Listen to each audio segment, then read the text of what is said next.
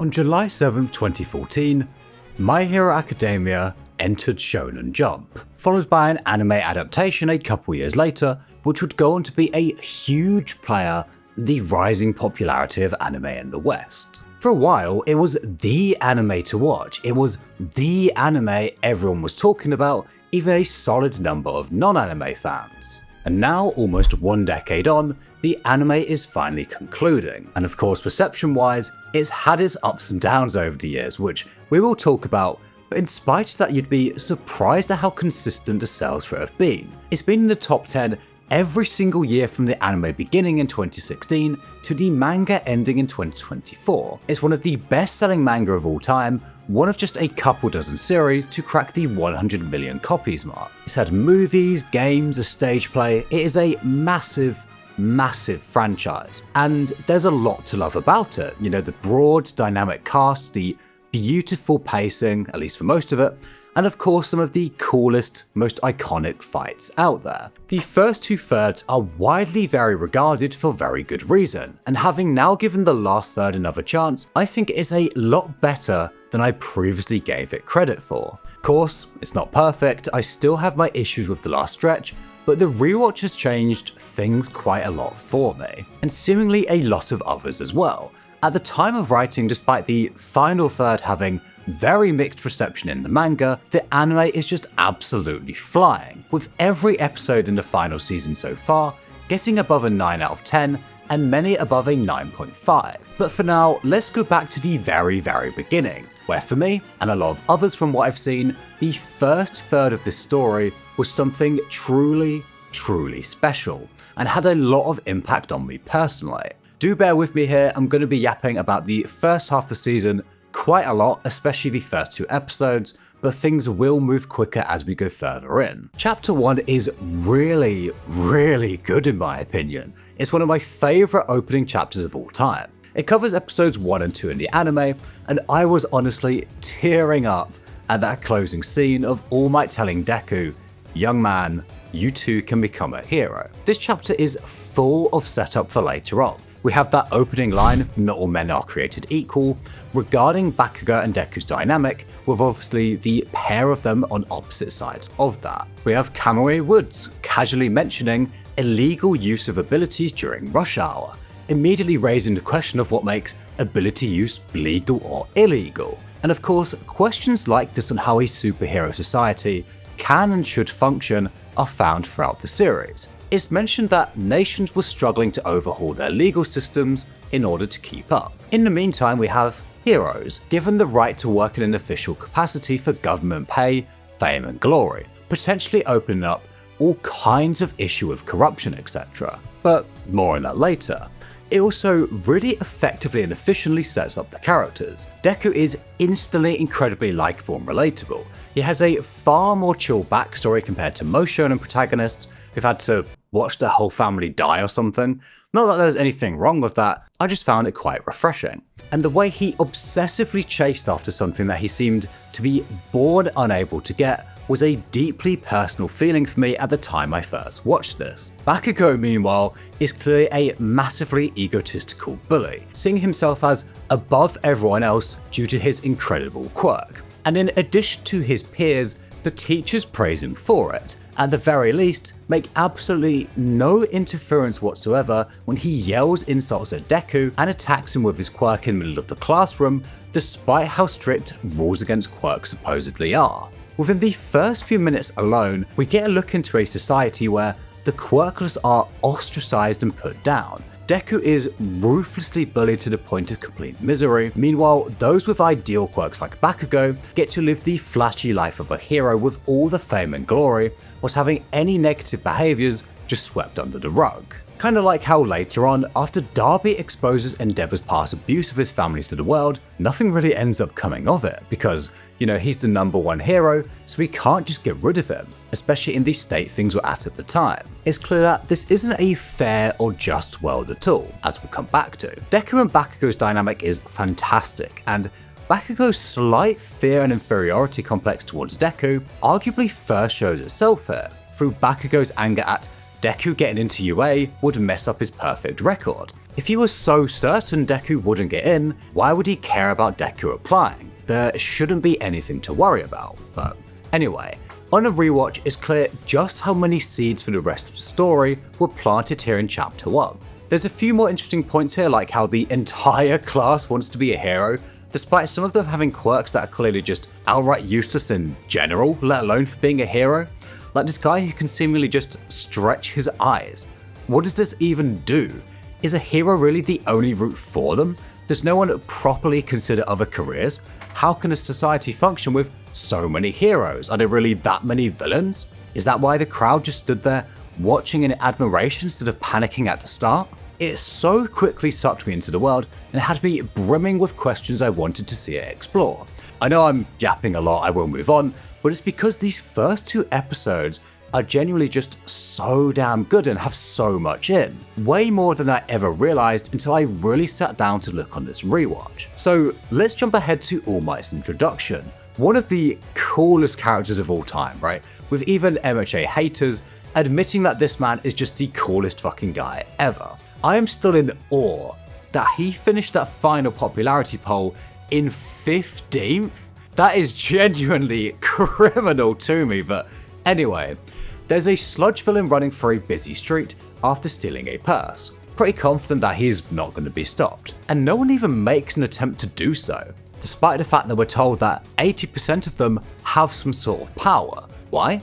Because, well, one of the heroes will stop them.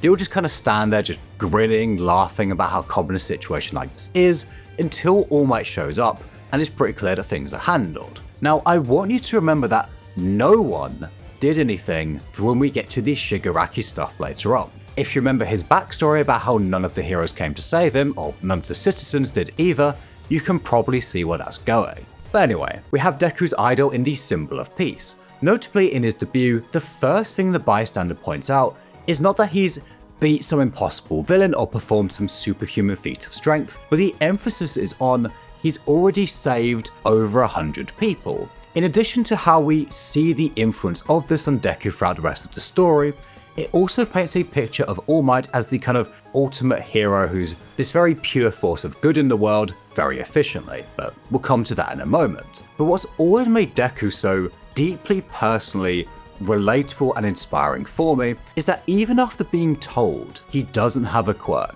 after receiving no encouragement whatsoever from even his own mother, after being ridiculed and singled out for even daring to apply to UA, despite having no quirkless idols to look up to, no evidence that this was even remotely possible, that fire still doesn't go out. He still wants to be a hero. He still does everything he possibly can through his hero analysis for the future notebooks. He's still obsessed with heroes like an over-the-top fanboy, and of course, in the craziest way imaginable, that work and faith pays off. But not until after he gets a brutal reality check by All Might himself that he can't be a hero. And realistically, he's not wrong. You know, with the villains we've seen already, there is just no way someone without a power could be one. It's something that he admits he always knew but couldn't accept. And the idea of you can't help what you long for is seen with multiple characters throughout the series. Deku and Shinzo, of course, but also with Gentle Criminal, and I would even argue Endeavor as well. The last two obviously being an example of how taking it too far is not good. Obviously that's an understatement and a half when it comes to Endeavor, but plenty more on him later. But I found this to be a point that a lot of anime kind of just lack. You know, I'll come back to this repeatedly throughout the series, but if Deku hadn't had this encounter with All Might on this day, what do you think his future would have been? As All Might says, it's not bad to dream, but it's important to be realistic. You can't just be a hero with good intentions. Anyway, the sludge villain takes over Bakugo, and the powerless Deku runs out to save the guy who's made his life nothing but misery. He just can't help saving those who need it. And the idea of what makes a hero is once again a consistent theme throughout the series. Again, I promise I won't go through everything in so much detail, but I really do want to reiterate just how awesome this first chapter is. All Might claimed that a pro is always ready to risk their life, yet watched them from the sidelines as Deku did that. Obviously he was held back by his time limit, which by the way is a brilliant way to keep him interesting and have each of his fights full of tension despite his overwhelming strength, but not willing to push one through any further, he watches on. And this once again comes up so often throughout the series, for example, against Muscular, right? By this point, Deku's been told several times that if he uses his arms recklessly again, he could risk losing them, with the importance of One for All as the only power capable of standing up to All for One. It'd be easy to see it as something sacred, something that should be preserved even if it meant not saving one specific person. Because after all, it only made it this far because of the previous users ensuring they were able to pass it on. That's probably what's going on with All Might here. He could charge forward and save Bakugo here, given that we see him do that, but it'd reduce his time limit even further. But the very essence of this power, One for All, is that no one is beneath saving. It should save anyone and everyone it can, regardless of the consequences of that. And Deku, of course, embodies that without realizing, causing the number one hero to entrust his power to him. With years of desperation and struggle from Deku, finally bursting out in tears as he hears, "Young man, you too can become a hero." And dude, I was probably crying as much as Deku the first time I saw this, but of course it ends with what would go on to be perhaps the most controversial line in the entire series. "By the way, this is the story of how I became the greatest hero." And I did wonder at the time if the author would regret putting that in, as it kind of forces the story to go a certain way, and kind of spoils the ending of it too, but we're going to come back to that way at the very end of the video. Apparently some people thought Deku should have stayed quirkless, and that's honestly what I expected when I finished episode 1, but I think him inheriting All Might's power was an awesome twist, and I quite like what we ended up with personally. Moving on to the classic training episode, I've watched this, no exaggeration, over 200 times easily. You know, I used to watch this every single time before I went to the gym a few years back. I just love it. Right, and it's so wholesome seeing how his mum goes along with his plan, despite not knowing anything, and seeing her quirkless son try to get into UA with just straight weight training. There's a small scene of him collapsing from exhaustion due to overtraining, the result of him doing more than the plan All Might set out for him, because he believes he has to work harder than anyone else or he'll never catch up. He's not necessarily wrong, of course, you know, starting so many years behind everyone else, and I do really appreciate that the writer makes this a very difficult journey for him to actually inherit this power. But whilst he does have a long way to go, I still like to remind myself of this scene every now and then, that no matter how desperate you are to make up for lost time, overdoing it is still going to backfire. Deku's self-worth and how he struggles with himself as being unworthy of this power is something that will come up quite a lot. Even here he says that he feels like he cheated because of the help he got from All Might, in spite of the fact that he hasn't even got One for All yet. You know, all the progress he's made so far has been purely down to straight effort. And this following scene of him yelling out his youngs after accomplishing the impossible, after all those years of frustration and believing he couldn't do something like this, being told he couldn't do something like this, it's one of my favorite in anime in general. That might sound kind of crazy to you, but it means so much to me personally. Anyway, jumping ahead, we obviously get the entrance exam arc. Obviously Deku is basically still powerless and incredibly nervous due to his lack of experience. He still seems like that same awkward, terrified kid watching everyone else get to be a hero except him. He gets seemingly the first moment of kindness he's ever received from someone when the Uraraka stops him from tripping over. And after a great job of making us feel his desperation as he just kind of does nothing for a while, seeing Uraraka trapped beneath the rubble is what finally gets him to move and use this new power for the first time, in what was honestly a jaw-dropping scene for me the first time I saw it. Deku makes it through despite 0 villain points via rescue points, whereas Bakugo makes it through with 0 rescue points on account of his huge number of villain points. The pair are kind of set up to be the two parts of All Might, with Deku saving to win and Bakugo winning to save, but more on that later. What really stands out to me about Class 1A when he gets there is they're kind of chill. You know, you'd expect the most elite hero school in the country to not only have all sort of bonkers quirks like Bakugo's, instead of, you know, sticky balls for hair or a laser beam that makes my stomach hurt and isn't even particularly strong when it hits someone anyway. But quirks aside, I also thought they'd all be super fired up, super competitive, etc., you know, full of people who'd pushed himself to be able to reach the very highest school in the country. Whilst that probably would have made more sense as such, the huge range of personalities and quirks that we get instead is way more interesting. It's one of those things where the more realistic option just doesn't really work out. The real chill, wholesome vibe is a big part of the series' appeal for many.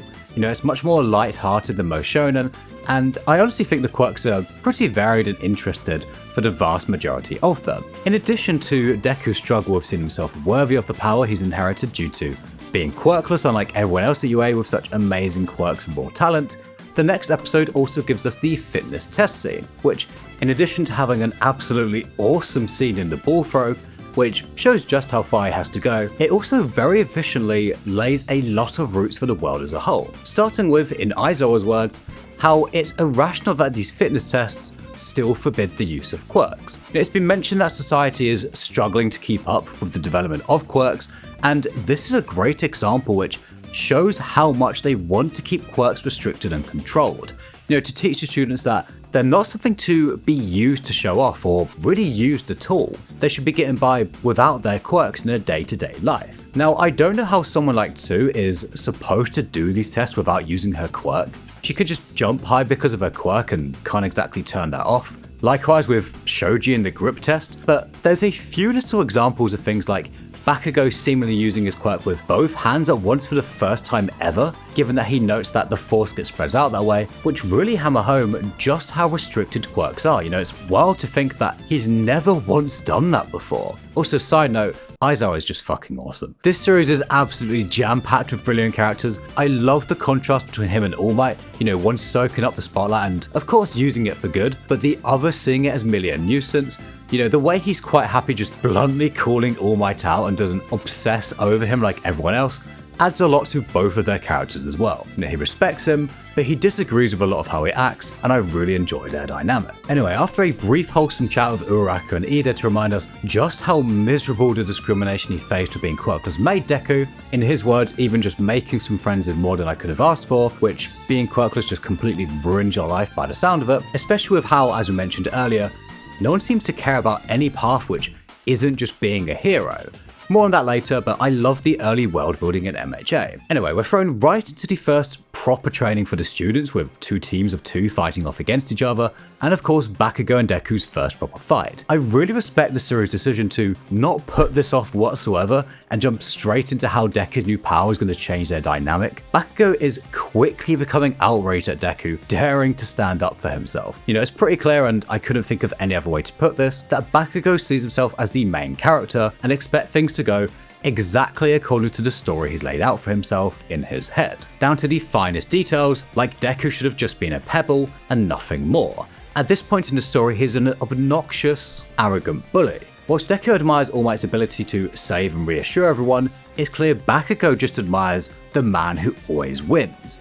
To me, him and Deku represent someone born with everything and someone born with nothing. Bakugo is talented at every single little thing he tries his hand at, even skipping stones and chopping vegetables, whereas Deku being hopeless at it all, hence the name Deku. The everything-nothing dynamic mirrors All For One and his younger brother too. Also note how All For One gave his brother his name too, and of course the very first scene we see of those two is identical to the opening shot of Deku telling Bakugo to stop hurting someone, but more on that later. We get a look at how this divide between Bakugo and Deku grew, and it's not some huge argument or betrayal, but Deku extending Bakugo a hand when he fell down into a river. This is obviously a little hard to take seriously at first, because how on earth does that set off a divide this big between the two? Of course, in Bakugo's mind, this was Deku calling him weak, and we get a bit of a glimpse into why when we see his family later, but he forever becomes convinced that Deku is looking down on him and becomes determined to prove him wrong. More on that later, but episode 6 concludes with a beautifully poetic scene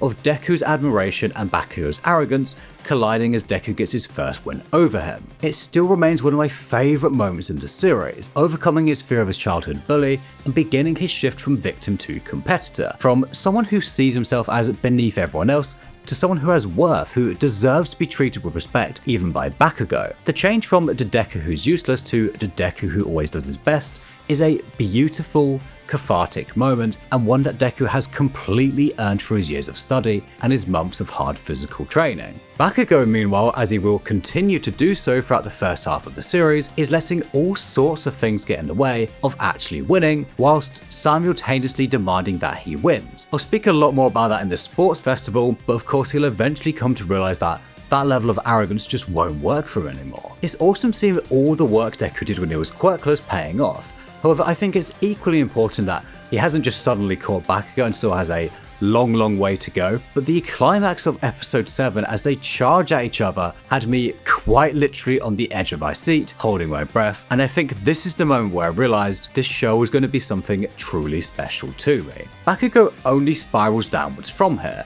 with the whole day clearly being a major reality check for him, and a reminder that no amount of hard work or talent guarantees anything when you go out into the wider world. From the reveal that some of the students were recommended to the hero course ahead of him, to seeing Todoroki's absurd power that he'd later admit he didn't think he could beat, this is very much a big fish in a previously small pond, realizing just how big the world really is, causing the part of him that saw himself as weak to completely explode. As Deku notes, it's incomprehensible to him that Bakugo would actually get picked on and insulted.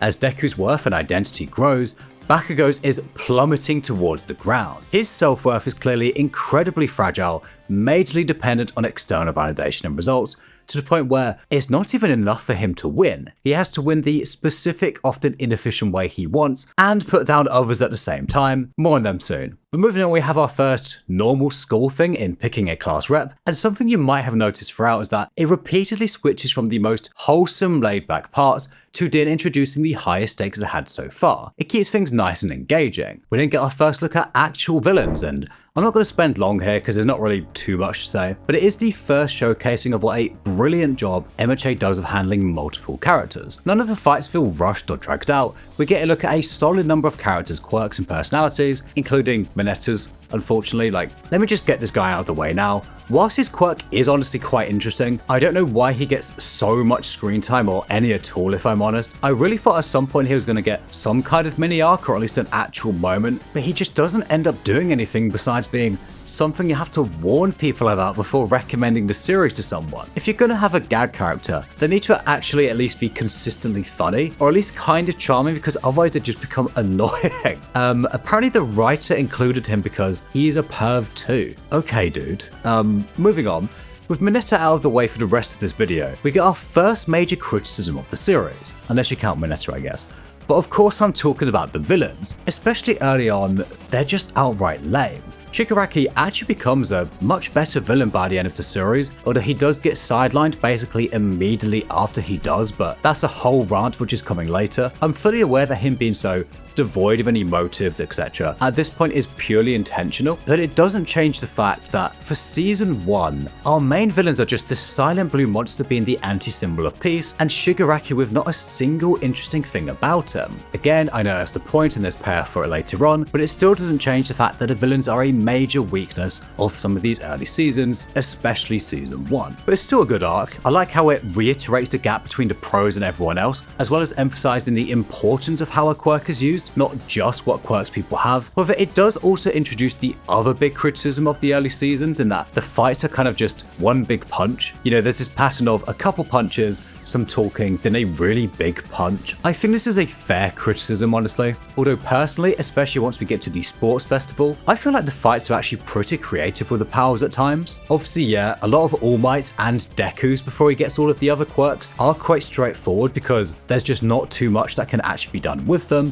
But honestly, even when it is pretty simply choreographed, it still ends up being incredibly hype, and the focus is usually more on the character development than the fight itself. A prime example being Deku vs Todoroki, but we'll come back to that. For now, we get our first look at All Might going all out. It's exhilarating to watch. The anime made this absolutely spectacular. Not much more to say though, besides the big question of what on earth this no-move thing is that can apparently stand out to the symbol of peace. That, and Yusei Run is probably my favourite anime OST of all time. Oh, and as even Shigiraki admits, Aizawa is just so damn cool. Overall, season 1 is pretty good. It wasn't anything too revolutionary by this point besides the personal effect it had on me. It felt like a pretty standard shonen but with quite a lot of freshness. The very wholesome vibe was super fun, and it left just enough hints at the darker side of the story to make us wonder about what was going to come without getting in the way of that. But the main two things that stood out to me is that by this point in my anime journey, most series I'd seen had major pacing issues and completely neglected their sidecast, whereas MHA was pretty damn good at both of those things. The sports festival arc, however, is where it shows just how phenomenal it is at this. Personally, as soon as I heard there was going to be a tournament arc, my expectations plummeted. I thought I had a good run up until now, but I didn't hold out much hope for it, as they generally don't end up being great. I was incredibly wrong. I love this arc. It encompasses everything I love about My Hero Academia. The intensity, the way it explores how a superhero society would and should work, the creativity in the fights, the character development, I love it. We get a single episode before it kicks off where we finally get Uraraku's motivation for being a hero. This is a really important one for lots of discussion around the hero society. She wants to be a hero for the money, but it's not out of greed. It's to be able to help her financially struggling parents. She's unable to help her family's business due to her quirk not being licensed, even though it makes complete sense for her to be able to help out that way. That said, it also makes a lot of sense that a kid shouldn't be allowed to just wield a power like this for the financial benefit of her parents until at least she's demonstrated some degree of control over it for obvious safety reasons. But I can't help but think that there should be a different route for people to get licensed. It kind of seems like the only way you can legally use your quirk is to go down the hero route, which is one of many issues in the society. This is going to come up quite a bit throughout this video with Stain, with the Liberation Front, with Gentle Criminal, etc. But again, it's honestly pretty refreshing to have a hero with a motivation like this that's extremely grounded even in our reality. And it's also super important for how these sports festival is this link between heroism and the economic world of MHA. The initial tests, as Shoto Aizawa himself admits, are explicitly biased in favour of students with physically offensive mobility quirk. Those with flashy, powerful powers like Todoroki and Bakugo are given a clear advantage, whereas those with more subtle or non-physical powers will struggle even if they're actually really effective. Specifically, of course, Shinzo, who we'll come to. Interestingly though, Shiketsu High evidently has a very different entrance exam. If you've forgotten who they are, I wouldn't blame you because they honestly don't really do anything after the introduction arc at the end of Season 3. But of the 4 members we've seen, only 2 of their quirks would have had any effect against robots, namely the hair and wind quirks, whereas the meatball one only really works on flesh, and obviously the illusion one isn't very useful for taking down robots either. Unfortunately, that's never explained, even though it'd actually be kind of interesting, so we can only guess as to what their exam was. The main theme going into this is the weight of expectations, from Deku being told to tell the world I'm here, to Todoroki being pushed by his father to surpass All Might, to everything going on with Bakugo, even either trying to live up to his brother's name, is a super interesting concept and one that we'll come to repeatedly throughout the video. The focus shifts to Todoroki, who immediately declares war to Deku, and one name in particular keeps coming up, Endeavor, who up until this point we only knew as the number 2 hero. Notably, however, he's stated to be the hero who's taken on the most incidents, ahead of even All Might. There'd been an odd context clue here and there as to the darker side of this world, but it's here that we start to properly explore it for the first time with Todoroki's circumstances. Up until now, the heroes we've seen are all pretty much exactly what you'd picture a hero to be. There wasn't any doubts about their motives or integrity. The closest thing we've seen to unhero-like behaviour is Mount Lady stealing the credit off of Kamari Woods in episode 1, all of which was undoubtedly intentional to make Endeavor's reveal that extra bit more shocking. Driven by hate and a desire to climb the rankings, the whole concept of quirk marriages, and of course Todoroki's scar, is brilliant world building and also the series' first step towards a much darker tone. I'll come back to that in just a moment, but just to quickly go through the obstacle course and cavalry battle, I think both of these are honestly great. You know, usually having this many characters with unique abilities in one place ends up feeling really naff, like they're all just kind of holding their abilities back because writing that is just way too chaotic otherwise. But MHA handles it really well in comparison to anything else I've seen.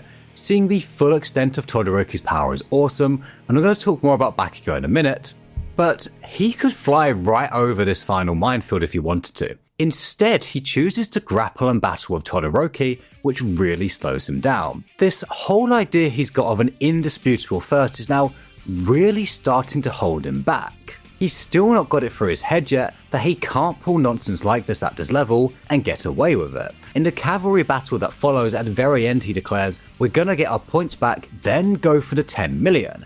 If he just wanted to finish first, there'd be no reason to go after anything but the 10 million because that alone guaranteed victory." This is remarkably similar to something Endeavor says later on, that if all I wanted was the title, I could have acted friendly with everyone and integrated myself like you, but I simply wanted to be stronger. The parallels between Bakugo and Endeavor are rife in this arc, like how at the very end, Bakugo gets the #1 spot, but in a way he didn't want to, due to Todoroki not fighting back. Extremely similar to how Endeavor got #1, but not in the way he wanted. Anyway, Deku wins the first race, which is super cool. I love how him jumping on this minefield is quite symbolic of his whole journey. You know, all these supposedly meaningless work finally culminating into something that actually bears fruit. But it was probably a fair criticism that it is kind of silly that he just happened to be able to use the shield he randomly picked up. But honestly, who cares? Seeing him cross the finish line first was way too cool for me to be bothered by it. The cavalry battle is also a blast. Again, it handles so many quirks in one place pretty well,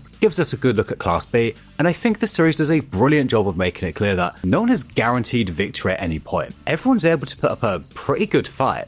You know, Monoa's team puts up a solid contest against Bakugo. Ida shocks everyone with a secret weapon, you know. Todoroki and Bakugo do stand out as incredibly strong, but it's not like they're so far ahead that they can just breeze through everyone else in a situation like this. Swiftly moving ahead to the knockout tournament, we kick off with Shinzo vs Deku. Now, whilst I do agree that Deku responding to him after being warned by Ojiro not to speak at all is kind of lame writing and not at all what we'd expect from the intelligent, sharp Midoriya, but I still really like this fight thematically. For one, it's a great example of how difficult it is for the society to account for the huge range of quirks, i.e. Shinzo's quirk is awesome, he just had no chance at the entrance exam because it doesn't work against robots. But more than anything, there's a single line from Shinzo that's stuck in my head ever since I first watched the scene. For years and years, it's come into my mind pretty frequently. You can't help the things you long for. There are so many characters this applies to. Deku, Gentle Criminal,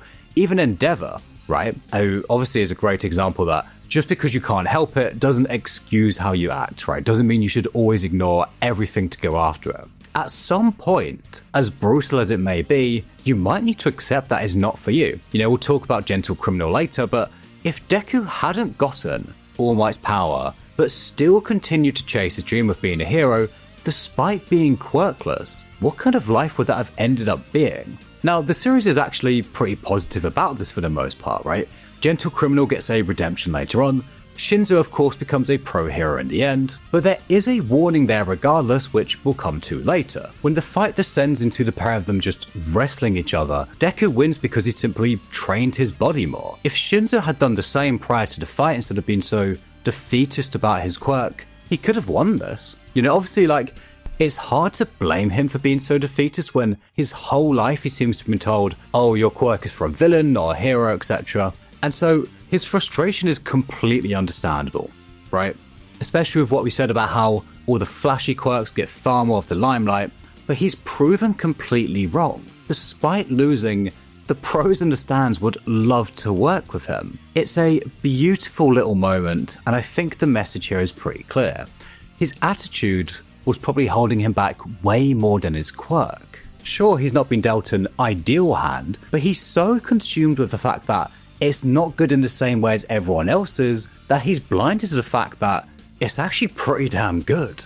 In its own way, in a way that a lot of people would envy the same way he envies them. And following this fight, it's mentioned that he starts training his body too. It's a brief one, but I love this fight. We cut back to Todoroki, and we see this conflict bubbling within him. You know, one that won't allow him to be happy until he stops and addresses it either way. That is, of course, significantly easier said than done. Right now, he feels like he's having to weigh up his own desire of being a hero against rejecting his father's desire for him to become a hero. Obviously, it's impossible to do both, so his solution is to become the top hero just using his ice. But much like Bakugo, he's soon about to find out that he simply can't hold back like that at this level. More on Shoto very, very soon. I'm not going to speak about the more minor fights here. I know I'm really yapping here, like I will move through things a little bit quicker once we get further in.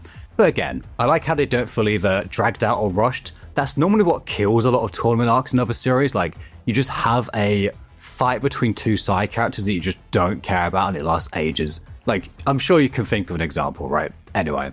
But I really like Bakugo vs Uraraka. Going into this, I thought it was genuinely impossible for her to do anything in this fight whatsoever, just because her quirk just isn't suited for combat, and even if she does manage to touch Bakugo, he can still like maneuver and stuff with his explosions, you know, it's not the end of the world for him. But from the decoy with her jacket to the shower of rocks, we ended up getting an awesome fight which manages to make what was on paper a completely one-sided stomp into something super engaging where even Bakugo himself has to respect his opponent's effort. It was a really cool moment for Uraraka, and I feel like her rush to help her parents is probably overestimated in her head. You know, something that I think we're all quite guilty of. But brilliant fight again. I feel like all the characters are used super well in this, but none, of course, better than in the main event, Deku vs Todoroki. At the time of writing, this scene sits at 33 million views on Crunchyroll's YouTube channel, with at least a dozen being added by me when I was younger. It is also currently the third highest video on there excluding openings, behind United States of Smash, and that one Naruto and Sasuke fight from Boruto. This is one of my favourite fights of all time, and they're unanimously agreed on as one of the best in the entire series. Of course, not because of any crazy fight choreography, it's pretty straightforward, just purely because of the intense emotional charge behind it. Deku completely messes up both of his arms just to briefly hold of Todoroki, reaching the point of using already broken fingers as well as his mouth to keep firing shots off. The cold is starting to get to Todoroki too, but unlike Deku who can't unbreak his bones, Todoroki could instantly fix that by using his left side. And it's easy to understand why Deku, with his intense admiration for quirks and years of ostracization and bullying due to being quirkless, would feel almost sickened by the idea of someone with a basically divine gift like Todoroki has not using it. You know, a quirk more than capable of taking him to the very top of the hero world. What's particularly interesting is how similar he is to Bakugo here. Obviously both are frustrated with Todoroki for not using their full power, but he also takes it as an insult to him and everyone else. He sees it as Todoroki looking down on everyone else because he believes he can beat them with just half of his power. Now that's not actually wrong, right? Todoroki does believe that, but obviously there is a lot more going on behind the scenes.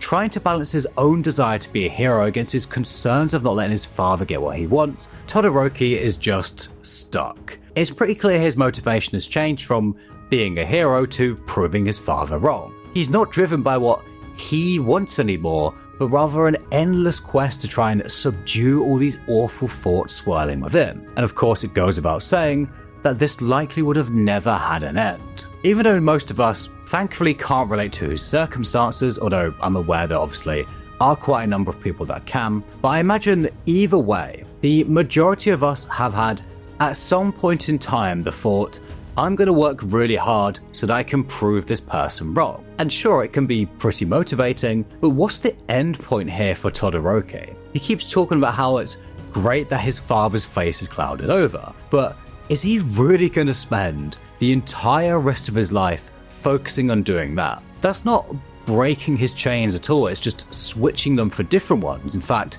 near enough the exact same ones his father fell into with trying to overtake All Might, and we saw that drive him to absolute insanity. There would never have been a moment for Shoto where he felt like he'd broken those chains, he'd proven his father wrong. Especially as, even if he did make it to the number one spot, then what?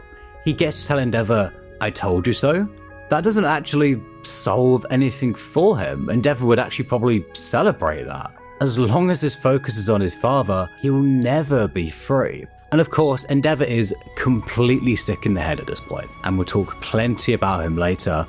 But as his mother says, you decide what you want to become. You are not Endeavor, you're not a prisoner of your blood, and of course, your power is your own, not his. Deku's words are probably the first outside opinion he's ever had on the entire situation. One that's obviously incredibly complicated and overwhelming, especially for someone so young to try and make sense of. You can imagine all kinds of horrid questions circling around in this poor boy's mind. Is using his flames betraying his mother and the suffering she went through? Is it selfish for him to want to be a hero after his mother and siblings suffered so much? Should he even be here right now? What would Endeavor do if he quit? If he stops being annoyed at his father, does that mean it was all for nothing? And to be clear, I'm not saying that he should be thinking any of that. I could just imagine that's the case. An impossible situation with no easy right answer, but honestly, there's definitely plenty of wrong ones. We'd later see Darby and what he became as a result of being utterly obsessed with his rage and tearing down Endeavor. It led him down a twisted path which we'll speak about later. I don't remember exactly when or what, but Shoto later says something along the lines of, he's how I used to be, or I could have ended up that way too. Living solely to spite his father is no life at all, and his mother's final wish to him was for him to decide what he wants to be without feeling guilty for it. For the first time in the entire series, he smiles as his flames light up the stadium, and I don't have the words to do this scene justice. Honestly, very few series have ever hit this kind of emotional high for me, with Shota having finally put it all aside, as he says afterwards, for a moment I forgot you existed, Endeavor. This is of course much easier said than done, even without him being everywhere on account of being the number 2 hero, but for a brief moment, thanks to Midoriya, he did it. The climax of the fight is obviously awesome, hence nearly 40 million views, and whilst Deku kind of had to lose due to his injuries, it was still really refreshing for the MC to just not win by default, given that that's normally the standard for tournament arcs. I also really appreciate that Todoroki's situation isn't just neatly wrapped up here. There's absolutely no way something like that could be resolved so quickly. I think that's incredibly important, but again, I've got a lot more to say on Endeavor later. For now, do you remember what I said about the internal conflict All Might had in episode 2, where he could have used One for All, but held back because, presumably anyway, he didn't want to risk any further damage to himself. Essentially, he was weighing up the one life in front of him, the potential number of people the power could save if preserved. I'm not saying that's necessarily right or wrong, but there's a case for it, right? Deku clearly doesn't think that way at all. To him, it's quite literally one for all.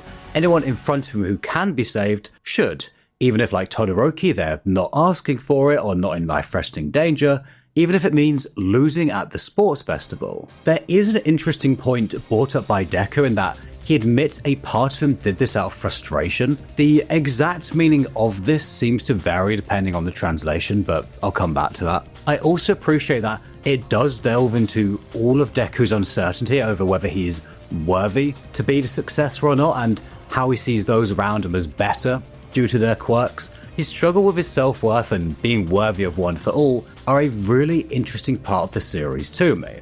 And it'd honestly be strange if we never saw him doubt whether someone with a quirk would be a better fit for One for All. Obviously, it turns out way down the line that that's not actually true, but anyway. This is also where he's told if he uses his arms 2 or 3 more times like this, he won't be able to use them again. Obviously, pretty scary for him to hear when he can't do anything without breaking them. And it's something that led to one of the biggest criticism of the series, that the series doesn't make its stakes stick. It kind of just introduces something to make us wonder how the characters are going to deal with it and then just brushes it away without much thought. And honestly, I do agree with this. Obviously, yeah, Deku does learn to control his power through full cowling, which we're just about to come to, but it's not the last time he overuses his arms like this, right? When it comes to the fight against Shigiraki after his transformation in Season 6, he completely goes all out, yet the arms we were repeatedly warned about for so much of the series, including in that fight, are just fine. Yes, I know he braces them with Black Whip, but I'll come back to that. But this whole point, this constant ticking time bomb, this building cost that was gonna blow up in his face one day, is basically just dropped in the Dark Hero, aka Vigilante arc, after he gets these arm braces from one of the movies. There's also other things like Night Eye's prediction for All Might, and of course, the big one, Bakugo's death, or non-death I guess. Obviously that's for much later on, but I think this is an extremely fair criticism of the story. Anyway, going back to the sports festival, apparently people weren't a huge fan of the remainder of these fights, like Ida versus Todoroki, Bakugo versus Kirishima and Tokuyami, etc. I think they're pretty cool, honestly. Obviously, yeah, they're predictable, and don't really add a ton to any of the characters, with maybe the exception of seeing Todoroki still refusing to use his flames, and seeing more of Bakugo's battle smarts in action. But again, I think they have that perfect pacing these early seasons are known for, and it's super fun to watch. I'm glad they're there, they do their job just fine, and I think skipping them would have felt kind of weird. Whilst Stain lurks in the background and calls out the hypocrisy and vanity of this society, we move to the final match. One that could have honestly gone either way. I didn't have a ton to say about this one besides it being a super cool fight. I actually don't know who would have won this if they both fought properly, because if Todoroki did use his flames, then surely that makes Bakugo sweat more, which powers him up even more. I'm not a power scaler, so I'm not even going to get into that. Anyway, with Todoroki putting out his flames right before Bakugo's attack lands, Bakugo is denied his chance to self-assure that he is in fact the strongest, and Todoroki shutting down was obviously a sign for him that something has got to change. I've always really admired his decision to go and see his mother following this. It obviously took a lot of courage and maturity to try and move past what happened with her, and I think he also recognized that no one else in his family was ever going to try and reach out to anyone, right? It was entirely up to him if he wanted to try and change any of it. Obviously, he's not at all obligated to do so. I think there were other ways he could have moved past this, but he definitely needed to change something. And again, I think it's very admirable of him to forgive his mother and recognize that her mental state was primarily due to his father's abuse. Again, it's all a very difficult situation with no clear right answer, and the writer makes this very clear. Later on we get such a range of responses from Shoto's siblings, and none of them are framed to be right or wrong. They're all portrayed as valid, which I honestly think they are, but again, I know I keep saying this a lot, we are going to return to Endeavor in a ton of detail later on. One last thing I do want to say about Shoto though, is following this we get the students deciding their hero names. Shoto obviously just goes with Shoto. At the time, this is probably just him not having it in him with everything else going on to come up with a flashy hero name. But I do recall seeing a thread or a post somewhere many years ago, and apologies to the creator I couldn't find it, but it adds a lot more depth to this. Obviously his father Endeavor was able to separate his family life from his hero life. The wider world doesn't know about his abuse to his family. All his fame and glory, his standing as the number 2, wasn't impacted by his actions in his personal life. Shoto not taking on a hero persona is essentially him rejecting the idea of separating the two. It's him saying that he's not going to do that. He's not going to dodge accountability the same way his father did. He knows better than anyone that someone can be a good hero and an awful person. He says something later on like, Endeavor the hero is incredible, but you, Enji Todoroki, whether or not I can see you as my father is a different matter. This is Shoto's way of ensuring that that's not him. He won't ever do that. There is another simpler explanation, and this is what I thought the first time I saw it, that he just genuinely doesn't care about the marketing side of being a hero. To him, being a hero is more about who he is as a person, helping people, etc. It's not about fames or titles. He's not interested in acting or presenting himself a certain way purely to climb the ranks, which that last part I guess he inherited from his father, who later says something similar to All Might after his retirement. If all I wanted was the title, I could have acted friendly with everyone and integrated myself like you. In classic MHA fashion, we then of course transition from this very chill, wholesome vibe into Ida heading off to hunt down the hero killer, which as a side note, there haven't been any actual deaths in MHA so far, and any injuries just haven't really mattered much with Recovery Gal around. So Stain really stands out as something totally different to the very bland, underwhelming Shigiraki, as someone who's just dangerous. There's blood everywhere, he's got these menacing looking swords and his look in his eye, and he's considered by many to be MHA's greatest villain.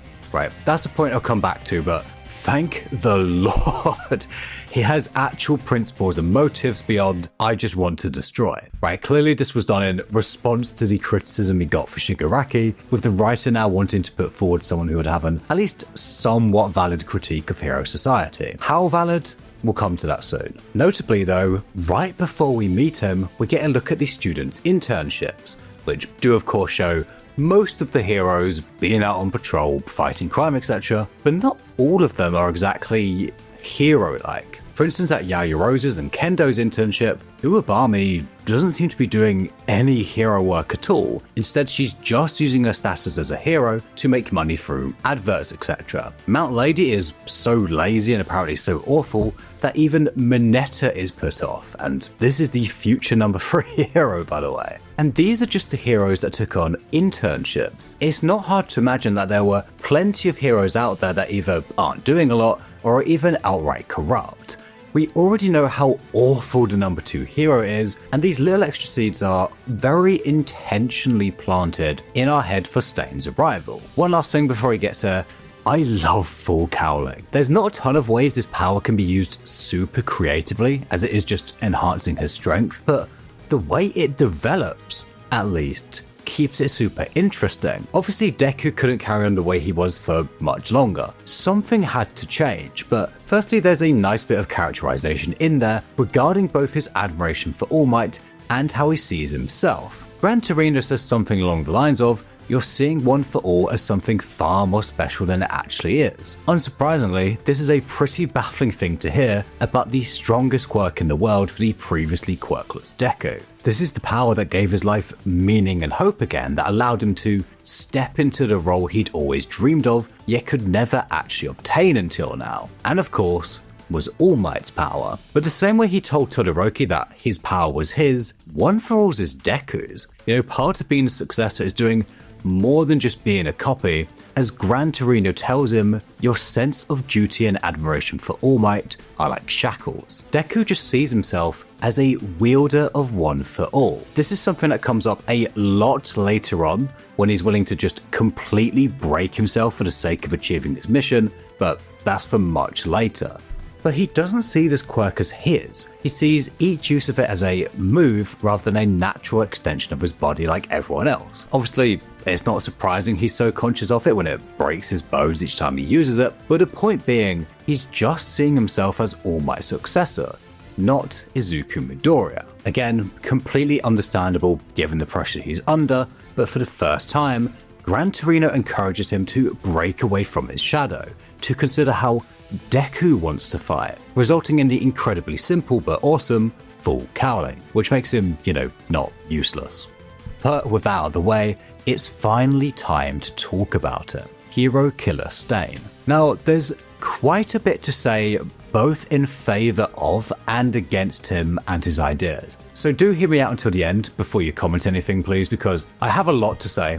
Right, some of which will probably surprise you. However, I'm not at all claiming that what I'm saying is correct. Right, obviously this is a character that can be seen from so many different angles, and I'm not at all claiming that I've seen all of them. If you have a point you disagree with me on, you're probably very valid in doing so. But going through what I think of him. So, firstly, Stain believes most heroes are fake, more interested in their image and the rewards of heroism than actually being a hero. He believes a hero should exist solely for the sake of others, that they shouldn't use their power for themselves and shouldn't seek payment of any kind. They should be strong, have conviction. In short, they should be like All Might, who, funny enough, actually says something pretty similar right at the start when he's training Deku. Back in chapter 2, he says, the young heroes today only want fame and glory, but being a hero is all about volunteer work. No matter how unglamorous, never forget that. There is, of course, a point to be made here that All Might probably contributes to why people want to be a hero for the fame and glory, right? But for now, let's just focus on what Stain says about how heroes shouldn't seek payment of any kind. On paper, it sounds kind of reasonable, right? And as mentioned, there's undoubtedly examples of heroes who don't live up to those standards, like Uwabami. Later on through Lady Naga's story, we even find out about heroes who would incite or fabricate crime so that they could cash in on the rewards. So at the very least, it's pretty clear that Stain isn't attacking a non-existent problem. There are problems with the current hero society and the way certain heroes carry themselves, and he's calling some of them out. Furthermore, later on, when things get truly dire following Shigaraki's awakening at the start of Season 6, we see a number of heroes immediately retire when they were needed more than ever, which does seem to justify some of his points about heroes being fake, etc. He was also, of course, completely spot on about Ida simply being there for revenge and selfish desires instead of genuine heroism. And following his actions, it does kind of cause a lot of the heroes to look inwards, reevaluate why they were a hero in the first place. Although I wish we got to see more of that because it's mostly brushed over. However, of course, that also went both ways, causing plenty of villains like Spinner to follow in his footsteps. And besides the obvious of his method of purging heroes being outright wrong, especially when he's not even directly attacking corrupt heroes at all from what we've seen of them. Not that Uwabami deserves to be attacked or anything, but you get the idea, right? Ingenium was clearly a brilliant, likable hero who was a overall huge net positive for those around her. But Stain's standards for a hero are insanely, inhumanly high, and he's not just concerned with them acting perfectly, but also their strength too. For instance, Deku and Todoroki are both there for what would be good reasons, in his eyes, right, purely to save their friend. Yet, Deku is the only one he seems to acknowledge because he predicted one of Stain's moves. Todoroki is mentioned to be stronger than your average pro in a sports festival, yet still doesn't get a pass from Stain. He let Deku live but seemed fully intent on killing Shoto. Admittedly, that point isn't 100% clear, as that might have just been due to Shoto getting in the way of Stain killing Ida, but at the very least he never formally acknowledges Shoto, despite being someone that should fit his ideas pretty well, purely because Shoto didn't impress him in this fight. Stain just doesn't seem to consider the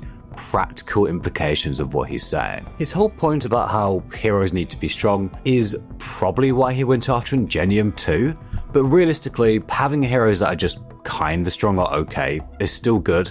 They're still protecting people, they still deter crime, etc.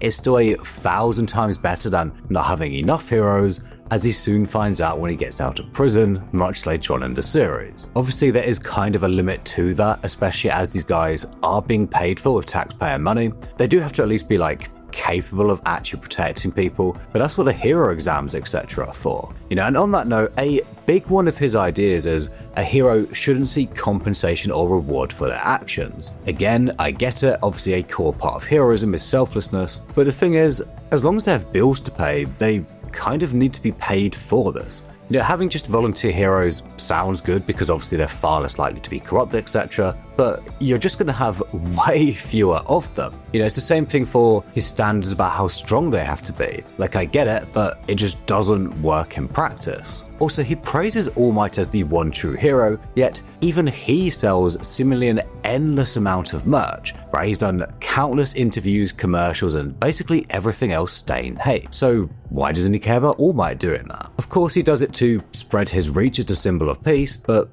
still. And meanwhile, Endeavor seems to avoid the spotlight as much as possible and is purely dedicated to his hero work, yet he still hates Endeavor, but I'll come back to him in a moment. I think there's also something to be said in that All Might trying to maintain his perfect status caused him quite a lot of issues. He didn't want to rest up after he took that brutal stomach-destroying attack from All For One, because it had to be this perfect symbol, right? A standard that even he himself couldn't live up to 24/7. There's also how it caused some of the heroes to become complacent, etc., but we'll come back to that. The point being, Stain tries to apply very black and white thinking to the world, and when these inevitable grey situations go up, he just seems to go by his own opinion. Going back to the point before of the number of heroes, there is a counter-argument to that, in that there's arguably too many heroes around, especially as we see quite a few of them just lounging around like Mount Lady, right? There probably is an argument for having fewer heroes, at least before All Might's retirement anyway. I've been yapping for a while about this, and I'm not going to pretend I thought of every possible argument here. I have some perfect understanding of how any of what I've said would play out, so I'd love to hear what you guys think below, but hopefully you'd agree that while Stain is at least going after like quite valid problems in the hero society, and he has some points where you can kind of see where he's coming from. You know, the current system certainly isn't perfect, but one, he just takes it all way too far,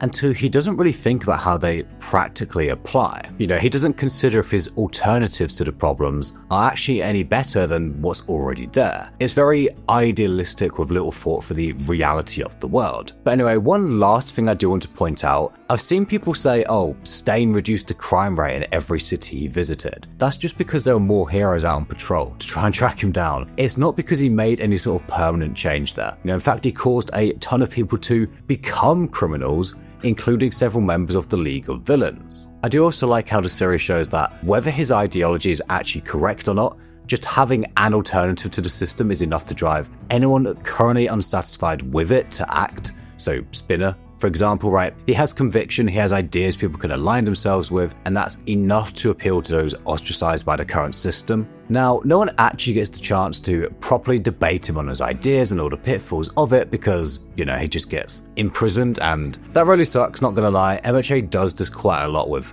Stain, with the Liberation Front, honestly with Shigiraki too, right? It doesn't let the characters with alternative ideas really get a chance to actually properly talk with the heroes about it and, you know, explore the nuances of it, call them out on where they're wrong, etc. It's crazy to me and one of my biggest problems with the series. That said, there is one final point here in that he tried for years to speak to people about this and no one listened. It was only when he started his purges that they did. That doesn't make it right, of course, but remember that because this comes up in the heteromorphic arc near the end of the series as well. Whilst this is all happening, Endeavor is currently fighting multiple high-end Nomus along with Gran Torino, and Endeavor is interesting to think about with regards to Stain, because bear in mind that he knows nothing about Endeavor's family history at this point in time. So the number 2 hero is obviously strong enough, however he's very much in it for his own personal gain and pride, right? But does that mean Endeavor shouldn't be a hero? Does that make him a bad hero? If he's resolved more cases than even All Might, does him wanting glory for it offset that? I don't think so. Honestly, his family abuse is a different story, right? But as mentioned, Stain doesn't know about any of that. So he's basically looking at the number 2 hero who's actively saving a ton of people and saying, well, he's got to go because he wants money. Obviously, yeah, there's a far more nuanced discussion to be had there, but I think on the whole, it's probably fair to say that that doesn't mean he's got to go, right? Again, things change when you factor in his past, but we'll come to that later. Anyway, as cool as this last scene is where everyone, you know, freezes up, sure, it's dramatic and cool and everything, but are you really telling me that Endeavor, the man who solved the most cases, has never faced anyone who's had some, like, tenacity, who's made a last stand? Like, really? Not a big deal, obviously, and the scene looks great, so it's all good. Stain is promptly arrested, and we get another episode I'm going to yap quite a lot about. I promise some parts of this video are going to be much quicker, but I really like this side of the series. Hosu's chief of police has got some kind of dog quirk, I guess, and talks a little bit about the history of heroes, how it becoming an official position was heavily criticized at first due to the controversial nature of allowing them to use powers that could potentially kill so freely. He says the students' predecessors understood this, and as such followed the laws so strictly that the position eventually garnered public support. Regardless, for students without permission to inflict harm, even against the hero killer, without explicit instruction from above, is a stunning breach of the law, one that deserves all 3 of them and their supervisors to be dealt with strictly and impartially. And the supervisors facing punishment as well shows just how insanely strict the regulations around heroes are. I guess this is understandable, especially when we see examples like Gentle Criminal, who inadvertently caused a death through use of his quirk, but this entire scene is basically the chief of police himself admitting that the system is far from perfect. According to the law, Deku and Todoroki shouldn't have intervened until Endeavor and Gran Torino showed up. Obviously, they wouldn't have ended up needing to if Ida hadn't tried to use his own quirk without permission in the first place, but regardless, it's really not hard to imagine plenty of scenarios where someone could help, but legally can't. For example, imagine if Shinzo was here. He could have captured Stain in half a second with no damage to anyone or anything. But without his license, it's illegal for him to do that and he'd be punished for that. And Todoroki calls out exactly that if they waited any longer, people were gonna die, right? And so the chief of police has a fair compromise, one which at least keeps the appearance of the rules being followed and doesn't snuff out the future of these promising heroes by letting the world think Endeavor did it all. Now there's probably a valid point here in that maybe he shouldn't be able to just bend the rules as and when it suits him, right? But we've seen repeatedly that the laws of this society just can't keep pace with the reality of it. It's probably impossible for the law to account for every possible scenario, and it's definitely impossible to refute what Todoroki says. It was an emergency, right? He had to do something or people were gonna die. It's little scenes like this which add a lot to MHA, and I can't help but feel a little disappointed that we don't really see what, if any, progress is made by the end of the series. Also, that brief line from him about how, "Are you saying it's okay to bend the rules if it all works out okay?" Remember that before we get too gentle criminal. Anyway, as Stain's ideas spread across the country and new villains flock to Shigiraki, we get a bit of background on All for One and One for All. And looking back after knowing Deku gets all of the quirks, it's kind of funny how One for All is described as a combination of the quirk to stock power mixed with the quirk to pass on quirks. Because I actually do remember hearing this and thinking, oh, so all of the past users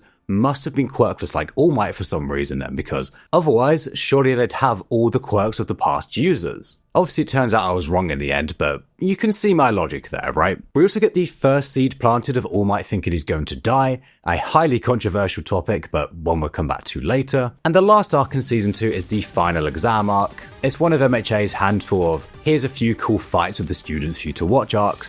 I don't really have a ton to say on it besides Bakugo and Deku's fight, but the other fights are pretty cool.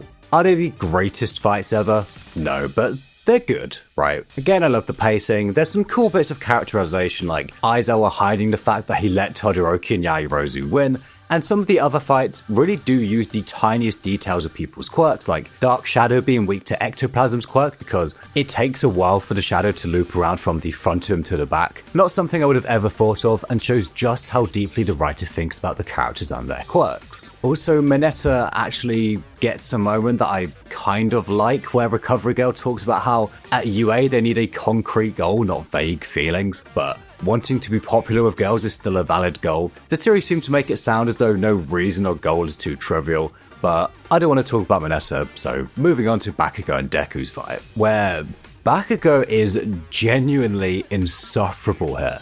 I feel like this is probably his worst point. There's parts in the early seasons where, even though he's a bully, there's at least some admirable traits in him, but here he is just beyond foul. He's utterly refusing to cooperate with Deku, even strikes him in the middle of the exam and tells him, just because things are going better for you now doesn't mean you should talk, it's pissing me off. Clearly desperate to drag Deku back down, as such, and it's disgusting, pathetic behavior from him. His main character syndrome reaches unbelievable heights as he's fully convinced he can take on All Might by himself, ignoring the completely reasonable things All Might is saying, and throwing away the one admirable trait he had left, his drive to always win, just for a cheap dig at Deku. Bakugo does at least accept that he can't beat All Might without taking any risks, which should have been obvious, really, but he's so consumed with this idea of him being the absolute best that it just somehow isn't, but that and the one instance of him actually cooperating with Deku is at least a small step in the right direction for him realizing that he doesn't have to try and do everything himself, that he's not the main character surrounded by extras. Anyway, moving on to the Season 2 finale, where Shigiraki finally returns and rejects some new recruits because they mentioned Stain. Still very childish, but I think I've bashed him enough by this point given that I do actually quite like him as a villain, so let's talk a bit about him before we get into the scene of him and Deku in the mall, because his backstory gives us a totally different angle on this. I distinctly remember wondering how someone with a quirk like Decay would find out that they had it. Obviously, looking back, the answer is kind of obvious. It's when they first kill someone with it. And do correct me if I'm wrong here, but I don't think it's ever explained in the story what happens to a child if they accidentally kill someone when their quirk first manifests. Obviously, it's not Shigaraki's fault he killed his dog. He had no idea he even had a quirk yet, let alone what it did. Obviously, he did intend to with his father, but it's easy to imagine that he's not the only kid to have gone through something like this. It doesn't seem like there's anything in place to either help kids with quirks like this, or a way for them to safely find out what their quirks are. Anyway, we don't find this out until much longer, but obviously growing up he was abused and berated by his father for showing any admiration to heroes because, in his father's words, they hurt their own families just to help strangers. But of course, after his traumatic incident where he kills his family, the heroes were nowhere to be seen. You can imagine he was waiting for it, expecting it even, I'm the kind of stranger they should help, but no one came. So to him it was more like heroes hurt their own families and don't even show up to help strangers. Everyone walked past him, taking one look at him before even avoiding him or saying a hero will show up soon, leaving him isolated, desperate and alone. A prime example of the bystander effect and of course the society's over-reliance on heroes. Now there is obviously quite a big debate to be had here about how whether the civilians should take the blame here or whether it's understandable because there's so many heroes around, it's probably quite reasonable to expect that one would show up at some point, but I'm going to come back to that in a lot more detail later on because it's a really interesting backstory. I actually really do like this. But for now, returning to him and Deku in this shopping mall, he's effectively indirectly asking Deku for an explanation as for why no one helped him. In the kind of flip side of the bystander effect, he questions how everyone here can be so carefree and calm when they're surrounded by hundreds of people with unknown abilities that could kill at any time, how they can smile and gather without being afraid of everyone around them. You could arguably say the same about our society. There's not a lot stopping someone in the crowd going after you, and the answer is the same. We're all convinced there's no way anyone would do that. In the MHA world, they also have faith that, even if someone did, a hero would be around to stop them. That's actually Deku's only real counterpoint to Shigiraki's threat. That, sure, he might take out dozens of people because they just wouldn't react in time, but at some point, a hero would get him because heroes always save the day, so what's there to worry about, right? It's that faith in heroes that stops people randomly using their quirks and maintains order. Obviously, much later on in Season 6, we see exactly what happens once that faith breaks down. But why do they have so much faith in the heroes? Why is there never any concern about a threat that could overpower them all and cause the citizens to have to spur into action? It's because of All Might. No one could beat him. As far as they know, no threat could ever exist which All Might couldn't handle. Everyone can live in that ignorant bliss that left Shigaraki isolated and alone because of All Might. The flip side of having an almighty symbol, pun not intended, is that no one else feels a need to act. This is something we'll come to a few times in this video, but for now I want to quickly talk about the parallels between Deku and Shigaraki because they're pretty cool. Both started off dreaming of being heroes one day, before facing intense rejection from society. Deku was bullied for being quirkless, for being powerless, whereas Shigaraki was isolated due to his quirk, due to being too dangerous. Society as a whole didn't help either of them. We've just gone through Shigaraki, but remember how I mentioned right at the start that when Bakugo bullied him or attacked him with his quirk, no one stepped in. In both instances, no help from the authority figures they should have been able to rely on arrived, until of course they both met their mentors, who both helped them grow in their own ways, preparing them to inherit the power of their respective mentors, although of course All for One is merely manipulating Shigaraki to be a future vessel, which is where their paths start to diverge. Throughout the remainder of the series, they would continue to grow at equal rates.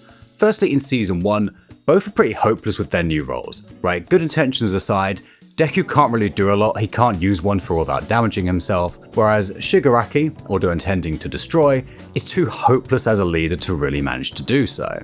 In Season 2, they both meet Gran Torino and Stain respectively. As we've gone through, Gran Torino helps Deku develop his quirk into something usable. Stain teaches Shigaraki the importance of having real convictions and being able to communicate his mission to others. At the very end of Season 3, Deku faces off against Mirio, the ideal successor of One for All. He also then faces Overhaul, someone with a stronger version of Shigaraki's quirk, in Season 4. Meanwhile, at the end of Season 5, Shigaraki would face Redestro, someone with a similar kind of brute force power-up to One for All, and also someone who's a long way ahead of him. There are more as we'll come to, but you get the idea here. The two are very clearly set up to be the final showdown. Shame All For One kind of gets in the way of that, but we'll come back to that much later on. This meeting does a lot for Shigiraki. He's actually beginning to ask why what he's been doing hasn't been working, instead of just blindly getting angry at that. He's starting to come into his own as a leader. He doesn't just flip out and lose his mind when Deku calls him out. He has an endgame goal now and a conviction he can share with his followers, but above all, he understands exactly what keeps Hero Society together. Faith in heroes, specifically All Might, and the way this revelation changes how he acts is almost immediately seen in the following attack. Alright, moving on to Season 3. I'm going to be going through the first half of the season up to the All Might vs All For One fight a lot quicker than I have been. The students go off to a training camp in the forest, and firstly we get Kota, who's clearly meant to share the same views as Shigiraki's father. His parents died fighting a villain he was told it was a respectable, honourable death, but from his view, he struggles to understand why they would do that instead of staying at home with him. Now he's been left isolated and in a place where he's just miserable. You know, if the Pussycats weren't around, maybe he would have ended up like Shigiraki too.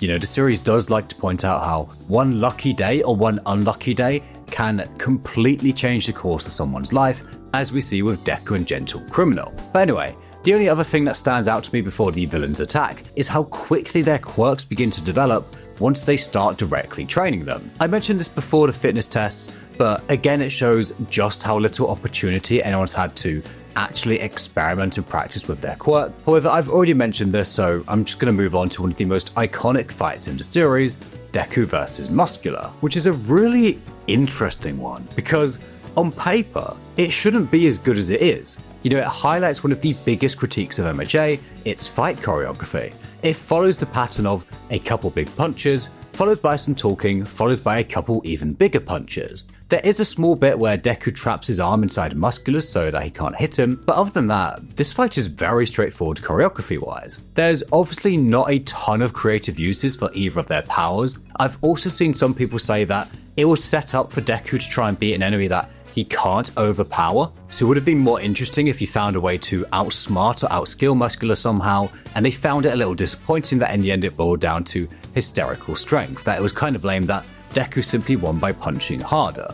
And honestly, I can see where people are coming from here, right? I can't really dispute either of those points. I do think they are valid criticisms, but personally, none of that really bothers me. You know, to me, this fight is so damn cool. Seeing Deku in a situation where he could genuinely die here for pretty much the first time besides USJ, except this time he's isolated and alone. He's the only one here to save both himself and Koda. He has to step up and be a true hero. There's simply no other way out of this situation than to somehow beat the absolute monster in front of him. The desperation, the intensity, the 1,000,000%, right? Everything here just worked for me. You know, sometimes these like simple shonen fights are great. You know, they don't always need a ton of depth to them. Sometimes it's just awesome to see your boy go beyond and look cool doing so. Also, yes, I know the 1,000,000% isn't literal, it's just hysterical strength, the body pushing past its normal limits in time of danger, something that we actually all have. It was still super hype for me. Are the criticisms valid? Yeah, kinda. Is it still awesome? Absolutely yes. And one thing I hadn't mentioned yet is the damage to his arms. There's a real sense of dread at this point as to what kind of state they're going to be in following this, which really adds to the desperation of this whole arc.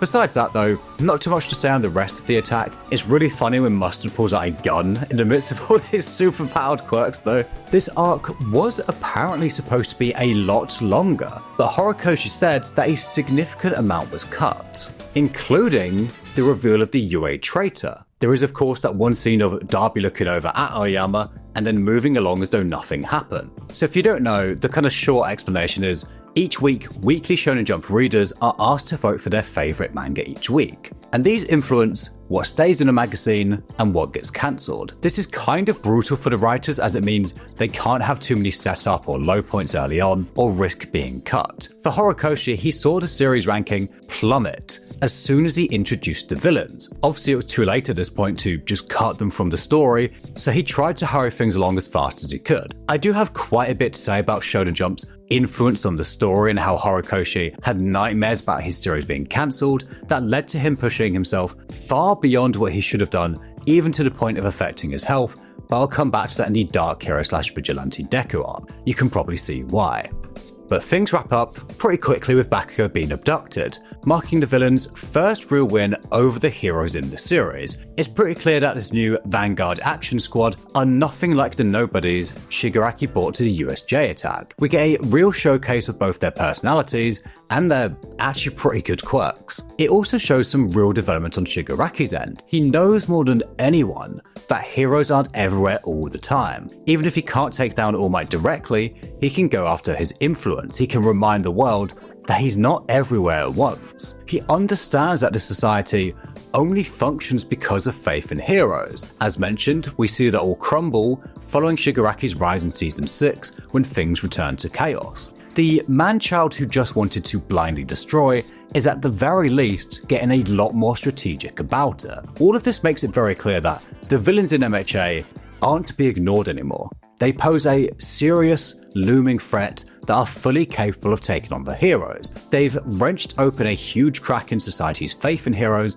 in particular UA High, and at the time, there was genuine concern both in-world and from fans about Bakugo defecting to the villain side. Horikoshi's favourite series is Naruto after all. He called it the greatest shonen of all time, so Bakugo going down the same route as Sasuke wouldn't have been a huge surprise. Personally, I'm glad that didn't happen. It just wouldn't have made any sense for him to do that. You can see why the League of Villains saw him as someone who could be swayed to their side and someone who felt caged in by the current hero system, but one, his admiration to All Might is just way too strong for him to ever turn against him. Two, because he grew up watching All Might always win, in his mind, the villains are losers, they're failures, they're the absolute last thing he'd ever want to associate himself with. And three, the anarchy they promised would have denied him a structured system where he gets to declare himself number one day. His refusal and declaration that he won't do something he doesn't want to, even if only faking it, reveals some quite respectable principles under his very aggressive, bully exterior. Refusing to turn sides here or even pretend to, despite the risk of potential torture or death from them. Anyway, whilst this is all happening, Deku's told he can only use his arms the way he just did 2 or 3 times before most likely losing them, leading to major questions as to how he could possibly go the rest of the series like this. Clearly he needs to hurry up and get Full Callan to a much stronger level if there's villains like Muscular out there who won't even flinch at 5%. This, as I mentioned, is one of MHA's biggest controversial points, in that some of its stakes are just not handled super well. It often feels like they're introduced just to temporarily raise a bit of tension, but then dispersed in the end in a really unsatisfying way. I'm going to come back to that in Season 4, but just to be clear, the issue obviously isn't that the stakes raised don't end up occurring. It's perfectly fine for characters to find ways to avoid them. It's more when that way feels very unearned. This is all essentially forgotten about following the Season 6 fight against Shigiraki, which does feel very cheap, but again, more on that much later on. One thing this section does make abundantly clear though is just how fragile the Hero Society really is. For one, it is true that the school just wasn't really prepared for these 2 villain attacks, but also, that's all it took for everyone to be pretty thoroughly shaken to doubt the position of the top hero school. They have an absurd amount of pressure on them. Whilst All For One tells Shigaraki he can fail as many times as he likes, the heroes are ridiculed for each and every little mistake they make. Similarly, in the upcoming fight, All Might is at a major disadvantage because he can't just dodge All For One's attacks. He has to block them head on to protect the civilians. The heroes have a constant uphill battle, one where even the slightest misstep can shake the state of the entire society. This is probably unavoidable. It's natural that they have to be held to such high standards, but it adds to just how fragile the society really is, as of course we see later on. For now, All For One finally makes his move, and honestly we know very little about him at this point besides he's evil.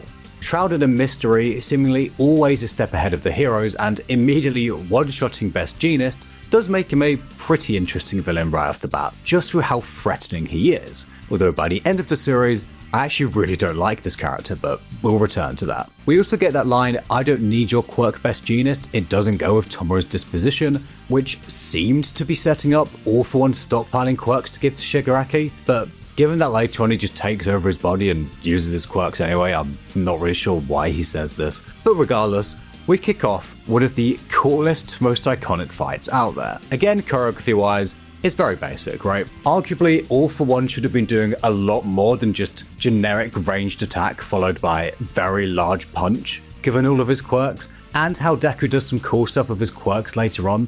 You know, even in the second movie, 9 was doing some interesting bits with his quirks, but I get it. You know, All For One wanted not just to defeat All Might, but shatter the entire legacy of the symbol of peace, hence why he takes his time, exposes his weakened form, rips away his smile in front of the world, and then of course attempts to beat All Might at his own game, crushing him with a brute force punch.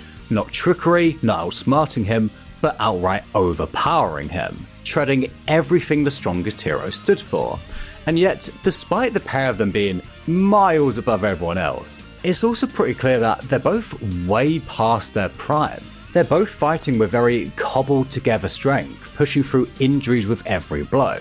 The years, the decades even of conflict between them, of All Might tearing down everything All For One built, of clawing back that anarchic society that he led and bringing peace to the world. They don't need to go into any detail here. You can feel the hatred between them, the spite behind All For One's reveal of Shigiraki's identity, his frustration at being reduced to moving in the shadows by a power he created, his admittance that he has nightmares of All Might coming at him, and likewise All Might's pure rage towards his master's killer. This is the first time we've seen the pair together, and yet it feels like we know everything that's happened since All Might took on One For All. It's so cool how All Might borrows the way Deku uses One For All by concentrating it on a specific part of his body. Obviously there's the theme of succession, teaching the next generation, etc. throughout the entire fight, but let's be real. When you think of this fight, you think of that final punch, All Might's last stand, and the coolest attack I think I've ever seen. United States of Smash. It's just so damn cool, and I know there's actually some criticism of this fight, some of which I think is valid, some of it not so much. I mentioned One For All not really using any quirks at all besides just big attacks, and yeah, I think this is a fair point. There's also definitely a case to be made for why All For One would ever enter All Might's range. You know, as I mentioned, that my theory is that he wanted to beat him at his own game, completely shatter the symbol, and was kind of blinded by anger, the same way All Might was, right? So just beating All Might wasn't enough. He wanted to beat him properly. But I think this is a reasonable critique, honestly, especially with how insanely smart All For One is. But the other criticism, and yes, there were actually people saying this, was that the punch was too slow to hurt him. Are we serious? Like, really? I've actually seen a number of people say this. Clearly this was slowed down to be dramatic and didn't actually take 10 seconds to swing in the story itself. You can see the ground shatter, the shockwaves blowing the helicopter away. You know, the punch was clearly insanely strong. Unless you think Todoroki was standing there for 5 minutes against Deku last season whilst his flashback played, it's obviously just how the anime present things. Anyway, with the symbol of fear and evil out of the picture, the baton has been well and truly passed. The story enters a whole new phase. With the world pretty well established by this point, it now tries to look at more nuanced situations regarding good and evil, giving the villains more layered and complex backstories than just, I'm evil because I'm All For One. However, we're going to have to wait a while before we get to actually see the repercussions of that. We get the dorm set up and everyone works on their ultimate moves, with Deku's realization that he has legs, which as much as people laugh at, I do actually get why it took him so long to join the dots there. But not much else to say on the interlude besides the visit to Bakugo's parents. It's a brief scene but gives some real insight into Bakugo himself. His mum is very aware of one of the major contributors for Bakugo ending up like this, being overpraised for all the wrong things. But she also kind of makes things worse when she says, if you were stronger, this wouldn't have happened. The exact conflict that's currently eating away at him. And this is likely a hint that he's grown up being punished for showing weakness, right? But their whole family dynamic is presented in a really strange way. You know, I feel like I can't quite get my head around it, if I'm honest, because it's put forward in a very, jokey way. You know, even when she hits him around the head. And I don't think we're supposed to think that he's abused or anything, especially as he yells back to her. And compared to Todoroki's, Shigiraki's, or Toga's family, his mum isn't presented in the same kind of way. So it's strange. I'm not sure if we're supposed to see this as Bakugo internalizing what she said when it later comes up in his fight against Deku, or whether that was just something he thought on his own accord, or if we're supposed to think some of his issues come from her.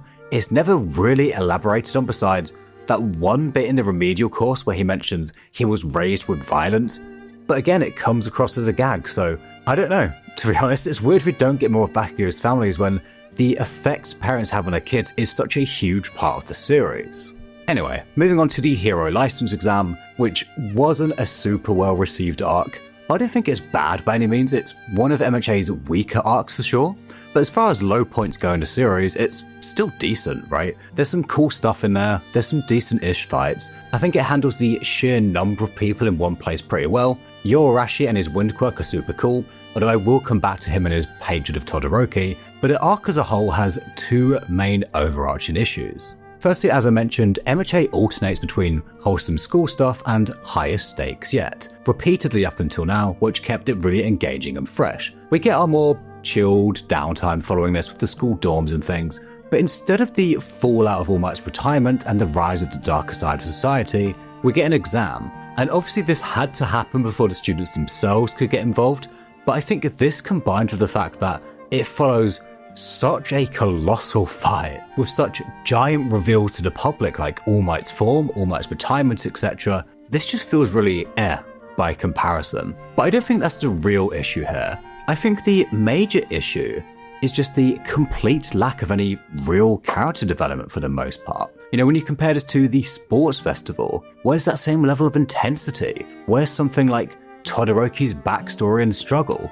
You know, it's not a bad arc, but it just doesn't hit the same way the festival did. Also, Inusa, the wind guy, and Todoroki's argument being resolved in basically one chapter felt very lame to me. Having Todoroki have to confront the public perception of his father head-on was a pretty interesting idea. Having it fizzle into thin air in like one chapter afterwards, and not so much. And Shuketsu High in general was pretty poorly handled, let's be real. You know, out of nowhere we get a school that is supposedly on equal footing to UA, and then they're just absent for the rest of the story besides that one scene in the final arc. Where were they in the Paranormal War arc? You know, Inusa in particular is an absolute powerhouse who could take on dozens by himself, so there's no reason for him not to be there. Anyway, this arc has some good stuff, right? I want to briefly touch on Todoroki being told he has the same eyes as Endeavor, obviously very similar to what his mum said before he got his scar. I think that's something that did need to be addressed at some point, and I do like that this isn't something that's so quickly resolved. You know, it feels very real to me that it's not a linear process. He takes steps forward and steps backwards. Horikoshi does this quite a lot of his characters, which I really like. It makes him feel more human and real. I also like how it goes a bit more in-depth with the whole process of actually rescuing people. It makes a lot of sense that it's not something the students are just naturally perfect at. It's a skill they've got to properly learn, and it again re-emphasizes just how wide the gap between them and the pros is. Having Bakugo and Todoroki both fail was a great move though.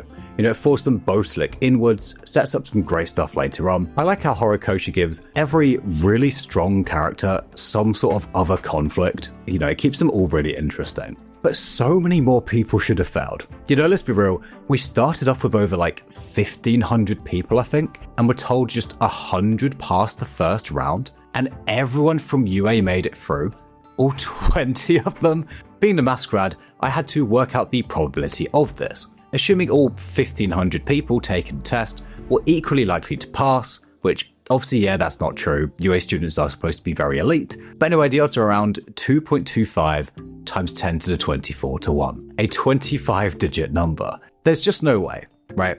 It just doesn't feel feasible, especially when we see plenty of people with other quirks that are definitely as good as a lot of the ones in Class 1A. You know, and with Bakugo and Todoroki ending up at the remedial course anyway, it could have been a great chance to let some of the other characters actually get a bit of development. Something that could have been a huge highlight was the reveal of Toga stealing Deku's blood. You know, that was pretty terrifying at the time, right? You know, who knows the kind of damage she can do with it, but unless I've missed something, it just gets used in the overhaul fight to redirect him to the heroes, which has got to be one of the lamest possible uses for being able to turn into Deku. But anyway, apparently Bakugo vs Deku is part of this arc according to the wiki, triggered by a revelation that was going to come to light at some point of Deku getting his quirk from All Might. Feeling immense guilt and blaming his own weakness for All Might's forced retirement, his inferiority complex skyrocketing as he feels himself being overtaken by everyone around him,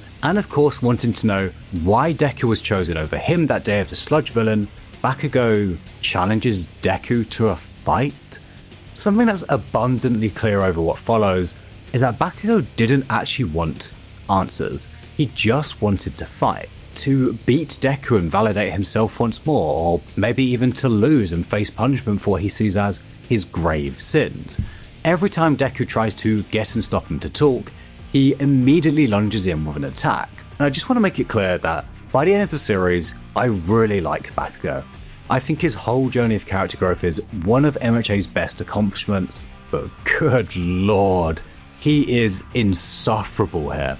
Intentionally so of course, but holy shit, I do feel for him regarding the guilt he feels for All Might's retirement. I can see how easily that would absolutely crush someone, but the guy clearly doesn't hear himself here. No matter how much I beat you up, you continue to follow me. The way you think you can surpass me as an eyesore, you keep looking down at him. Like, do you hear yourself? You're the one who bullied him relentlessly, put him down at every opportunity you got. The whole fight is basically just Bakugo trauma dumping and continuing to see himself as the main character surrounded by extras. Frustrated that the story isn't going the way he wants and trying to take his anger out at that instead of actually considering why. But whilst to reveal that his superiority complex had morphed into an inferiority complex was fantastic, I know a lot of people dislike how Deku didn't really give his side of all of this, besides, I didn't look down on you, I actually admired you. And this is something that slightly bugs me too, to be honest, because maybe you could argue that this was him being considerate of Bakugo and thinking that now might not be the best time to bring all that up. But the fact that not once in the entire series does he ever really bring up Bakugo's bullying of him to Bakugo himself is kind of disappointing to me. We've seen the effect that had on him, how miserable he was, how little he values himself about his quirk, how it caused this self-destructive nature he has. I feel like that side of Deku was really interesting, and I really wanted to see it properly addressed at some point, but it just isn't. He never reminds Bakugo of what he did, or even seems to really acknowledge it. Maybe that's just Deku being very forgiving, or him, suppressing it all, but I've mentioned how Bakugo has a lot of parallels with Endeavor, and can you imagine if his family just immediately warmed up to him, never brought up what happened again? It'd feel kind of hollow, right? I think it would have added a lot to their dynamic and the scene as a whole if Deku brought up his side here. But anyway, going back to the fight, one thing it definitely does do is avoid any criticisms about the choreography. It is beautiful. I imagine a common response to any criticism of that in earlier fights was, well, he wants the fights to be more character driven, so he's not focusing on that. Not only is it possible to do both, but Horikoshi himself proves it in this exact fight. It's awesome, the anime makes it even cooler, the animation is stunning, the music is great, the voice acting is top notch, it all comes together so well. The fight itself was an absolute blast, pun not intended. Seeing Deku jump up to 8% and put Bakugo on the back foot was very satisfying to see. His bait to draw him in before throwing a punch was great, and you really feel the desperation and intensity of both of them to try and win this. Right, I genuinely had no idea at the time who it was going to be, but now I can look back, it had to be Bakugo. Firstly, just narratively, if Deku won here at just 8%, then their rivalry was as good as over. Bakugo was never catching him, and that doesn't even account for the multiple quirks he gets later on. But for Bakugo's character, this is way more interesting. Him winning and feeling unsatisfied by it is way better. It forces him to consider what else it was that was missing, to think about why Deku was chosen that wasn't strength, what Deku had that he didn't. Not only would him only changing after losing feel kind of naff and cliche, I feel like I've seen that 100 times in other series, but if Deku won here, that would have surely just confirmed to Bakugo that strength was all that mattered. All his problems were just, I'm not strong enough. Deku got chosen because he's stronger than me, right? It doesn't really help him to actually develop as a character. After All Might shows up and speaks to the pair of them, Bakugo finally acknowledges that he can't expect to be the number one just because, saying that he'll learn and absorb everything from those around him, much like Deku. And that's something I've spoken about in my Blue Lock videos, but I am actually planning to do a separate video on Barrel from there, as well as Bakugo. Anyone who's seen a lot of my Blue Lock videos is probably laughing at that, because I always mention how all of those videos come back to Barrel somehow, and now I'm not even talking about Blue Lock, and he still manages to show up somehow. But for now, we wrap up the season with Mirio's fight against Class 1A. Super cool, shows how far they've all got to go, but not really anything else to say on that before we move on to Season 4.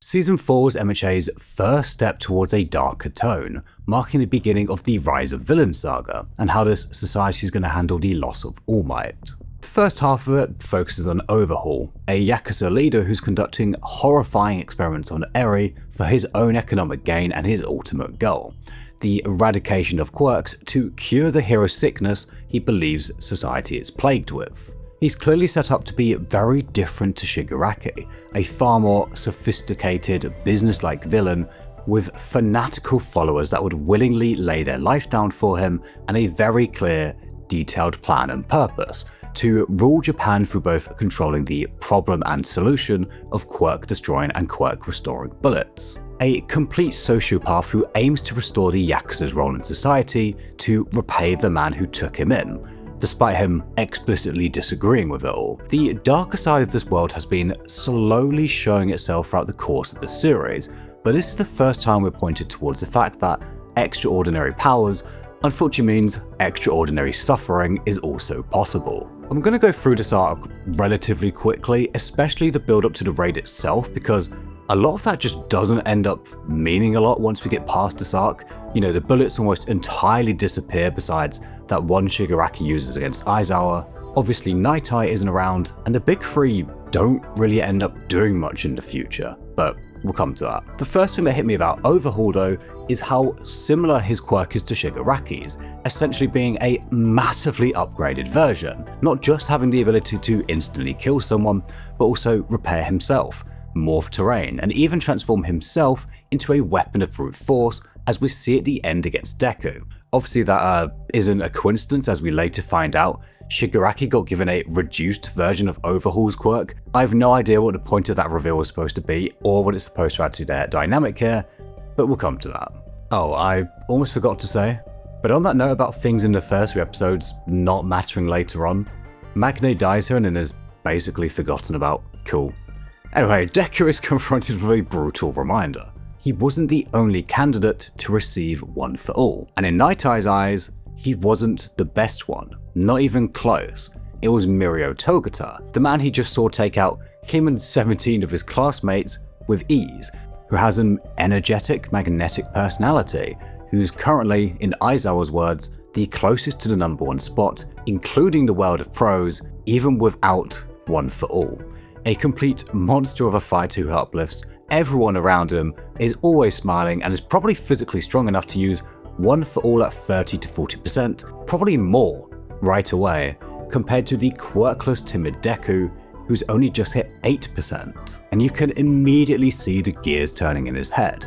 Of course, he already knew he wasn't the best candidate as such for it. We saw him struggling with this during the sports festival too, but to hear it from someone else is a totally different matter altogether. And obviously any doubt is only intensified by what follows, the chance meeting between Mirio and Deku, and the target of their surveillance, Overhaul. Deku wants to grab Eri and run, Mirio wants to back off and wait for the pros as to not put Overhaul on guard. Their indecisiveness leads to a worst of both worlds situation, with Overhaul becoming more suspicious, but also not saving Eri. Night Eye told him that you're not so special that you can save anyone, whoever you want, anytime, any place. And although it's not explicitly stated, I think we all know exactly what went through Deku's mind. All Might could have, and Mirio with One for All probably could have too. This is something he's simply got to find a way to come to terms with if he's going to continue holding the power. Although obviously later on we find out that him being quirkless actually made him better for the power anyway, so yeah, I guess that ends the debate about these two. But this is also the episode where on top of all of this, he then gets told by All Might himself that he hasn't got much longer to live, that he would face off against a villain and die an unspeakably gruesome death. As you can imagine, at the time this was a mind-blowing reveal, and when he faced off against All For One at the end of the series, I think we all thought that was going to be the moment. And I've said this a few times, but again, this is one of MHA's most controversial plot points because in the end it just doesn't happen. My personal theory is that obviously later he foresees Deku dying in this arc. Aries Rewind was able to overcome that and change that prediction, but if she hadn't, then following Deku's death, All For One would have won in that final war, so All Might would have died to him. Now whether you think it would have been better for All Might to die or not is up to you. There's a fair case to be made either way, but I think people more have issue with the execution of him surviving that fight against All For One, but I'll return to all of that and what I think of him surviving once we get there. For now, Kirishima gets off his first Red Riot Unbreakable, and I want to take a moment to talk about him because he's one of the best things about this arc. Right, to me, this is how side characters should be done. It's funny how him and Bakugo both get along so well and both have a similar internal struggle. You know, Bakugo goes all out to show off his strength to cover up his inferiority complex, and Kirishima does a similar thing of his manly, courageous exterior to hide his low self-esteem and concerns that he's a coward deep down. Seeing his quirk as dull and unhero-like, even resenting it initially when it first manifested and he accidentally cut himself, his journey to me is one about realizing that he doesn't have to be perfect. He of course admires All Might like everyone else, but also a hero known as Crimson Riot, who he thought was equally perfect, brimming with strength and courage.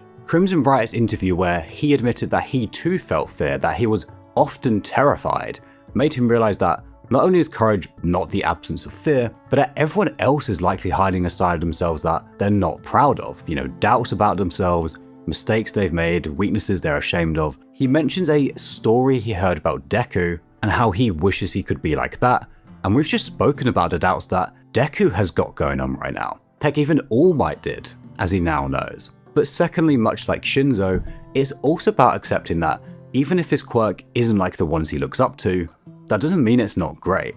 You know, he accepts that even if he's not a glamorous hero with a shiny quirk like he initially wanted, that's fine. Not everyone is gonna be. And he moves into his shield role with a newfound acceptance. Kirishima is a brilliant role model for positive masculinity. He's loyal, he owns up to his mistakes but doesn't let them get him down, not anymore at least. He's not perfect, but he accepts that and fights on regardless. He's outgoing and kind, selfless to a fault, and above all, Red Riot is just so damn cool. You know, in the short time we get of him, he already feels like a really fleshed out character, and his role in the 2v2 with Fat Gum is one of my favourite points in the whole series.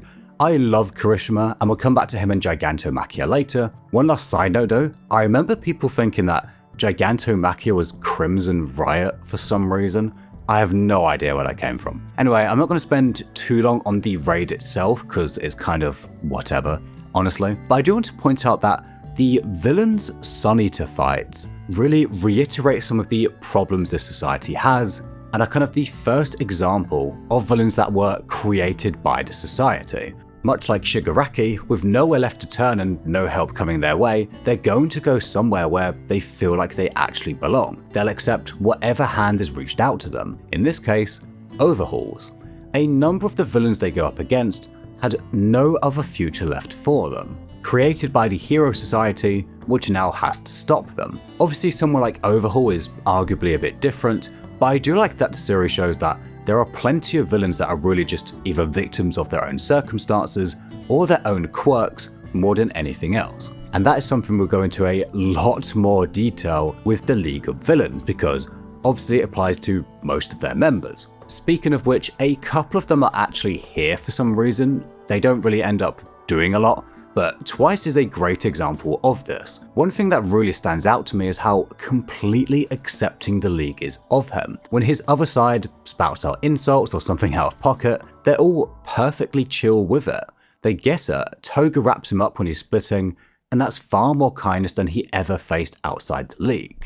But more on him in a bit. Overhaul vs. Lemillion is an awesome fight. It starts with Lemillion absolutely crushing Overhaul and his gang despite being outnumbered, until of course that quirk-destroying bullet is fired. Amidst a heartbreaking montage of all the effort he put in, showing him chasing after his classmates with much easier quirks, Mirio makes an incredibly selfless sacrifice, and I could only think of Deku's question to All Might, can I still be a hero even without a quirk? Lemillion doesn't even stop to think about that. In one of the most legendary scenes I've ever seen, for 5 whole minutes he fights a 1v2 against 2 incredibly nasty quirks.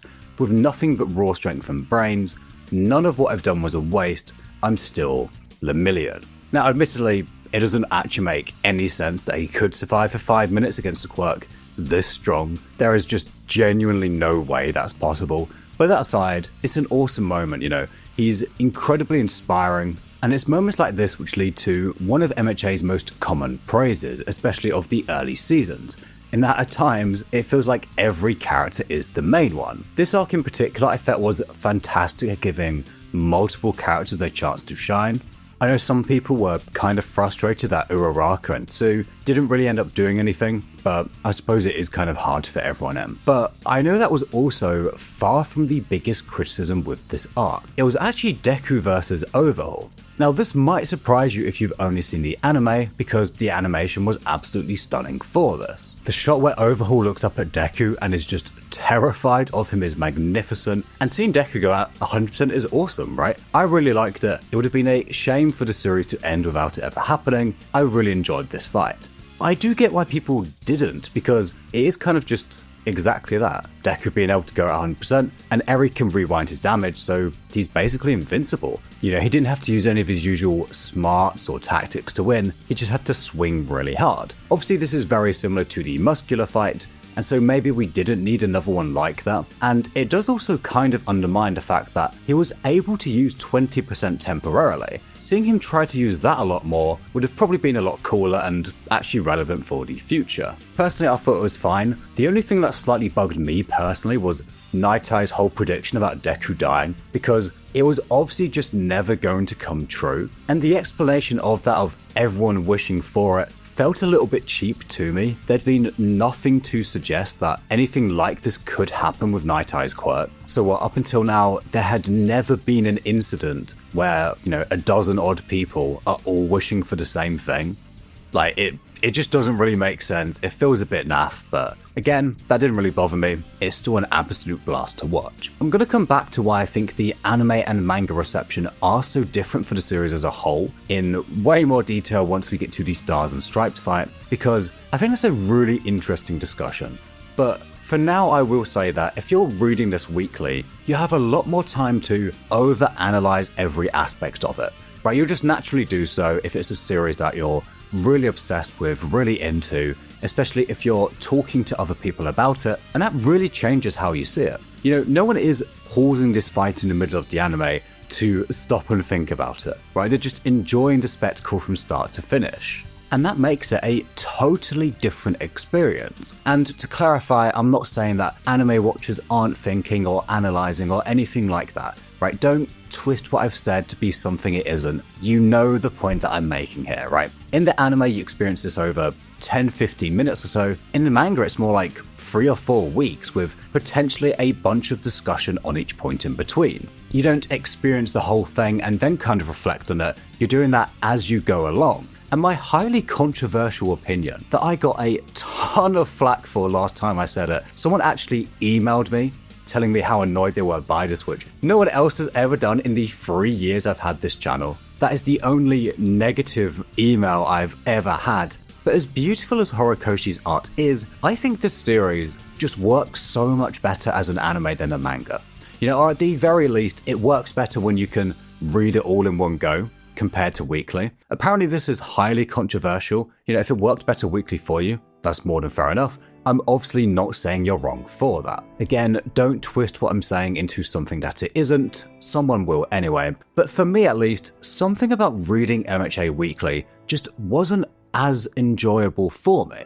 And based on the difference in reception, I don't think I'm at all alone in that. Anyway, more on that later, moving on for now. Once again, I personally really enjoyed this fight. None of what I said besides Night Eye's prediction bothered me at all, but I do still think the one against Gentle Criminal, as we're going to come to, is honestly just way better. Before we move on, I do remember people being terrified of the implications of Eri's quirk for the future, that everyone was just going to be revived, All Might would come back to his prime, etc. I still personally think that there were some plans for time travel shenanigans based on Bakugo resembling the second so closely. Fortunately, that doesn't happen, but it just seems odd to me that the second's appearance was obscured for so long and then ended up being so similar to Bakugo's. But anyway, on the whole, this arc has some really good points, brilliant scenes for Togato and Kirishima. Overhaul was a good villain. It was a nice showcase of the kind of things that All Might had been holding back this whole time that was starting to crawl out into the light. The darker tone did a lot for the series, it made it feel very fresh and new, and Night Eye's death is heartbreaking. I really didn't expect the author to follow through with it, right? We'd had absolutely 0 deaths up until now. And again, it made it clear that there was going to be much darker things to come, right? But I'll come to that in a second. Deku also has a really interesting conflict over whether he deserves to hold One for All. It would have been quite nice for him to sort of prove himself wrong here by saving the day of his power, but because Eri lets him go 100% anyway, he doesn't really get that opportunity. And so I think the one issue with this arc for me is that it almost feels like it's in a vacuum. You know, it doesn't carry that much forward to the rest of the story. The newly introduced characters don't really end up doing much. You know, they're brought up again just to vanish right after, including the big three, right? Lemillion getting his quirk back wasn't very well executed, and even then he's actually pretty mediocre when he's fighting against Shigiraki. You know, he has to resort to showing his ass as a distraction. And I mentioned this briefly earlier, but Toga using her blood here of all places was so disappointing to me. You know, it had so much potential to wreak absolute havoc on UA. It was such a chilling reveal, but it went basically nowhere. Moving on, we have a brief intermission before the rather dividing school festival arc with the remedial course for Bakugo and Todoroki. It has some interesting points. It talks about how quirks are getting stronger each generation, the quirk singularity doomsday theory, which, do correct me if I'm mistaken, doesn't really come up again. This is kind of the only time it comes up that these kids' quirks are getting stronger and stronger. And you know, despite being pretty core to all of this society's problems and that, if they're struggling to handle things now, what on earth are they going to do in 2 or 3 generations? Anyway, school festival time. Again, a very dividing arc, so I'm going to split this into 2. Firstly, the school festival itself, the preparations for it, the time with Eri, the song itself, etc. And then secondly, Deku versus Gentle Criminal. The festival itself was again MHA's classic pattern of alternating between high-stakes battles and more mellow, wholesome school stuff. The divide over the school festival arc is pretty simply just some people liked the downtime as such, and others felt it was just a little too unexciting and tried a little too hard to make the stakes feel more significant than they were. Besides Gentle Criminal, who I do love as we'll come to, I'm kind of in the middle of this, honestly. It's far from my favourite arc, but I think it's fine. I enjoyed it. I suppose whether or not you enjoy it essentially boils down to how much you like Class 1A as a whole. I know people generally like to call out fans who aren't keen on this arc as only caring about the action, etc. But honestly, I think it's totally fair not to like this arc, right? It is a little slow. But for me, it was nice just seeing the gang have some fun for once. And I like how it extends saving someone beyond just getting them out of danger and thinking the job is done. You know, it's also about helping them mentally, making them feel like they have a future, etc. And the song itself is actually pretty good. You know, I wasn't expecting it to be in English, although I guess if you're just reading the manga, then you don't actually get this part. Eri's smile is super heartwarming and was a really nice payoff to everything that happened in the first half of the season. And there's a bit from Bakugo I'm actually going to come back to quite a bit throughout the rest of this video. It's the part where he challenges the class on whether they're doing this concert to actually make the rest of the school feel better or just to satisfy themselves. It comes up quite a bit, especially for Endeavor, you know, and his decision to try and reconnect with his family. You can probably see where that's going, but we'll come back to that. Anyway, Jiro actually gets a scene at last too, and one that I really like, one that feels very relevant for modern time. She's initially embarrassed because she sees her music hobby as something that's just a hobby, one that's not as productive or hero-like as some of the others, and this is something that a lot of us, certainly myself, sometimes struggle with. We always hear about how we should be monetizing our passion, how we should have all these side hustles, etc. Whilst there's certainly nothing wrong with doing that, and of course, this channel is one that I do, but it can make us feel guilty about doing something just for the sake of it, of enjoying something that's not productive as such. I don't think it's necessary to try and make every single thing we do somehow be productive or financially beneficial. I think that's extremely unhealthy and will very quickly drive you insane, speaking from experience. It's fine to do something just because you enjoy it. And for what it's worth, you might be surprised by how it benefits you down the line, like it did for Jiro. Or Jiro, don't hate me, I'm not good at pronunciation. Anyway, time to talk about Gentle Criminal, who's initially painted to be a bit of a loser for caring way too much about his tea and his YouTube channel, which doesn't even make enough for him to do it full time. Hey, why my camera turn itself on? No, but on a serious note, Gentle Criminal is a fantastic villain. For starters, his parallels to Deku are genuinely harrowing. Both obviously had aspirations of being great heroes. Although in Gentle's case, it was more about the fame. He wanted to be so great his name would be in textbooks, whereas Deku just wanted to save people. Both had an unlicensed, reckless, yet well-meaning attempt to save someone that would go on to become the turning point in both of their lives, with Deku inspiring All Might to act, but Gentle Criminal causing someone severe injuries. On that note, going back to the Hosu incident where Deku, Todoroki, and Ida all broke the rules but it was forgotten about because it worked out fine, the chief of police says in response to them, "Are you saying it's okay to bend the rules if everything turns out fine?" As it turns out, when we look at these situations of Deku and Gentle Criminal, it seems as though society does see it that way.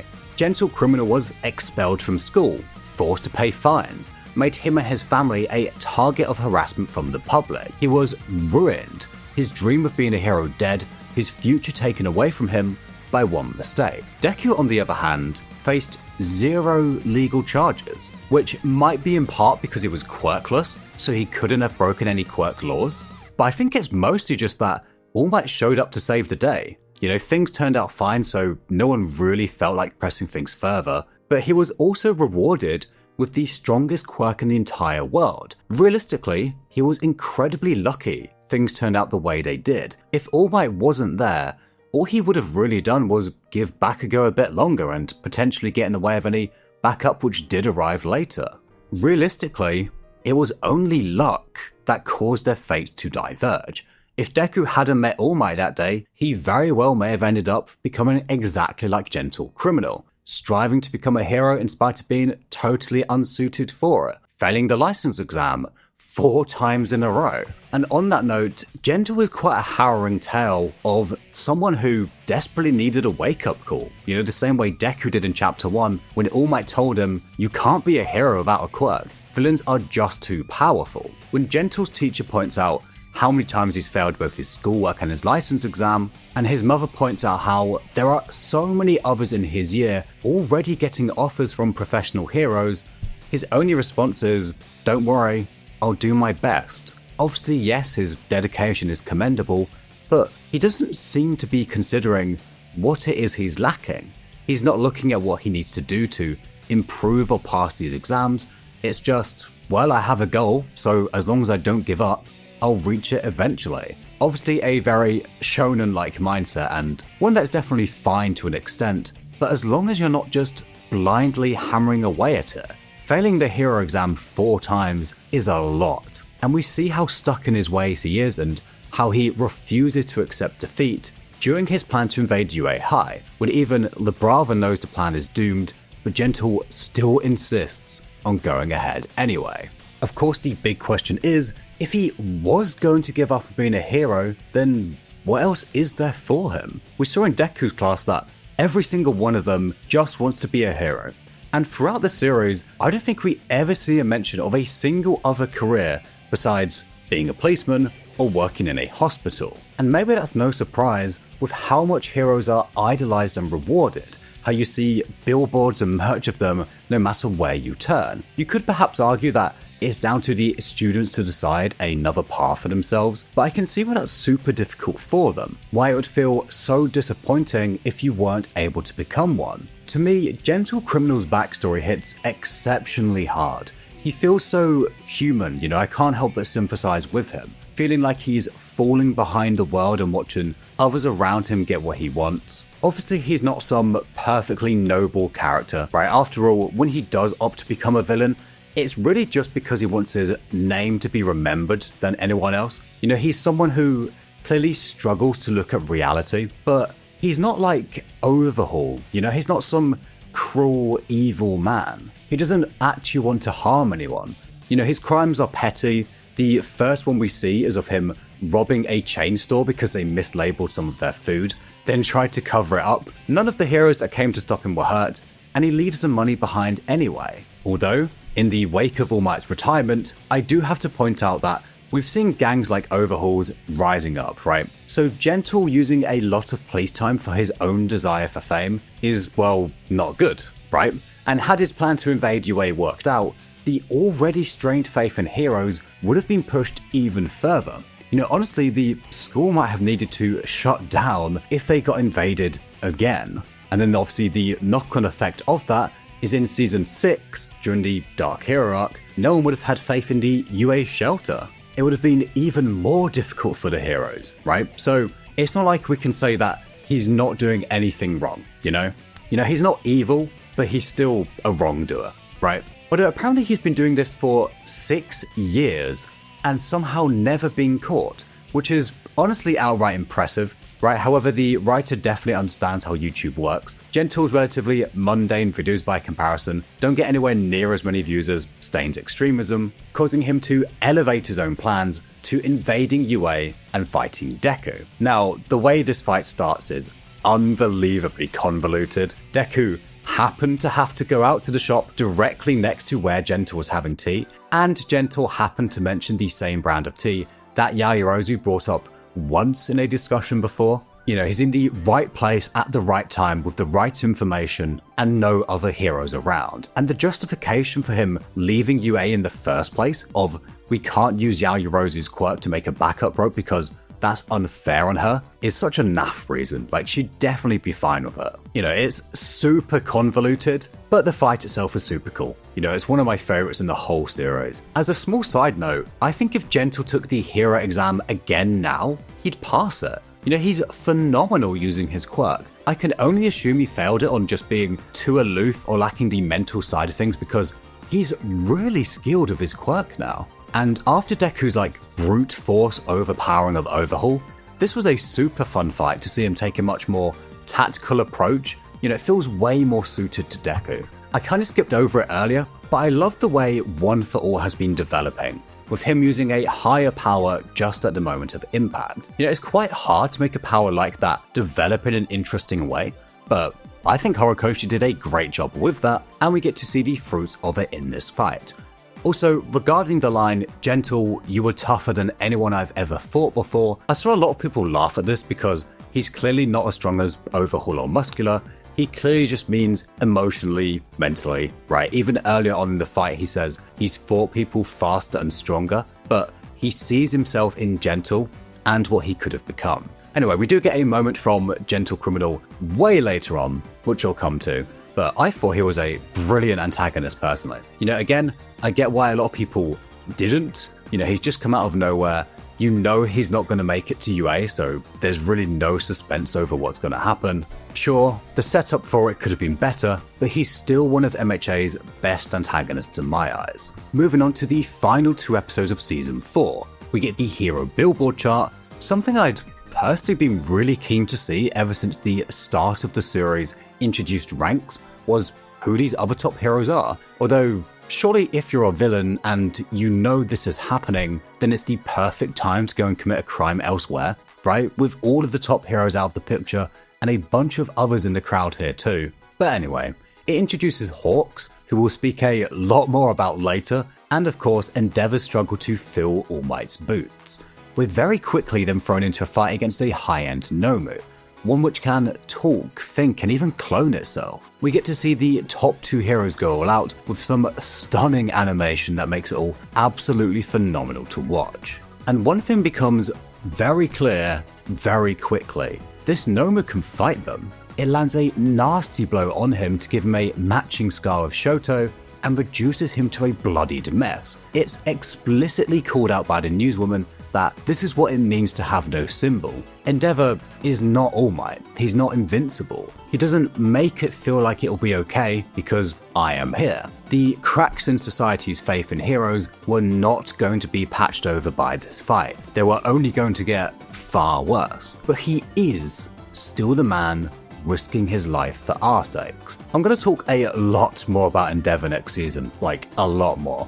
But for now, he pushes himself even after becoming unable to move his physical body. He fights like such a nutcase that the Nomu assumes he has regeneration. It's clear that he's driven by something beyond just glory at this point. There's a sense of duty, a drive to atone that's pushing him. And this is not some glamorous, heroic fight where he gets to show off to the world that he's the number one. It's not like All Might who just throws a punch and gets to pose and laugh in front of the cameras. After his bold declaration to the world to just watch him, Endeavor is tossed around, bloodied up, straight up losing to this Nomu. Without Hawks, he probably would have been killed. I'm sure that he knew, regardless of how this fight ended, people were going to be mocking and questioning him and his position. Even his victory pose at the end is him slumped over and bloodied. It's again one of my favourite fights in the series, not just because of the gorgeous animation, but because you feel the desperation of the entire country watching this. With the cuts to the reactions of both the people on the streets and UA Hive, you can feel the effects this fight is having on everyone. And I know Endeavor is a highly controversial character. Again, I've got a ton to say on that soon, but for now, I honestly couldn't help but admire his struggle. It doesn't undo a single thing he's done, of course, but for now it's a start of something for him. It's his start. He tells Nomu, this grotesque monster obsessed with strength for no logical reason, uncaring of who it hurts in pursuit of that, you are me, from the past or a future that may have been, burn up and disappear. It's obvious how that mirrors himself, but I think there's also some significance in here in that this Nomu was bioengineered to have multiple quirks.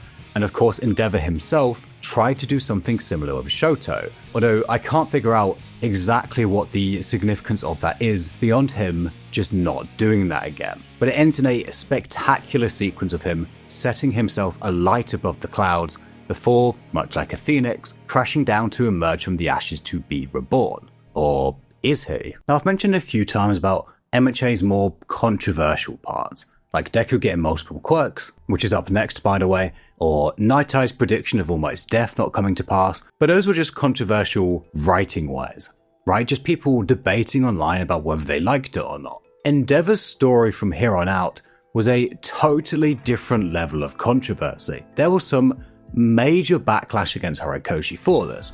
I want to go through the joint training arc before we get to Endeavor, but let me just say this for now. I remember there being a small minority of people who tried to justify what Endeavor did. That is obviously absurd. Absolutely nothing justifies how he treated his family. His wife had a complete psychotic breakdown that took about a decade to even begin to recover from. His children were utterly terrified of him. Shoto was subjected to brutal training from just 5 years old. Monster doesn't even begin to cover it. Endeavor was sick in the head. Secondly though, Horikoshi got some hatred even for just the fight between Endeavor and the Nomu, let alone the rest of this arc, because they saw it as glorifying or sympathizing with an abuser. I really don't agree with this. I'll come back to his final fate at the end of the season, which is anything but glorious, but for starters, are we really going to say that we should never have high profile or high status characters that are abusers? There's plenty of people out there like that. Enji Todoroki being a hideous abuser and Endeavor being an incredible hero is a completely realistic situation. Shoto himself points that out. And if anything, I think it's important that we get characters like this, that we see abusers of this level of status. I also don't think Horikoshi ever excuses Endeavor's actions. Honestly, no one in the story does, including Endeavor himself. Not once does anyone say they forgive him for what he's done, because how could they? Right? His regret doesn't undo the pain he's caused. He went way past the line where he could ever be forgiven. But there's a clear separation between atonement and forgiveness, and he has zero expectation of the latter. We also get a wide range of responses from his victims, which, in addition to feeling very realistic, are also presented in such a way that none of them are shown to be right or wrong, but instead just what they are thinking. Even to the very end of the series, his family doesn't move on past what he's done. Natsu refuses to ever speak with him again or even invite him to his wedding. Endeavor will spend the rest of his life isolated and alone, unless you count Darby and the state he's in as company. I'm going to come back to Endeavor in more detail soon, but the very last thing I'll say is, I don't think this topic should just be off limits, that writers should be forbidden from writing about them. This is obviously a super small minority of people I'm talking about here, and I know for most people who had issue with this arc, that wasn't it. They more disliked how it was handled, which I think is understandable at parts, but we'll come to that.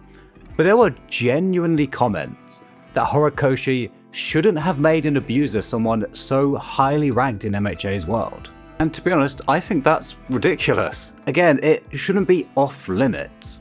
They should just be very careful when they do so, because obviously an abuser hits very close to home for a lot of people.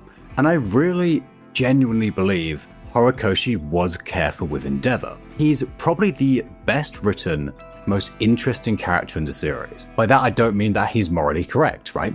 You can have well-written characters that are outright awful. You know, you've probably got a villain you like somewhere, right? Lots of people like Frieza and Dio, despite them being undeniably evil. Obviously doesn't mean their fans agree with what they do. The two are very separate things, and just because you like a character and find them interesting, doesn't mean you sympathize with them at all. Endeavor is that character for me. Anyway, before we return to him, Season 5 kicks off with Hawks being a double agent, and then we have what was a really wild chapter at the time. A conversation between the first holder of One for All and All for One that strikingly parallels the opening shot of Bakugo and Deku. I mentioned this right near the start, but they have a similar deal of someone born with everything and someone born with nothing, with the latter standing up to the former before reaching out to speak to Deku. Personally, I don't really like the way the vestiges are used throughout the rest of the series.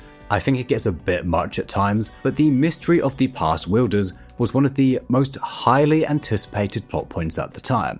This is also where we get the infamous time loop theory involving Eri's quirk, because the second wielder looks a lot like Bakugo, and along with the third is deliberately not shown for a long time. As mentioned, I still think he did have more ambitious plans that didn't work out or he scrapped, but again, I'm glad the series never went down that route. But the silhouette really does look like Bakugo, right? I think in the end the similarity was just Bakugo was a descendant of a relative that escaped, but yeah, funny times. Moving on to Joint Training, one of the least well-received arcs in the whole series, probably the least well-received arc for the anime. I really don't think it's bad. The fights themselves are generally pretty good.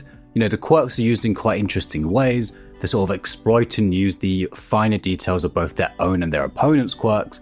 Shinzo's return was cool, and his first match in particular was a real blast. It might honestly be my favourite one of the bunch. But I can't lie, reading this weekly over 6 months was a real slog. The complete lack of stakes and just very un-MHA-like slow pacing made it really feel like it was dragging. I think that's partly an effect of reading it weekly though. When I got to watch them all in one sitting, this was a lot better, and I genuinely do think the fights themselves are decent, right? But not only did we just have the school festival arc, which was also quite low stakes. Unlike some of the other training arcs like the very first one in Season 1 or at the end of Season 2, it doesn't even really feel like there's anything personal on the line for any of the students besides Shinzo. There's a couple bits like Yaoyorozu and Kendo's mini rivalry, but none of it really draws me in. You know, again, it's not an awful arc, the fights are fine and there's nothing wrong with a shonen having a bit of cool fight time, but it's just a bit too long, it's completely disjointed from the rest of the story, and so little development happens in it, besides obviously the huge reveal of Deku's new quirks, but you could probably skip this arc and not feel like you missed out on anything except for that. Anyway, there were two main things people were looking forward to in this. Firstly, there'd been a ton of debate before this as to what would happen if Monoma copied Deku's quirk. So as you can imagine, when the matches were revealed and we saw they were going up against each other, everyone was super excited to finally get the answer. Turns out, no, he can't. Secondly, we haven't really seen Bakugo since his fight with Deku at the end of Season 3. There's a brief bit of him being willing to play the drums in the school festival that showed he was becoming more tolerable, but besides that, we're waiting to see what his future direction would be. How he was going to respond to the fact that Deku was only going to get much stronger. How has his personality changed since that fight?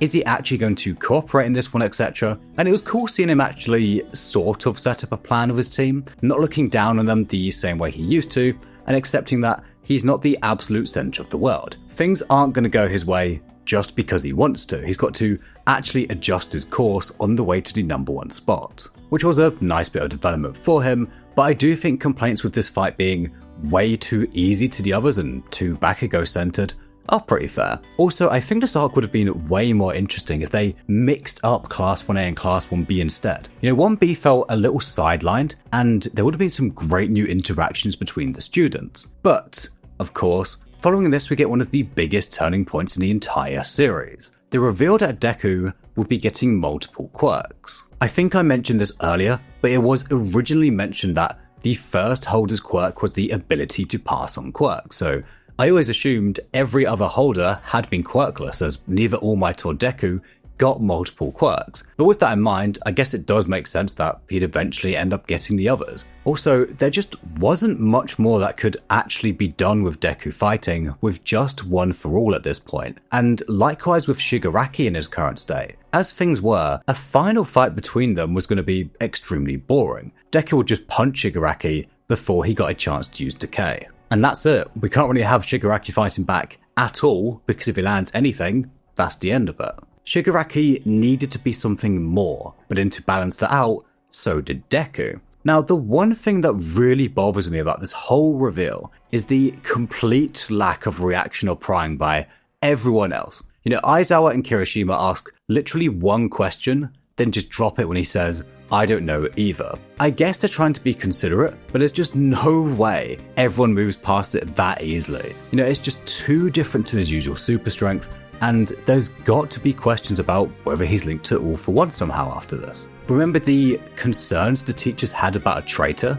I thought that was going to come up here. Not Deku being the traitor, obviously, but some of the teachers wondering if he was. It feels like a bit of a cop-out to avoid having to write about that, I can't lie. And I do also remember people having concerns about whether Deku was now just going to completely power creep everyone. He nearly beat Bakugo at 8%.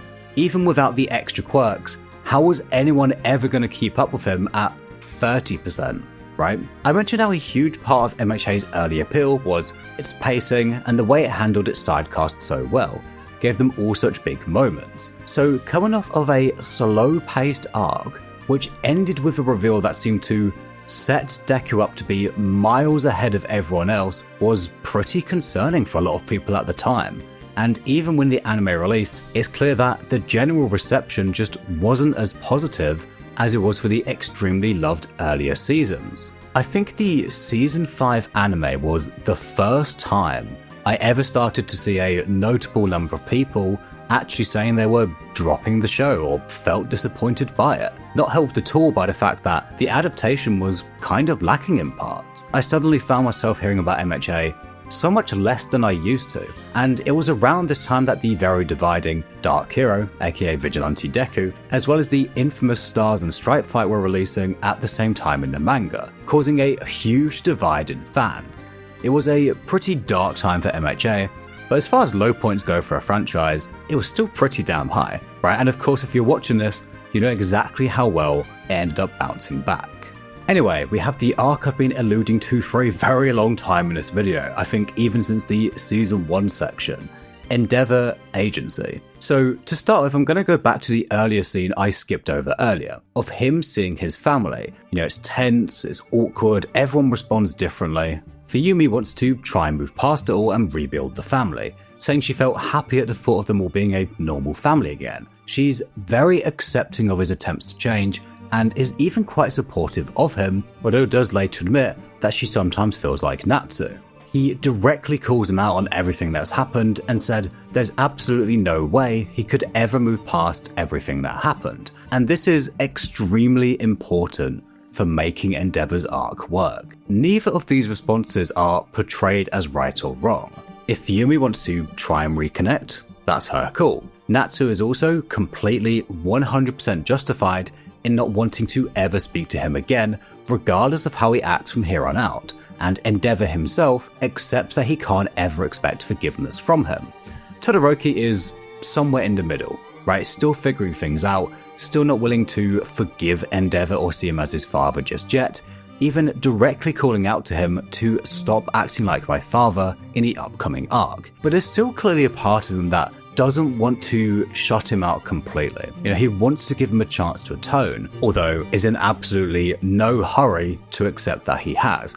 And I love that there's this range of responses. It's a complicated situation, and I think in addition to being very realistic in the sense that it's unlikely everyone would see the situation exactly the same, it also really makes the family feel very alive and individual. Not just a bunch of characters lumped in together, which kind of happens to both Class 1A and the League of Villains later on at times, but we'll come to that. I think I said this earlier, but again, I think it's very important that Endeavor never once tries to downplay, deny, or justify his abuse. Not once does he ever make excuses or try to explain himself, rightfully so, of course, but this is still important that he acknowledges the permanent, unforgivable damage that he's done. That said, I do think criticisms that we maybe should have seen a bit more of the family side of things and a little less of Endeavor's are fair, but I'll come to that. For now, Shoto, Bakugo, and Deku all arrive at his agency, giving us a chance to see him in a more neutral light as a professional hero after the highly controversial beginning. And it's really cool. I like that we see how he really did try everything to catch All Might. He's not just a brute force, he's very smart, he's very dialed into all the subtle things he could use as an advantage. He's even able to keep up with Deku's essay-length monologue and give the trio solid practical advice. This is also where we get Hawk's coded message to him, that the Liberation Front have 100,000 people all wanting to overthrow the current society. 100,000! I'm sorry, did I miss something? Where has that come from? This feels like it really comes out of nowhere. To me, the sheer scale of the Liberation Army is absolutely nuts. And secretive as they may be, I don't really get why we wouldn't have heard more about them or their book by now if they really were that big. But anyway, we get a vital scene of Endeavor acknowledging the best thing to do for his family is to leave them be. If you remember earlier, I pointed out when Bakugo was asked to play the drums, he asked the rest of the class, "Aren't you just doing this to satisfy yourselves?" Telling them to consider what the rest of the school would think of them, whether this was actually for their benefit or for Class 1A to appease their guilt at causing the rest of the school such stress. Up until now, Endeavor was probably doing exactly that. Him trying to reconnect to them was probably more to appease himself than for any benefit to them. But he mentions how he can picture them all happy and laughing around the table as long as he's not there. Aside from it being crazy just how many parallels the two have, to me this was the moment where I felt like I could genuinely respect Endeavor's attempt at atonement. His full acknowledgement that trying to reconnect with them on his terms was likely obstructing them from moving on, and just wasn't fair at all on them. So instead, he switches to letting them do it on their terms. If that's not at all, then so be it. Of course, at the end of this arc, he buys them all a new home to live in with Rei and removes himself from the situation. And with that in mind, I've always wondered what the significance of this last fight was, against Ending, a villain who wants Endeavor to kill him. I've always wondered why this paralleled Darby the way it did, with him wanting to decide his death in a similar fashion. And it's only just hit me now that it's not about Darby. In the same way the Nomu Endeavor fought reflected a part of him, so does Ending. Endeavor was originally planned by the writer to die in the Meta Liberation War. And I have to be quite careful about how I'm saying this, but hopefully you get the point I'm making. that would have probably been far easier for both the writer and especially Endeavor. It let him skip out on feeling regret.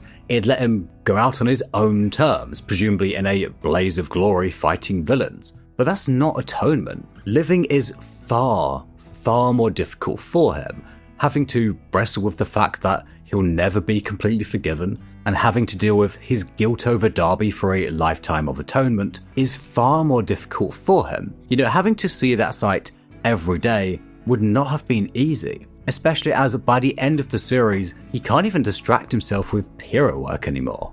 This also would have been just another layer of trauma for everyone in his family. After rescuing Natsu from ending, firstly, I'm glad this doesn't just suddenly change Natsu's mind. This one thing is not enough to make up for everything he's done, and Natsu being this constant voice of, I don't forgive you, is really important for Endeavor's arc, but I've mentioned that already. But then we get Endeavor's line, I don't want forgiveness, I want to atone. And this has always been such an interesting concept to me. At what point can he say he's atoned?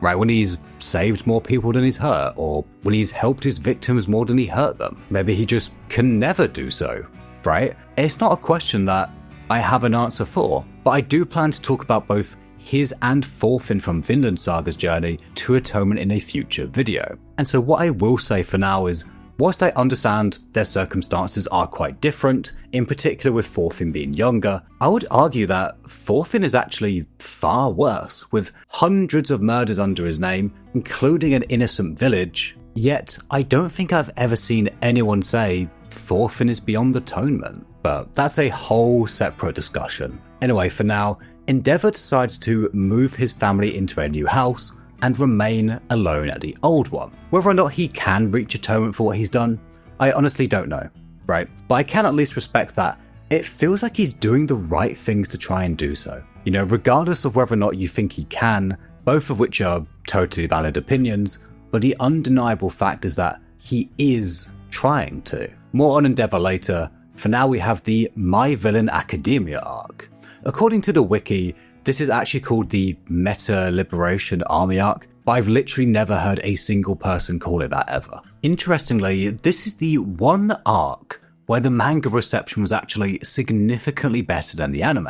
A lot of manga readers will tell you this is one of their favourite arcs, but a lot of anime fans weren't so keen on it. I think that's primarily just because the animation quality was a bit off in some of these last episodes, but anyway. While Shigiraki is tested by Gigantomachia, he also gets challenged by the Liberation Front, making this the first time we have to see him use his own leadership skills on defense to try and steer his gang out of pretty dire circumstances. And I have to really give Horikoshi some credit for even attempting an arc so focused on the villains. Remember what I said before about how the approval score of the series plummeted as soon as he brought them in previously in the Forest Training arc. But by this point in the series run, there was already a movie in production and the anime was massively successful, so I guess he felt confident giving things another shot. This was direly needed, given Shigiraki's quite boring character at this stage, and also strengthened one of the very core themes of the series, that the villains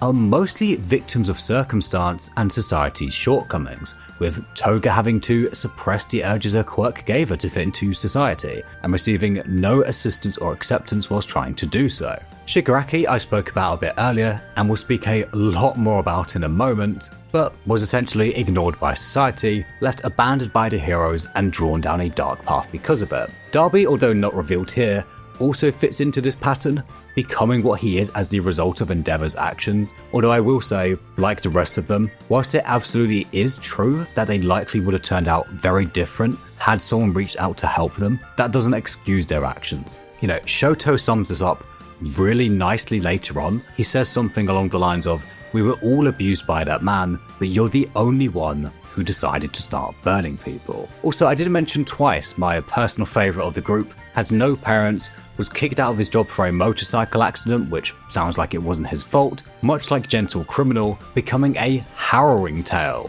of how far someone can fall from the chain reaction of one unlucky day when there's no safety nets for them. I'm going to come back to each of these characters individually when they get their moments in upcoming season. Anyway, when it comes to the MLA, they have some validity, I guess. We have spoken a lot about the restrictions on quirks and how there's issues with it, e.g. the situation with Ida, Shoto and Deku technically breaking the law against Stain, and I can understand why it'd be super frustrating if you had a quirk but just weren't allowed to use it. Like, imagine if you had Kurogiri's ability and could just warp to see your family a few hours away, or just go to the shops, etc. But I'm pretty sure that's currently illegal, even though it doesn't actually harm anyone. There's probably much better examples, but it's not totally invalid of them. I really think these guys should have had a bit more time in the story just to actually flesh out their ideas a bit more, because it could have been super interesting, right? Just to clarify, they're not technically promoting like outright anarchy,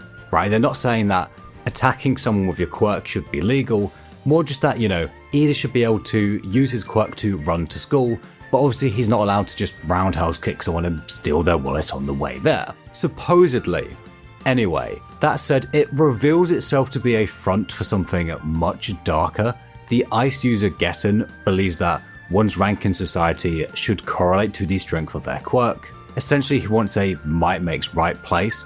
It's not really clear how many people in the organization think like this, but given that they so eagerly follow Shigiraki's plans to just destroy everything, it makes it seem like they would have been fine with things just falling into chaos, which realistically, they absolutely would.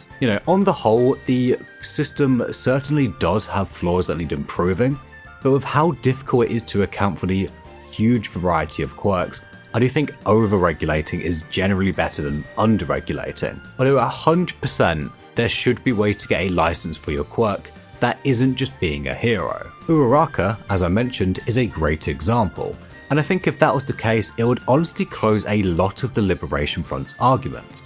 I do think just letting anyone use their quirk however they want without demonstrating some level of control first is sensible, and based on some of All For One's flashbacks later on, it seems like things were in absolute chaos when that was the case, but there should absolutely be other routes to be able to use your quirk, right? And also, one thing I do want to add, because this is super important, and I didn't even notice myself until literally just now when I was looking through some of the extra pages in the manga, you actually can legally defend yourself with your quirk.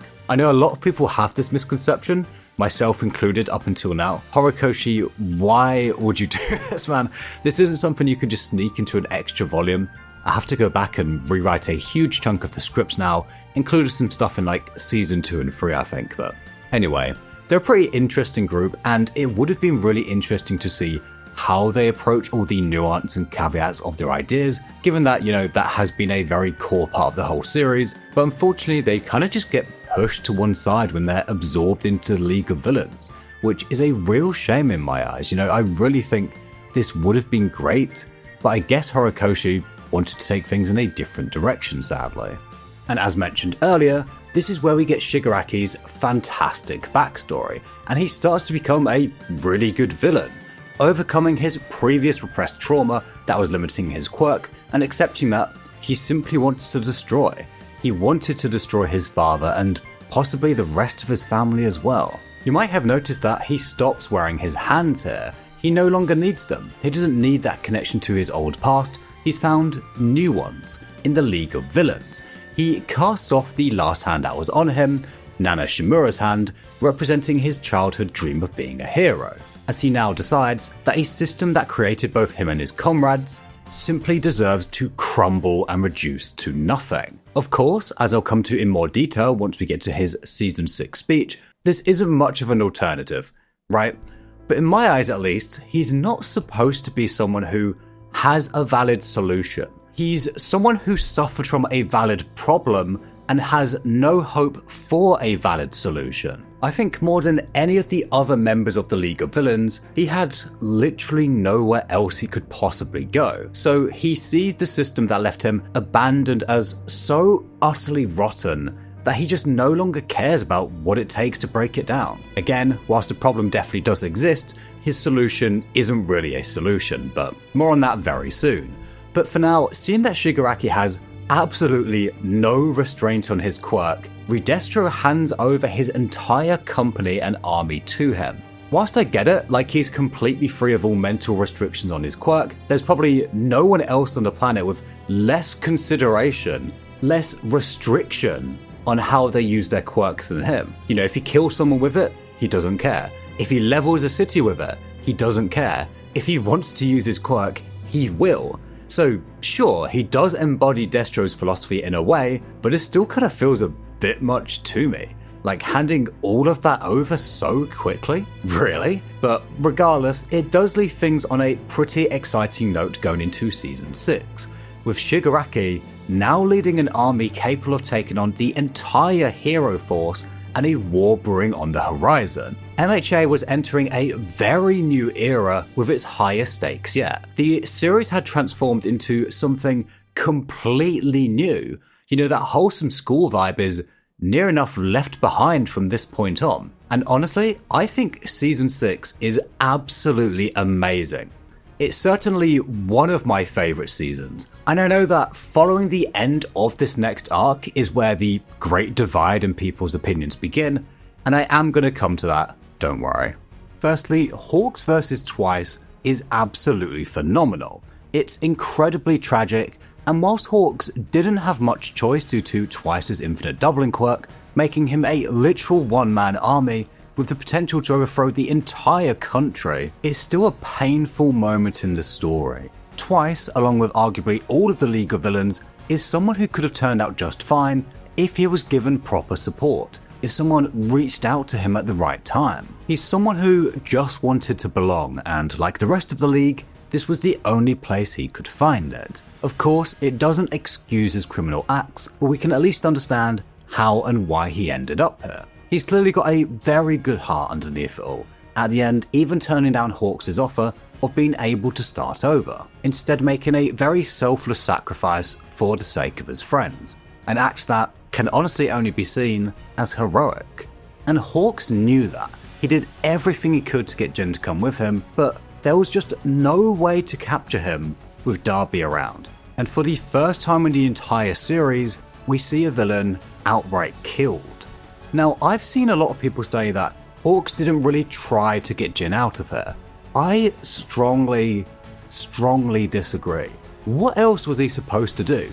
He's got cameras on him 24/7, so it's not as though he could have done that much more before this without compromising his spiral, which would have potentially led to the complete destruction of society. You know, it's only because of him that they were able to shut down the Doctor's lab and prevent more Nomus being created, and of course, Shigiraki awakening at full power. I really don't know what other options he had. You know, in his own words, Darby's quirk is the worst possible matchup for me, especially in such an enclosed space. He barely got out of this in horrendous condition, right? He wasn't even able to speak, and that was from killing Twice. If he tried to capture him, he would have died.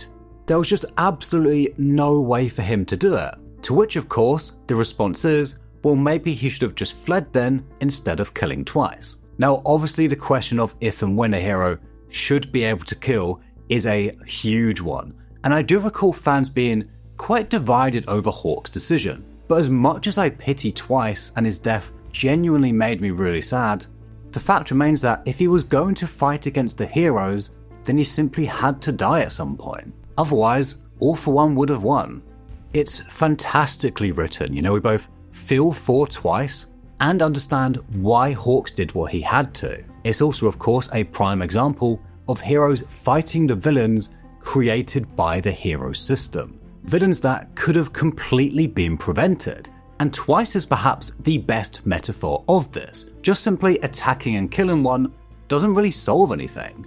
It's the very root cause that the heroes need to address to stop more being created. It's why he went over to the villains that they need to understand and prevent in future, because he could have just as easily ended up as a hero and been a great asset for them if proper safety nets were put in place for people like him. But Hawks, of course, works for an organization not really interested in that. They tackle the symptoms, not the cause. And it would have been really great to see if and how he changes things once he takes over in the epilogue. But for now, this is a fantastic fight. Although one that I do think Hawks probably should have reflected on a little bit more by the end of the series, besides just one or two lines about how Jin was a great guy. But Anyway, I'm going to skip the rest of the raid on the hospital because nothing too significant happens up until Shigiraki's awakening. Miruko's cool, and it's kind of terrifying to see all these high-end gnomes in one place, but I've not really got anything more to say. But this is the moment that well and truly marked a whole new era for this series. The apocalyptic feel of watching an entire city and beyond crumble into nothing was honestly jaw-dropping. We've had 5 seasons with nothing remotely on this scale of damage, with the closest being All Might vs. All for One. But this was on another level entirely. It was the start of the long-awaited societal collapse the series has been building up since the very beginning, and the manga has some of the coolest art I've ever seen. It handles the sheer number of people really well for the most part, with maybe a small gripe about how the MLA are kind of just pushovers, but that doesn't really detract from the arc as a whole. Everything with them trying to stop Gigantomachia is cool. Again, give the sidecast a nice chance to shine. I've got nothing but praise for the first half of this arc. We then get a really interesting part of Shigiraki's speech to the heroes, where he forces them to confront all the problems they'd been sweeping under the rug. There's a brief bit of him telling Endeavor, "You people hurt your family in order to save people you don't know." Obviously, Shigiraki has no idea yet how dead on the mark he was with that, but I'm not going to focus too much on that. He calls out how they pretended not to see those they can't protect and swept their pain under the rug for generations.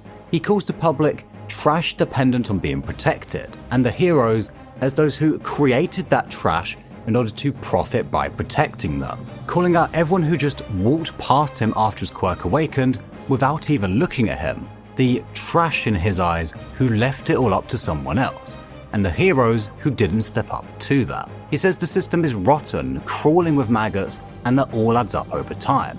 The public leaves everything up to the heroes, who in turn kind of need villains to be able to maintain their position. They need to have this pristine image where they can do no wrong and where everything seems fine in order for the public to have faith in them, even if that comes at the cost of certain people. In his eyes, they selectively save people, opting to resolve the threats in the public spotlight instead of the smaller, domestic or systematic suffering. He's a necessary voice who doesn't allow the society to just ignore the problems it has. Something I mentioned with Stain is that whilst of course he was wrong to start killing people, obviously, the fact remains that this was the only way he could get the world to listen to him.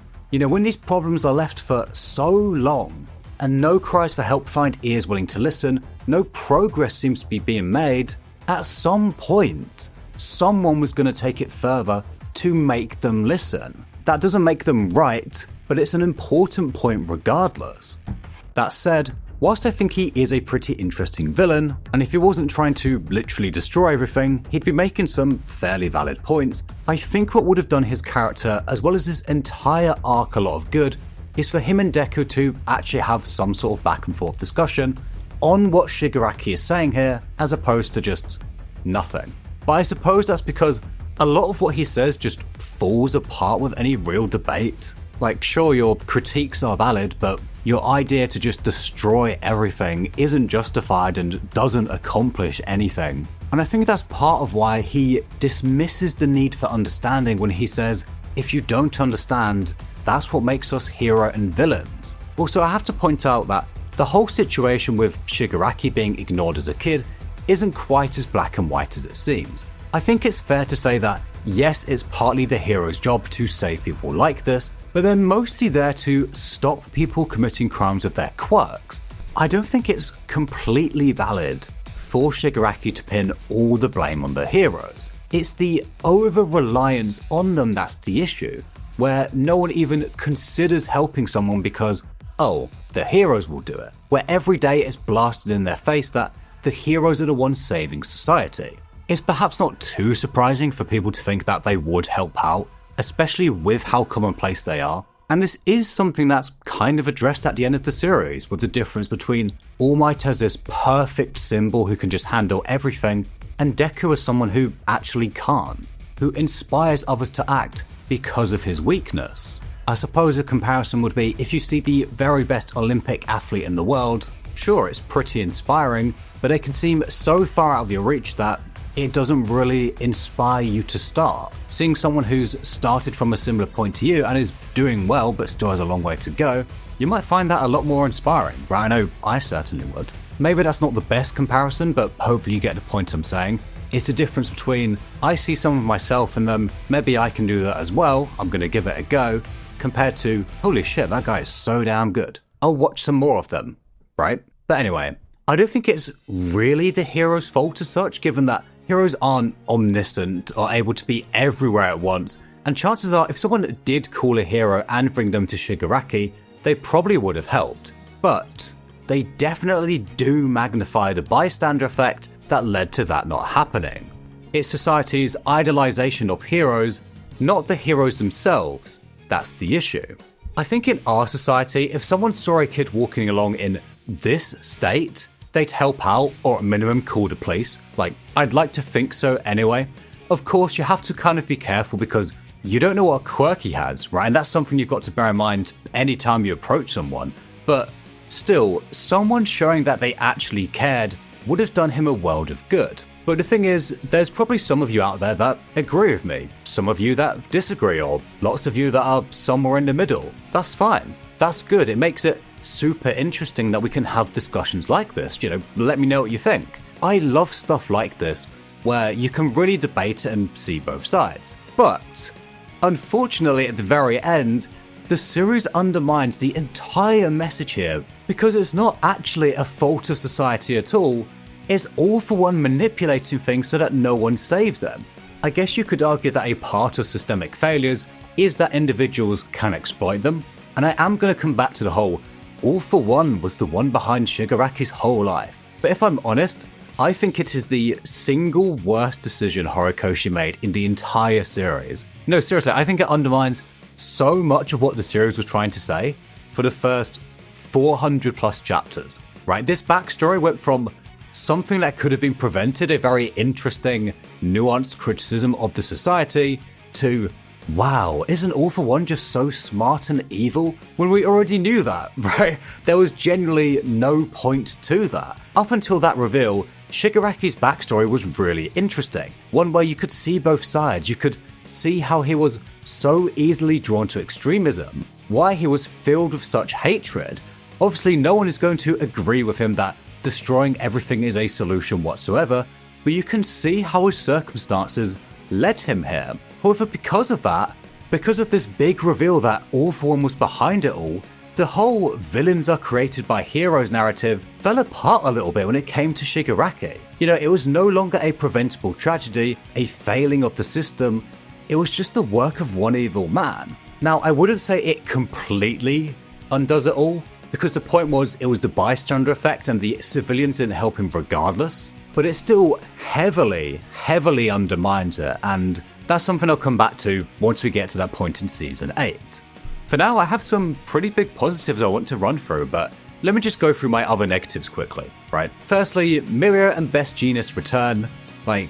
Okay, I love both their characters, they're both super charismatic, a ton of fun to watch, but this was done in such an underwhelming way. The later explanation for Jeanist felt really off too. Preserving him at the villain's hideout until Hawks could revive him? Would they really take that big of a risk with the number 3 hero? I'm not at all a fan of that. It feels like a classic MHA fake out, which starts to get really annoying by the end of the series. Also, Midnight's death was handled really strangely. I honestly wasn't even 100% sure that she was dead until they confirmed it later on, and it just never really comes up properly, the fact that one of the teachers has died. There's a point later on where a villain randomly brings it up in the most bizarre, contrived way, but I'll come back to that. Finally, this arc really highlights MHA's issue with just bringing up temporary stakes for them to be minimized in really lame ways. Gran Torino not dying here was crazy, and he doesn't even really do anything from here on out either, so I don't get what the point was. Deku's arms again feel like they're guarded by plot armor.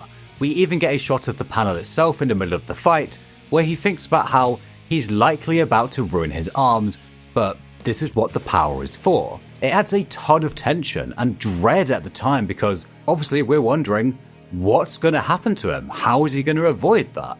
What are the consequences of this? Is he going to have to only fight with shoot style in future? But it's kind of brushed under the carpet afterwards. Yes, I know he goes into a coma, but he gets out of that soon enough and nothing permanent has happened to him, despite us being warned that it was going to. And yes, I know they explain it with Black Whip reinforcing his arms, but it still feels quite cheap to me, especially when this has happened multiple times. And I don't recall there being anything hinting at the fact that he's found the solution up until now. But anyway, with that out of the way, time for some positives. Firstly, Darby's dance. We all knew he was Endeavor's son realistically, but holy shit did they nail the execution. I think the author knew that, everyone expected it, everyone kind of saw it coming, so instead, he shifts the focus onto the consequences for the other characters, and we immediately know as soon as that video starts playing that this is going to be the end of Hero Society as we know it. With the massive damage Shigiraki has done, on top of Hawk's and Endeavor's crimes now being revealed, this is clearly going to be the final straw. As with the rest of the league, whilst he does point out a flaw in the Hero Society, namely that the huge rewards of being a top hero would inevitably result in things like quirk marriages and people seeing their kids as tools to achieve that, but he also isn't one bit justified in going around burning people. And that part is super important. Darby places the blame for all of his actions on Endeavor, as though he is justifying it to himself and everyone else that way. You know, in his speech he says, "I've killed over 30 innocent people in cold blood, and today I'd like everyone to know exactly what drove me to such despicable acts." When you compare this to Shoto, especially after the sports festival, his focus was on how to define himself afterwards, who he wants to be and how he's going to move past his father's abuse. He's more focused on healing and moving past it. Darby, however, became utterly fixated on Endeavor and saw no other way forward for him besides destroying his father. These differences are of course represented in their quirks, with Shoto learning how to balance both sides of himself, becoming warmer and more open to connection with those around him instead of just ice cold like he was initially. Darby, on the other hand, is pure destruction even at the cost of himself, with every use of his quirk damaging him and causing him pain. A stitched together body that's barely holding itself together with pure hatred. Endeavor later says, "It's my hell flame that's within you." Much like Endeavor, he sees the rest of the family as mere tools to a goal. In this case, the destruction of Endeavor himself. I really like the way his quirk reflects this too, initially appearing to just be Endeavor's, just destroying and burning, but later on revealing a small hidden part of him that takes after his mother, the more vulnerable side that only wanted to be loved and looked at, but was never visible beneath Endeavor's raging fire. Of course, it doesn't help that following Darby's near death and time in a coma, he was basically isolated, whereas Todoroki was surrounded by people like Deku who helped him through it. It gave him a whole new view on the situation instead of just being consumed by hatred, whereas Darby had absolutely no one, just left to dwell on all these awful negative thoughts. Shoto had a bright future as a top hero. Darby, with his body on a time limit, had absolutely no sort of future for himself.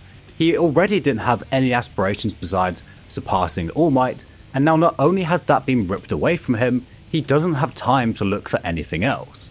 I'll come back to him in a few minutes though. Returning to the fight itself, another big positive for me was Bakugo's development. Admitting his weakness and inferiority complex was what led to him bullying Deku, with All Might calling out his desire to atone very explicitly, calling out the parallels to Endeavor. He doesn't attempt to make excuses or downplay what he does, nor does he ask for forgiveness. He also knows he can't undo any of his past mistakes and can only try to make up for that. Not only that, he's now seemingly fully moved past his main character complex. Rather than trying to take on Shigiraki alone, he uses his quirk to lift Endeavor, who's far more suited for trying to finish him off, into the air. He shows genuine concern for Deku and his overuse of his arms, and of course, much like Deku at the very start of the series, moved before he could think in order to save someone. The very same drive All Might identified in Deku that made him worthy of inheriting One for All. It's a brief moment, but marks a huge step for him. More on Bakugo once we get to his apology in the upcoming arc though. Besides a few issues I mentioned earlier, I think this is one of MHA's best arcs, with incredibly intense action and some brilliant character moments, but honestly it's the raw atmosphere of what follows that really completes it for me. The widespread destruction, the sheer number of injured people, kids even, just begging for help, the doctors having to decide who they can save whilst leaving others that are beyond that point. It's horrid. It truly feels like the apocalypse, and the heroes are even giving up for the first time in the series. The morale of the heroes is taking an equally heavy hit, and they have absolutely nothing to show for it. No way to reassure the public that they're able to protect them, leading the final breaking point that plunges the country back into chaos, when the civilians begin to trust themselves more than the heroes when it comes to protection. In a way, it at least partly validates both Stain's and the PLW's critique of heroes. That one, they're fake, they're not cut out for the role once it gets truly tough, and two, that the heroes in their incompetence shouldn't be the only ones allowed to use their quirks. Of course, we know that there really wasn't much more they could have done, and this is the absolute worst time imaginable for the public to be turning on them, limiting their ability to respond to the attack we now know is coming, which only adds to the desperation of it all. I loved the tone and the atmosphere of the fallout, and I would have loved to spend a lot longer here, watching the domino effect of the rising distrust in heroes, the unease grow as the heroes retire, and how quickly things spiral out of control. This is what the series had been building to since the beginning, and I do feel like we move on a little too quickly from it. I think it honestly would have been fine to have a mini arc here of the heroes just trying to manage this before we go straight into the dark hero arc, just of the heroes trying to manage this. Deku weighing up that decision a lot more. Especially as my number one critique of a lot of these Season 7 fights, which conclude many of the League of Villains character arcs, is just this needed a bit more time. But for now, we get the long-awaited moment where Endeavor has to face his wife again. Or surely ex-wife by this point, right? I feel like that's never actually clarified, but anyway. We get even more Todoroki family lore, seeing Endeavor's descent into absolute insanity as All Might's success is blared in his face, as well as how Toya inherited flames even stronger than Endeavor's, but a body built to withstand cold, not heat. How he lights a fire under Toya to surpass All Might, telling him he could do so one day, praising him for the strength of his quirk, only to abruptly tell him to stop and withdraw all affection and attention towards him, before effectively replacing him by having more children. From Toya's view, his father's acknowledgement was entirely conditional on his success, with the only time he managed to get his attention from here on out being when he came back covered in burn marks. It's not hard to see how this messed young Toya up, especially when he can't exactly get away from hero culture and his friends at school, who all wanted to be one. I think when Darby later tells Endeavor to look at him, he meant that quite literally. Once Shoto was born, the rest of the kids are basically ignored, treated as failures. And one thought kept going through my mind during all of this. Why? Why was Endeavor so set on surpassing All Might? Why was it so important that he'd gladly live vicariously through his children if they took the number one spot? That he'd go to such extreme lengths for it? Why on earth was he so obsessed with it? Well, remember that line I touched on earlier? You can't help what you wish for. Like gentle criminal Deku and Shinzo, he had a drive for it that he simply couldn't seem to quench. But of course he absolutely should have, As I said earlier, that doesn't excuse acting however you want, and it doesn't mean you should chase it forever. I found this a strangely refreshing message after seeing 1,000 different anime talk about the importance of never giving up. Sometimes it really is a good thing. Nothing good came of Endeavor refusing to accept that he couldn't surpass All Might, and he knew he couldn't. He says something at some point along the lines of, "The harder I worked, the more clear it became just how far ahead you were." And in that case, honestly the best thing to do would have been accepting it and making peace of it. Like, there's nothing wrong with being the number 2 hero. And of course, if he had put that aside and simply spent a bit of time with Toya, he wouldn't have gone to such extreme lengths to get his father's attention. He wouldn't be Darby. This was a fully preventable tragedy, caused by the burning ambition of one man to try and conquer the world of heroes, and it puts forward an interesting argument. Should the hero rankings actually exist? What do they accomplish?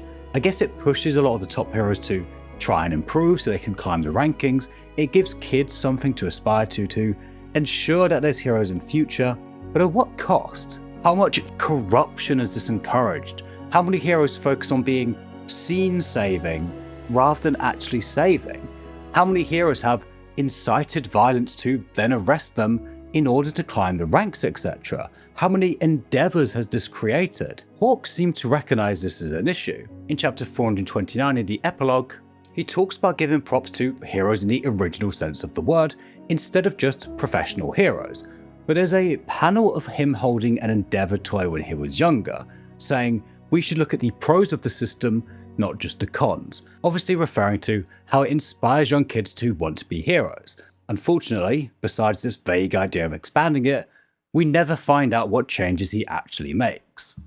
Cool. Moving along, there's also the reveal that Deku is likely the last wielder of One for All, which kind of disappointed me at the time, as I figured the story was going to end with him choosing a successor, but it's not a huge deal. He then reveals the secret of One for All to his class and leaves them behind, beginning MHA's incredibly divisive final act as we see an exhausted, battered Deku leave UA behind. And I'm just going to be honest here, I think this is the coolest fucking thing ever. I know people have issues with the execution of this arc, and I'll come to that, but I doubt anyone is going to claim that the premise here isn't just so damn good. So good that the main issue people had with this arc was that they didn't think it lived up to its sky-high potential. And honestly, although I do really like the arc, I agree. I think there was quite a bit of wasted potential, especially on two main points.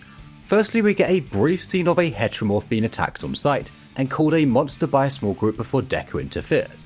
The discrimination against heteromorph has very lightly been touched on up to this point, but I really think this needed a lot more time here. It's mentioned later on that they were turned away by shelters, which is obviously a huge deal, but this whole plotline is honestly really badly handled, as I'll come to in Season 7. Secondly, and more relevant to this arc itself, at the start, we see Deku completely toss aside Muscular by using his multiple quirks, which is pretty cool. Even though, yeah, it's maybe a little too sudden that he's so proficient with all of these quirks already, but that didn't bother me too much. What does bug me though, is before that happens he mentions how he's basically trying to learn about and understand Muscular. It seems as though the arc intends to force Deku to confront and learn about all of the societal problems he'd either been ignorant of or pretended not to see until now. Unfortunately, it seems like all the villains he runs into at the start are ones like Muscular, just kind of violent and evil for the love of the game.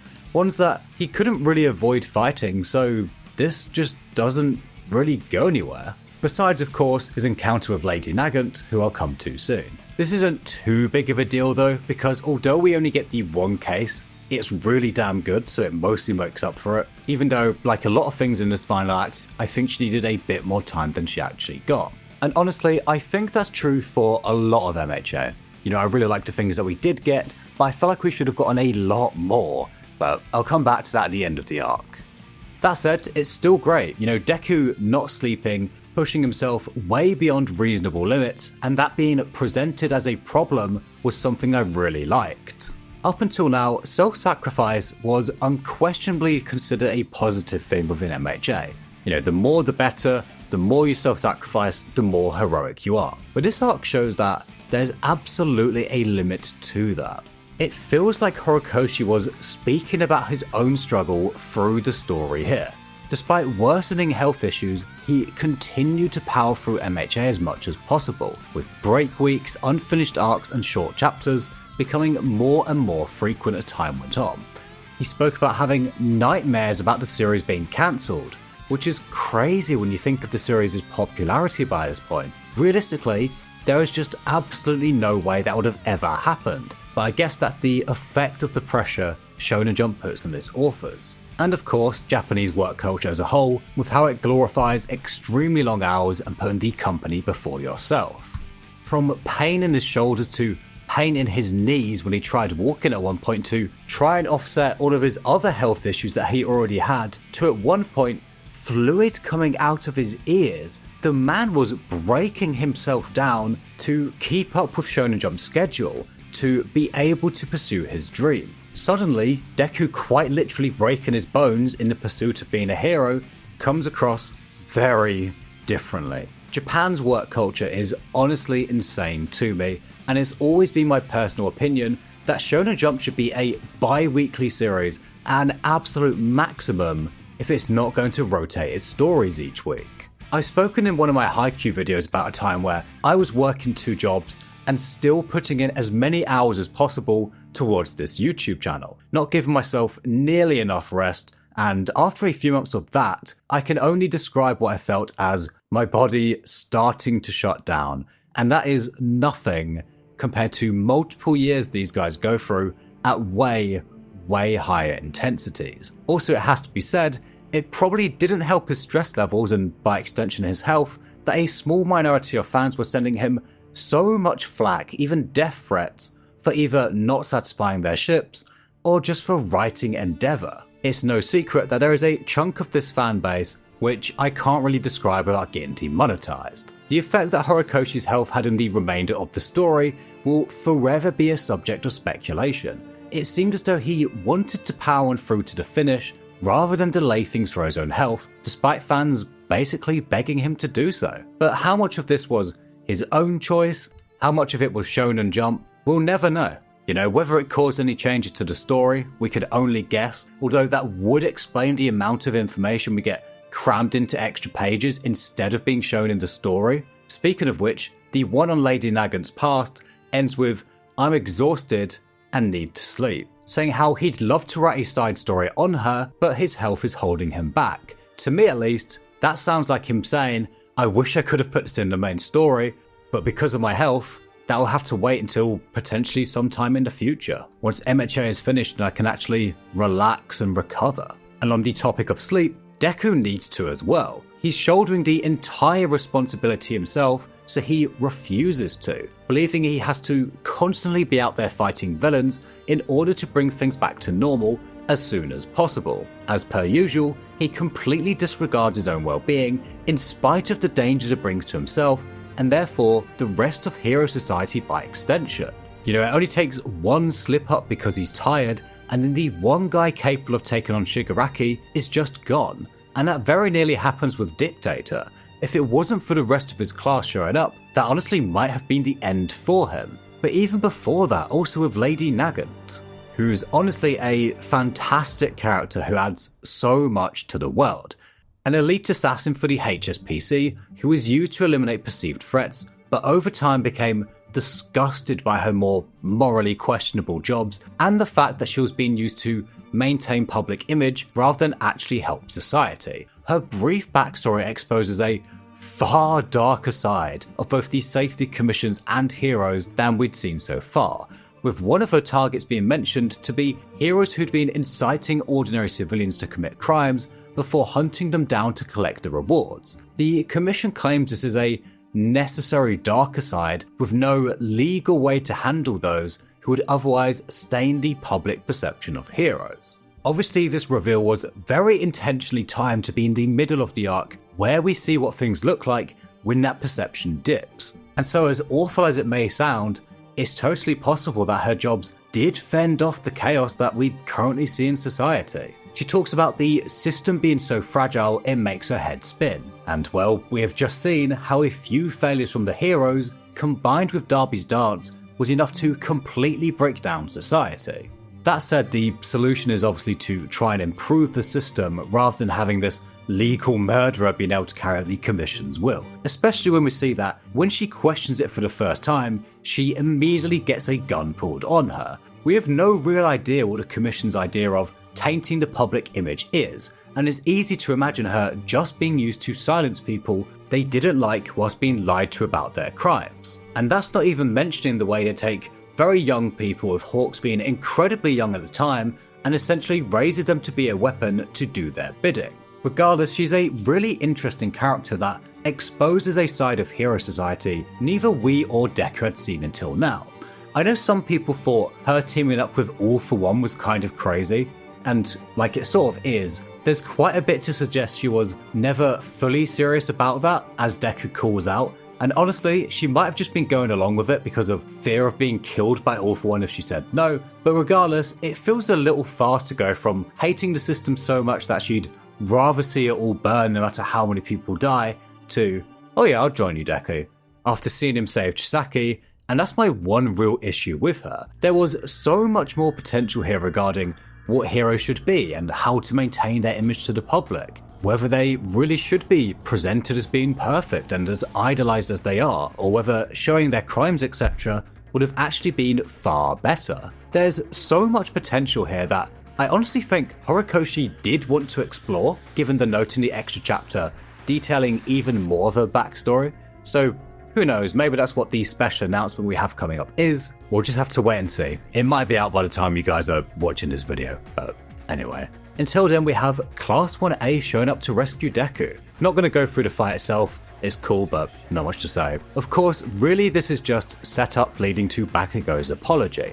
In front of their entire class, Bakugo bows his head, owns up to his bullying, all originating from a feeling of inferiority, and even though he doesn't expect it to change a thing between them, sincerely apologizes. And I do respect how he's not excusing it with his inferiority complex, just opening up about it, about a deep-seated insecurity that he wasn't ever a better hero than this quirkless boy, that even Deku had something he lacked despite his quirk. It does a ton for Bakugo's character.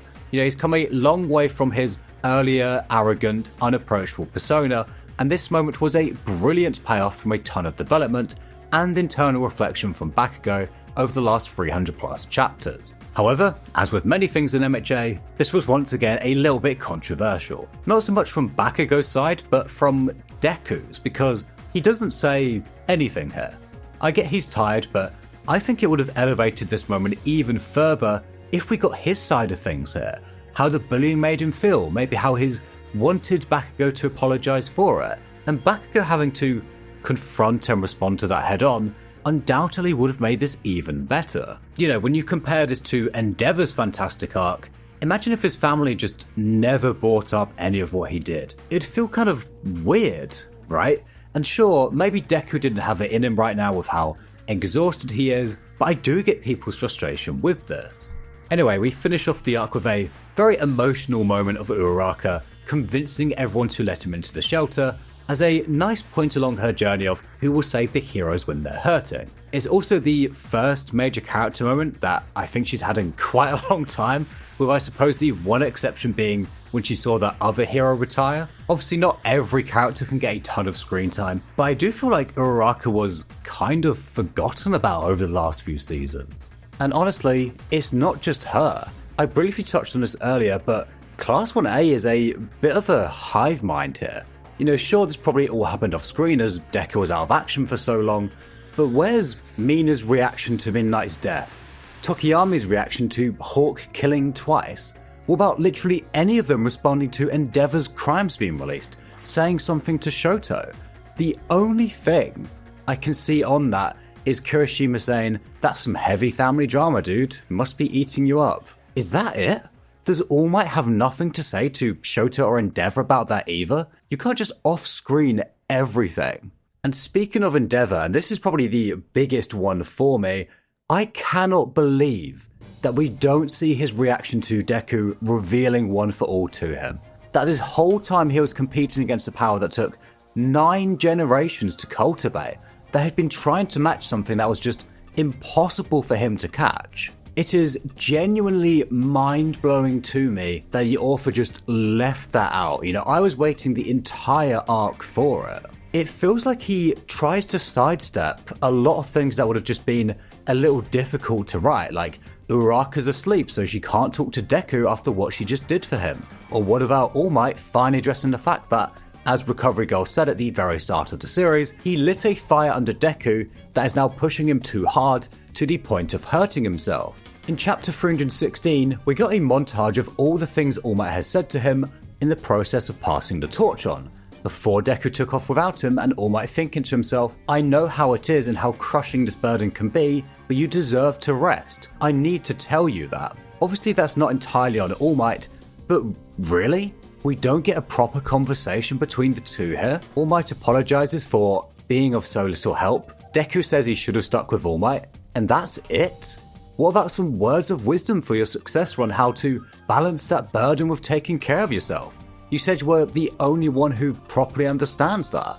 What about just anything at all about how Deku's pushing himself too hard? Sure, the rest of the class have kind of done the latter, but a reminder that All Might said he would dedicate himself to mentoring Deku, and just doesn't remotely do so here. And so this is where I have to take a step back and say that, whilst I do really like what we did get in this arc, when you look at what we didn't, but absolutely should have, there's some big issues here. And honestly, I think seeing a funeral for Midnight would have done a lot for the atmosphere and just giving things time to breathe.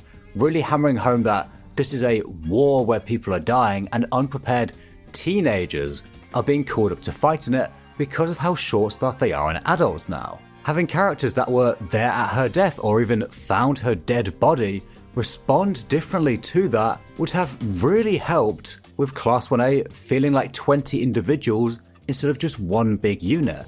I think even one chapter of that would have done so much for this arc. It feels very sorely missing. Also, one thing I just remembered now that I've actually finished the entire script, but I couldn't figure out where else to put this in. All For One not taking Overhaul's quirk here is nonsense. He knows exactly what that quirk does, as we find out later, and could have used it to repair his body. It's perfect for him. It's one of the strongest quirks in the entire series. Overhaul has no arms and can't use his quirk right now. It would have been incredibly easy for him to take it. Also, I don't know what the point of actually bringing Overhaul back was, but anyway. Little plot holes like that aren't the end of the world. They're kind of just an annoying nag in the back of your mind, but things can still work. The complete end to Class 1A's dynamics though, the huge range of interesting, lovable characters that were such a huge part of the show's initial appeal, just completely breaking down, All Might feeling like he's completely out of character. I felt very disappointed by the aftermath of it all here, if I'm being honest. Again, it keeps coming back to that one single point each time. It needed more time, specifically more downtime. You know, remember how I mentioned that MHA's old structure of switching between downtime into its highest stakes yet? We skipped out on that here, and I feel like the story really paid the price for it. And we're not getting it after this either, because it's Stars and Stripes time. Although, pacing aside, on first watch through, the build up to this is hype as fuck, I can't lie. Shigiraki's timer is running down, so All Might puts out a request to the entire world out of desperation. It's a cool reminder of his time and influence in the US. We also see All For One's influence across the world, and then we cut to a scene of this insanely buff woman standing atop a fleet of fighter jets above the cloud. It's incredibly cool, right? It is, however, another prime example of MHA just kind of rushing into things without the necessary setup. Like, where on earth has she come from? There was zero build-up for this whatsoever. She's given a kind of very obviously retrospectively added backstory where she's just kind of shoehorned into one of the kids in a film that was in it for like 2 seconds in the background. By comparison, when you look back through the story, seeds were sown for future arcs before we got there. You know, Shigiraki was seen outside the UA gates before he appears. Stain was introduced during the sports festival when Ida got a call about his brother. All For One was shown before he turned up to fight All Might. They were all introduced before they started to actually make moves. But there's none of that here. It's just, hey, here's the USA's #1 hero. It's so unbelievably fast. But in spite of all of that, and I'll probably get flack for this because I know how much people hate this arc, and I do think the criticisms are very valid, but I actually don't hate it. Obviously, the introduction is really damn cool and seems to be about to launch the series towards a incredibly ambitious scale, involving the heroes and politics of the entire planet, pitting technology against quirks and making another critique about how the over-bureaucracy of the Hero Society can maybe get in the way of what needs to be done, through the deployment of heroes being slowed down due to the paperwork required and All For One's influence. This all blew my mind when I was reading it weekly, and so yeah, it felt a bit weird that she was never mentioned until now, and I was a little concerned of how quickly MHA was moving through things. I still felt incredibly excited to see what happens next. And you know what? I have a lot of issues with Season 7, as I'll come to, like, quite a lot. And as mentioned, I do think there's extremely valid issues with this fight, but I still like it. Now again, if you've only seen the anime or just never really got involved with the manga community at all, you might be very surprised to hear me say that this arc was unpopular. But I have honestly never seen so much hatred towards an arc in my life. People hated this when it was releasing weekly.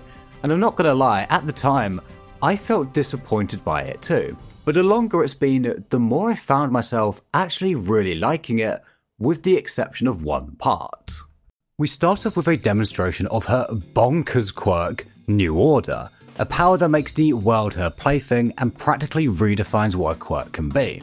A lot of people just didn't like this. They thought it was way too ridiculous compared to the quirks we've seen so far, which honestly, fair enough, but I quite like it personally. The fight starts off as an absolute blast, feeling like a true clash of the titans. The visuals in the anime are incredible. Honestly, it's great, right? And I do actually like the way Shigiraki works around the limitations of New Order. It feels like it all makes sense. You can see him figuring it out, working out the details, etc. The first half of this fight is so much fun. Shigiraki surviving her declaration that his heart would stop on account of his identity being unclear felt pretty cheap, but whatever, right? This was all way too cool for me to be that bothered by it, especially as I did actually find myself really feeling for the character as she makes a heroic sacrifice in order to save the world. But then this ending of New Order will rebel against other quirks, I just can't get behind this. You know, for one, the fuck does that even mean? Like, how does she know this would work? And yes, she clearly did know, because otherwise she wouldn't have taken the risk and would have said something like, New Order can't be stolen, instead. But how is she now removing his quirks when 5 seconds after this he then says, I can't dispose of quirks myself, I have to give this to someone else? Why can Star do that, but All For One himself can't? And obviously, all this results in is a bunch of unnamed quirks being removed and delaying the time needed for his body to fully recover, which could have just been written that way in the first place. This has led a lot of people to call this a pointless arc. Whilst what I mentioned is true, and it does kind of bug me, I don't think this arc is technically pointless. For one, it showcases Shigaraki's new strength. Of course, we already kind of knew that from the previous fight, but it definitely elevates things even higher here. But the main thing this arc resolves is when it comes to the explanation of All For One is slowing down the release of the world's heroes. I found that a little hard to believe on its own. You know, that not one country was free from his grasp or just happened to get a hero out in spite of that, whereas even America's #1 hero died to him, so we don't see it being worth risking our top heroes for, is a much more convincing argument. Although, there's a fair case to be made here that there was basically nothing to suggest that international help would ever arrive anyway. Arguably, all that needed was the line about how they're all secretly trying to gain Shigaraki's favour instead, but I think I prefer this personally. Regardless, it's still a very bizarre arc when you look at its context within the story, with absolutely no build-up or lasting consequences that weren't just solutions to unnecessary problems that could have been written not to exist anyway. The unnamed quirk she destroyed could have just not existed. The fact that he was going to be ready in 3 days, he could have just been ready in 10 days, right? It is a very strange, disjointed arc, but I just don't find myself hating it the way the majority do. You know, honestly, besides the ending and the fact that I think it needed quite a bit more time, I really like it. You know, I think it's just so cool that I still like it in spite of all of its flaws. But moving on for now, although, am I missing something, or shouldn't there have been a bit of a language barrier between these two? All For One probably has a translating quirk, to be fair, because fuck it, why not? He could do everything, he's All For One, right? Anyway, I'm just going to be upfront now, as you might have been able to tell from that. I think Season 7 is probably the one I have the most problems with. I'm generally positive about Season 8, as we'll come to, and a lot more positive on the ending as a whole, but I can't pretend that this season didn't mishandle quite a lot. However, as mentioned, this is of course a series with a billion different angles you can see it from, and I'm not at all claiming that I've considered all of them, or that what I'm saying is an objective or correct view at all. By all means, if you disagree with me, do let me know, as you probably have a very valid point. Just, be civil if you do. Alright, starting with the traitor reveal. One of the biggest mysteries in the series that honestly felt forgotten about by the author despite being obsessed over by fans. As mentioned earlier, the Yui traitor was supposed to be revealed back in Season 3, but due to poor approval ratings, he had to speed through the arc to get to All Might vs. All for One, leaving the mystery up for speculation for years. Honestly, it'd been left so long that I genuinely thought the writer just decided to abandon the idea. And I think that delay is a huge reason of why this just felt so underwhelming. It had been so long that it was hard to feel like it mattered at this stage. I don't know how it could have worked, but I think even if it wasn't his initial intention, at this point in the story, the traitor needed to be an actual traitor for it to be relevant at this stage, for it to carry any weight at all. Especially when the way we find out isn't through seeing him actually carry out an act of betrayal. We never actually see that, which doesn't really help either. We just see him talking to his parents about it. And even now, even knowing he's the traitor, I still just don't see him as one because of how it's handled. There's basically zero fallout from it. Everyone gets upset and annoyed by it for like 5 minutes before quickly moving on to forgiving him and the plan to trap All for One. And it does feel kind of believable for Class A to act that way at this stage where they've all known each other so long and now understand his circumstances, but it also just cuts any real weight from it. It's not like there was ever any real question of him going through with the plan. Sure, he mentions that he's scared, but did anyone seriously doubt for a second that he wouldn't help them out here? I don't think it's horrendous, and given that he did have to change his plans, he did an okay job with it, but it definitely falls very, very flat. Especially with Aoyama being a character with basically no dynamics with anyone besides Deku. Right, I know that a lot of people don't like the way that Class 1A all react exactly the same here. I kind of touched on that earlier.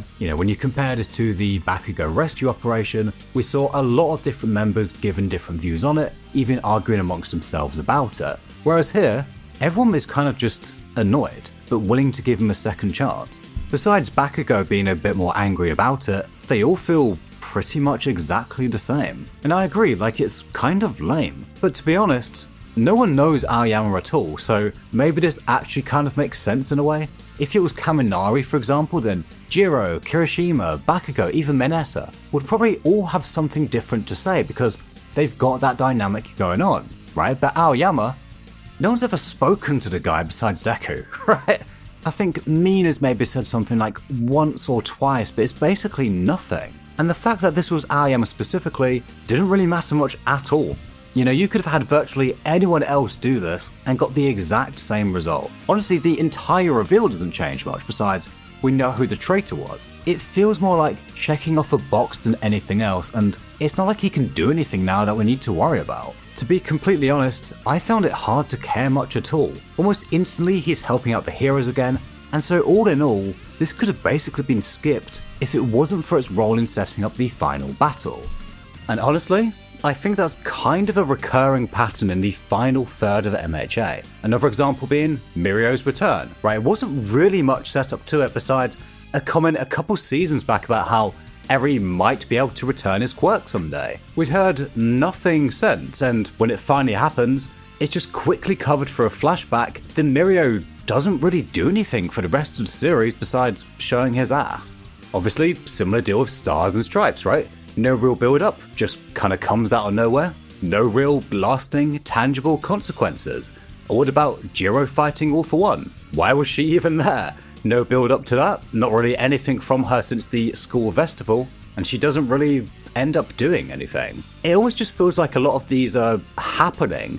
They're isolated little events that don't really carry a ton of weight, or even impact the story much at all. I'm aware this is a very cynical view, but this is what really makes me think Horikoshi was just trying to wrap things up as fast as he can because of his health. It's almost like we're shown the plot points he had planned, rather than building up to them and exploring the consequences of them.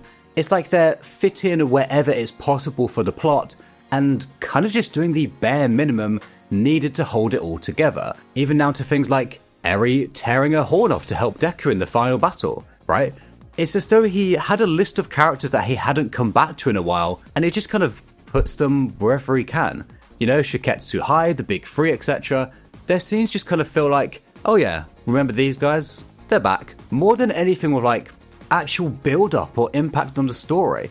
You know, Gentle Criminal and Lady Nagant's Returns are both great examples. They're both brilliant characters, right? Some of the most interesting villains that the series has, but their return feels kind of empty. I really think we just needed one more arc in between the Dark Hero arc and the final war, just to prepare these moments a bit more, make them feel like the payoff to something besides just a silent wait with no mention of that character. But we'll come to those moments once we get there. Getting into the final war itself, I feel like the quirks available are actually used pretty well to kick things off.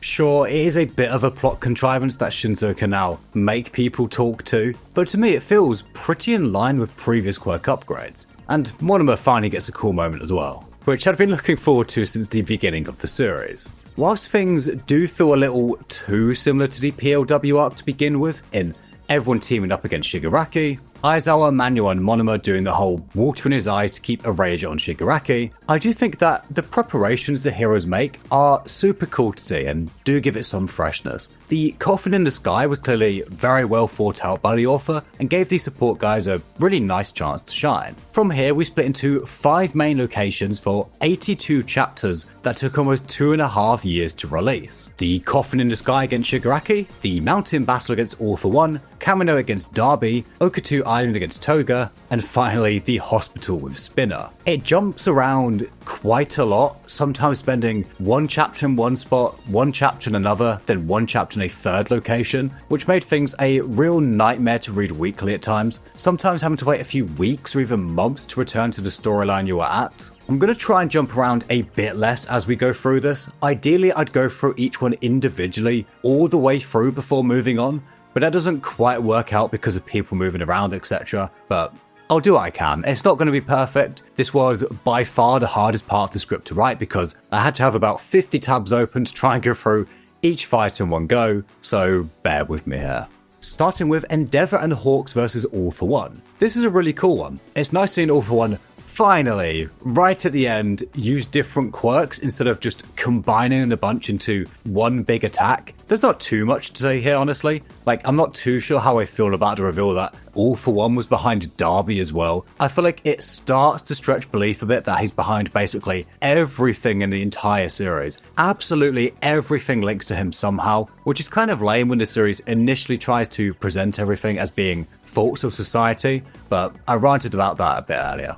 I really like Endeavor reminding himself that he can't use All for One to excuse his own actions. He can't just focus his anger on him and act like he didn't do anything himself. We also finally get a glimpse of why he became a hero, as well as him fully confronting the weakness within. The parallels to Bakugo being even more prominent than ever, with him fully admitting to himself that it was all caused by his inferiority complex in feeling like he couldn't match up to All Might. Also, interestingly, the way he grabs his younger self here really reminds me of how All for One grabs the second user's neck. I've not really been able to figure out what, if any, significance there is to that though. Much like in the Nomu fight, Endeavor is fighting against someone he can understand, someone whose hands ruin people's futures. His final prominence burn, of course, doesn't work out as All for One saves himself with a rewind bullet. The way rewind works is highly questionable because it's now the opposite of how it worked for Eri. Before it undid the damage Deku took,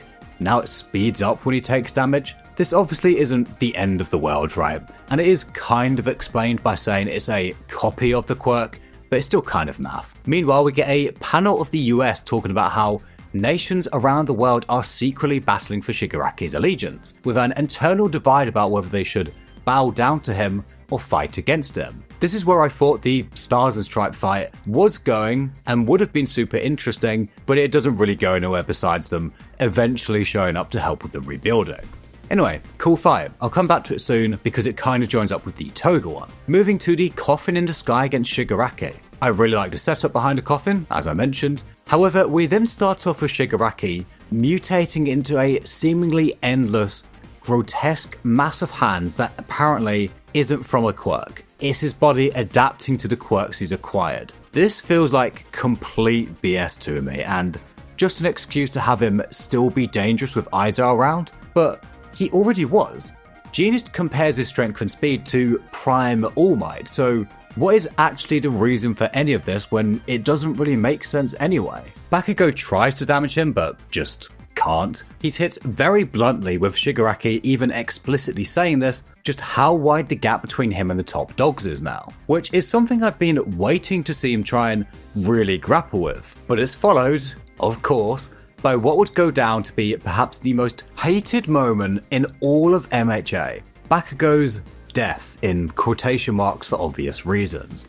Alright, let's just get this out of the way. So, the anime does a fantastic job of making this incredibly emotional and gut-wrenching, even knowing ahead of time it's not permanent, right? But I think when this was released in the manga, we all knew, in spite of Genius claiming that his pulse has stopped and his heart has been ravaged, that this just wasn't gonna stick. I feel like we'd all fallen for enough fake-outs by this point to know that this just wasn't happening. Especially once Edgeshot mentions that, oh, I can make myself thin enough to patch up his organs and become his heart. Now, I remember seeing a lot of comments say that Edgeshot having a skill like this came out of nowhere. I actually don't completely agree with that. We've seen 2 instances of him demonstrating solid knowledge of how his quirk can be used to affect people's organs. And I think that's actually both times we see him fight. Firstly, in the raid on the villain's hideout in Season 3, he says he messes around with their insides to knock them out without causing permanent damage. Also at some point in the Paranormal War, I don't remember when, forgive me, but he strikes for a whole bunch of people, then tells them, I've done just enough damage that you'll live if you stay still, but not if you move around. So I don't agree this comes out of nowhere. He's clearly got a lot of experience with messing with people's organs. It's probably something he's quite used to doing. But there is a huge difference between the examples I mentioned where he knows how much damage he can do and outright reviving someone. And yes, a reminder, it was said that his heart stopped. It wasn't that he was still alive, he fully died here. And I can't really defend this at all. Especially when the way he comes back in the end is through a drop of nitroglycerin restarting his heart. Are we serious, man? What is this? Also, how and why does he have a bubble from wash to sterilize himself? Where was he keeping that? It's clear that he wanted to take Bakugo out of the picture for a while. Fine, like, nothing wrong with that. And so the obvious question here is, why not just have him be knocked out instead? That would have been way more believable than all of this, whilst still keeping him out of the action for a bit. And the only answer I can think of is simply to add a bit of shock value, to have a cliffhanger at the end of a chapter, a bit of fake tension. Like, generally, there's no other reason not to have him just knocked out here instead. I want to give Edgeshot a heroic sacrifice? Who asked for that? Sadly, as mentioned, these kind of fake-outs are a real pattern throughout MHA, and probably my biggest issue with the series. Of course, the second part of this discussion is, should he have died here? I'm going to come back to that once we get to his revival in Season 8, but I think that either way, either him staying dead here or not dying in the first place would have worked and would have been better than this weird in-between that we got. For now, Mirio shows his ass as a distraction because he literally can't do anything else to Shigiraki. Okay, man, like, why did we even bring him back at this point? Remember when this guy was the closest to number 1, including the pros, and now he's apparently useless?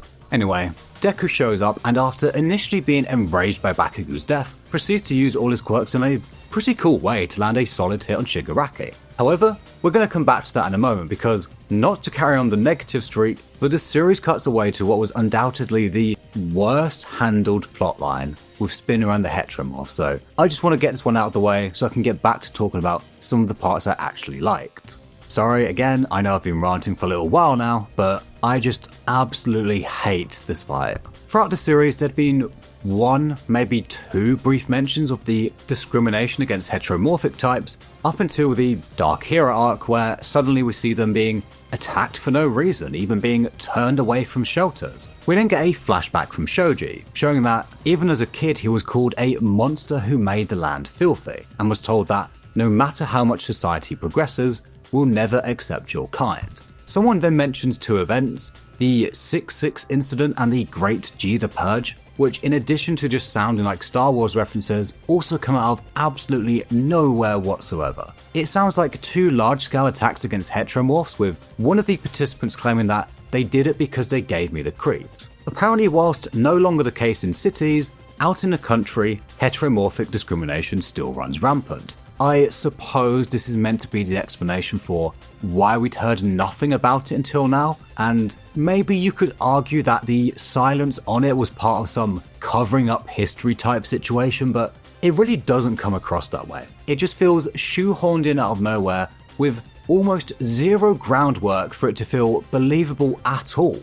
Also, we literally saw in the previous arc, where they were in the middle of the city, that shelters were turning away heteromorphs, so the story isn't even particularly consistent with this. Apparently, there was so much hatred this entire time that a giant mob would follow Spinner in a raid against a hospital. Okay, so why have we never seen that? Even just something like revealing Shoji's backstory earlier on would have gone a long way to not make this feel like a last-minute addition to the story. Yes, there was that brief bit of the creature rejection clan, but it's so short and feels far more like a one-off, throwaway group than an indication of a larger systemic problem. So both Spinner and Shoji have horrifying stories of being attacked when they were young by adults for absolutely no reason. This combined with the fact that heteromorphs were literally turned away from shelters in the cities makes their anger completely understandable. Generations of discrimination on top of everyone having their own personal horror stories, this is clearly a massive, complicated issue that is a very blatant comparison to real-world racism. And where does this very last-minute setup go? The riots suddenly stop because Shoji does a speech, then everyone goes, yeah, what was done to us was awful, but we shouldn't be violent. And that's it. I don't really know what the point of this arc was, if I'm completely honest, besides giving Shoji, Koda and Spinner a bit of spotlight. It raised an issue out of almost nowhere, then it didn't even really do anything with it. Making Spinner, the spokesperson for the heteromorphs, a brain-dead monster means that absolutely no discussion can occur between him and Shoji. Again, as I've mentioned, MHA has a real issue with actually expanding on the issues it brings up. And so nothing really comes up here besides violence bad. Okay, so what are they going to do instead? Is the series going to properly acknowledge the scale, depth and validity of their anger? Well, we get a couple panels of Shoji in the epilogue saying he's working on it, and that's it. I've spent way longer than I wanted to being negative about this series, so I'm just going to say that this majorly sucked is indicative of MHA's problem in this last third of lacking both build-up and consequences following some of its plot points, and I'm just going to leave it at that and move on. So I'm slightly messing up the order the fights come in, but I want to come to one that I'm actually more positive on, so I'm not just, ranting and complaining for 50 minutes. Darby vs. Shoto. I feel like I've said a lot of what I have to say on the Todoroki family stuff besides the epilogue already. I spoke earlier about Shoto's quirk symbolizing his acceptance of both parents and finding a balance of it all that doesn't harm him, whereas Darby's blue flames that hurt himself represent the way that his uncapped desire for Endeavor's destruction is harming even himself. And in this fight, that metaphor extends to Shoto calling down all the hatred and pain within the family with his ice. Darby takes out his anger on Shoto as though he's almost disappointed by the fact that the masterpiece that replaced him is seemingly not much stronger than him. Meanwhile, Todoroki steps up and acts essentially as a hero for his family. This was obviously extremely difficult for him, not just physically but mentally, and I have a ton of respect for him for deciding he'd be the one to fight Darby. I don't have much more to say on this besides it being extremely emotional and reminiscent of Azula and Tsuko's fight in Avatar, obviously the pair of them both being victims of their father, now having to confront each other.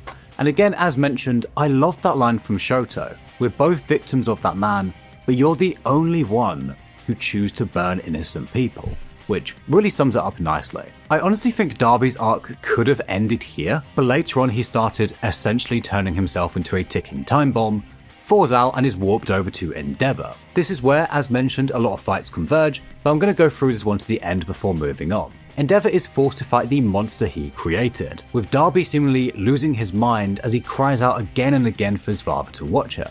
Endeavor takes full responsibility and once again lifts himself up into the sky to try to stop this time bomb hitting a ton of civilians. The entire family shows up, as Toya finally experiences what it's like to have them watching him, for the entire family to be together, and he realizes this was all he wanted. It was all he ever needed. It's an incredibly tragic ending, and it all just ends with Endeavor breaking down and apologizing for everything, whilst Toya continues to tell them all to die, including himself. Remember when this was a very wholesome series? I didn't expect MHA to actually go through with something like this. It's incredibly tragic. You know, everyone is in an absolute state, physically and emotionally, covered in burns, permanent reminders of everything that's happened, exhausted to the point of not being able to move. It's complete carnage. Not a single good thing comes out of this for any of them. None of them get the easy way out. Both Darby and Endeavor have to live with everything they've done. Obviously, things get even more depressing when we get to the epilogue, but I'll come back to that. Again, I feel like I've said pretty much everything I can say about this family already. I've spoken a lot about them, but I think this fight is really good. It's full of emotion. I like that the entire family works together here, instead of it just being Endeavor, as he's already had a ton of time in the spotlight. Overall, it's probably my favourite of all of these parallel fights, but more on this one once we get to the epilogue. Moving on to Toga and Uraraka.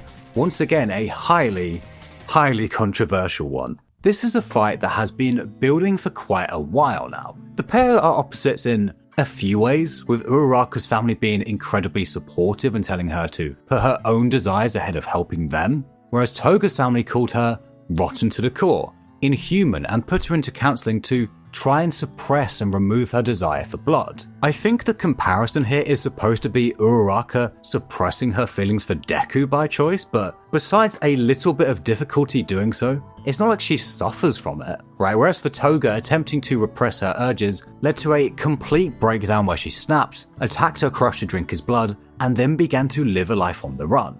Neither of these parallels feel that spectacular. I get that it's supposed to be someone who can fit into society really easily and someone who can't, but the only thing that really makes this dynamic much of anything at all is Uraraka wanting to understand Toga and Toga's jealousy towards her being normal. However, I do actually think that part is pretty interesting. There's quite a lot to say here. So Toga's morbid obsession with blood made it utterly impossible to fit in. For instance, she saw a dead bloodied bird as very pretty and simply couldn't understand why her parents were so horrified of her handling it.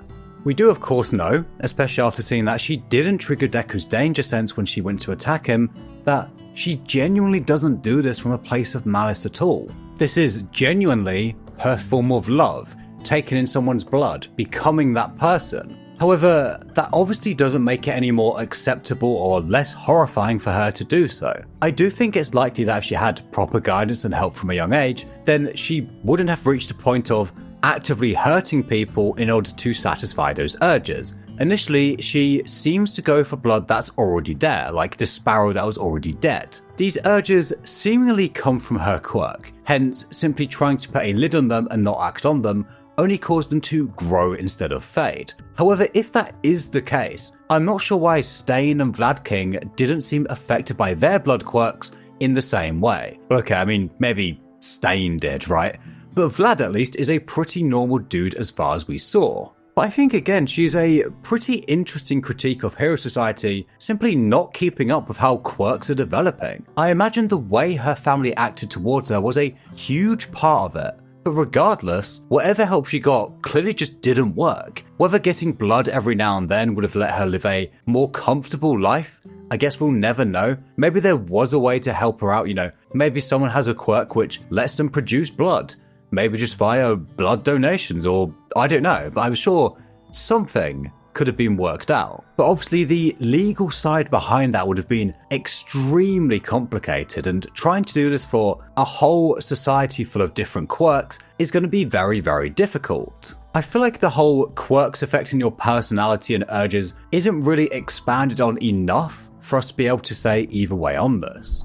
It would have been extremely interesting to see more of what her counselling actually was. The counsellor is portrayed as being kind of evil, from her perspective anyway. They mentioned that deviant behaviour is common in children with powerful quirks, that it happens all the time in modern society, and they'll be sure to iron it out. The impression I get is that, in general, it's not super helpful for people, but again, I feel like this is something that it would have been great to see this expanded on. My assumption is that they basically just told her it's not normal to do that, and got her to suppress that urge instead of understanding and addressing it. She mentions later on that her jealousy and affection for wanting to become other people so badly is what led her to drink all of their blood, and that maybe if she'd known kinda sooner, she would have had an easier time living in this world. I think the whole concept behind this and how to help someone like this is genuinely really interesting, especially when this is something that would not have ever occurred to the majority of heroes. Uraraka would never have been aware of this, never have even considered something like this, or that Toga could have been saved if she was helped earlier on.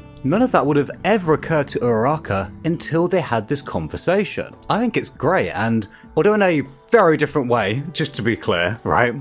The idea of not being able to conform to a normal that fits in is something I feel like I can relate to a lot. I know that sounds incredibly edgy, but just the whole, wondering why it seems to come so naturally to everyone else, wondering why it feels like there's something wrong with me because of that, etc. I didn't really like Toga for most of the series. I thought she was just this kind of typical crazy girl archetype that I really don't like. But she actually really surprised me here. I think this is a super interesting concept. And following on from that, I also quite like her line where she asks her parents about how she doesn't understand why everyone else isn't sucking blood too.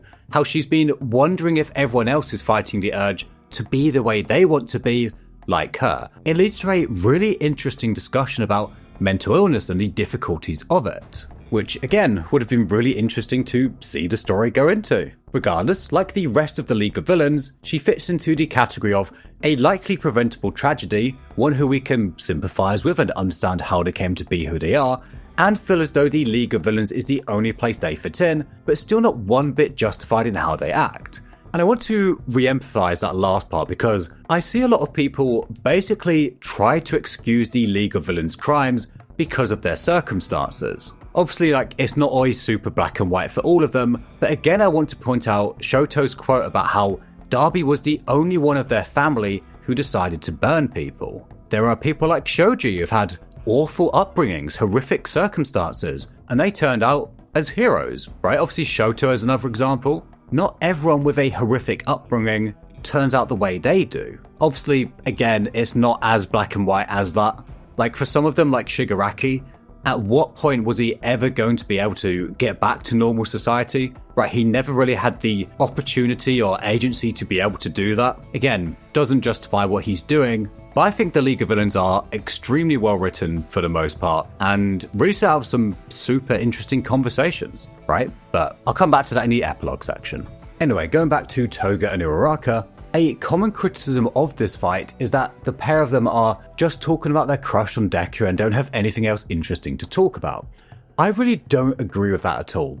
To me, when Uraraka says, let's chat about romance, she really just means, let's chat about whatever you want, that she would actually hear Toga's side out and try to understand her. And I do appreciate that we actually get some sort of conversation here. Obviously, I've mentioned a few times throughout this video that quite often characters just don't actually discuss anything when they really should be, like Shoji and Spinner. However, the fight itself here is a little bit of a mess, honestly. She's creating a whole army of doubles using Twice's quirk, talking about how she's going to annihilate the heroes, and despite swarming over them, somehow none of them die here. With the sheer volume of Twices, it would genuinely be difficult to avoid any deaths if you were trying to avoid them, let alone if you're actually trying to kill them. Somehow, this war only has half a dozen deaths by the end of it, and they're all villains. This would have been fine in the earlier days of MHA, when that was kind of the norm, but with the huge tonal shift it's had, it just feels really off that no one dies here. And on that point about the number of deaths, I suppose it could work if neither side had any deaths and that was the tone it's going for, but when it's just all the deaths are on the villain side, it just feels really strange. But anyway, I also feel like Toga's quirk just gets new rules added to it just as and when. However, regarding Uraraka's power-up for her zero gravity to propagate through people, I actually don't mind that one too much. I know it's very hated, but to me, it just feels like the same thing as Shigaraki's. Back at the end of Season 5, it's gone from people they can touch to extending through people. So, personally, I don't really get why people say this is inconsistent with quirk upgrades. It's maybe a bit too convenient because it makes Sad Man's Parade not dangerous whatsoever, but apparently it wasn't anyway. Somehow no one died from this, so yeah. I think that's the much bigger problem here. The bit on Uraraka's quirk didn't really bug me as much as it seemed to for everyone else. And honestly, who cares, right? MHA's fights aren't good because of what actually happens in the fight. They're good because of the characters involved in it. And so whilst, the fight itself isn't great, thematically, I really like this one. Seeing Uraraka understand how Toga became a villain and what the system could have done to help her. And there are at least some consequences in the epilogue, but I'll come back to that. I think, once again, my main gripe with it is just the pacing. Like a lot of this arc, I think it would have just benefited from a little bit more setup. Some sort of meeting in between this and the last one. Especially Uraraka then saying, "Your smile is the cutest," when she's only ever seen it when Toga was stabbing or trying to stab someone. The only other time she's seen it was when she confessed to Deku. And so yeah, I get that she's jealous of her courage to be able to do that and so forth. But I feel like there's so much more that they could and should have spoken about here. I appreciate that Uraraka is trying to be understanding and do what she can to help Toga, but it feels a little too sudden. I feel like they've not had enough time to go from Uraraka being horrified by this mass murderer to now saying, "I'll give you blood for the rest of your life." That said, again, I do appreciate that they do actually talk, unlike a lot of the other fights, and this is one of the few plotlines where we actually see some sort of impact from it, right? With Uraraka trying to make the world a more accepting place in the future.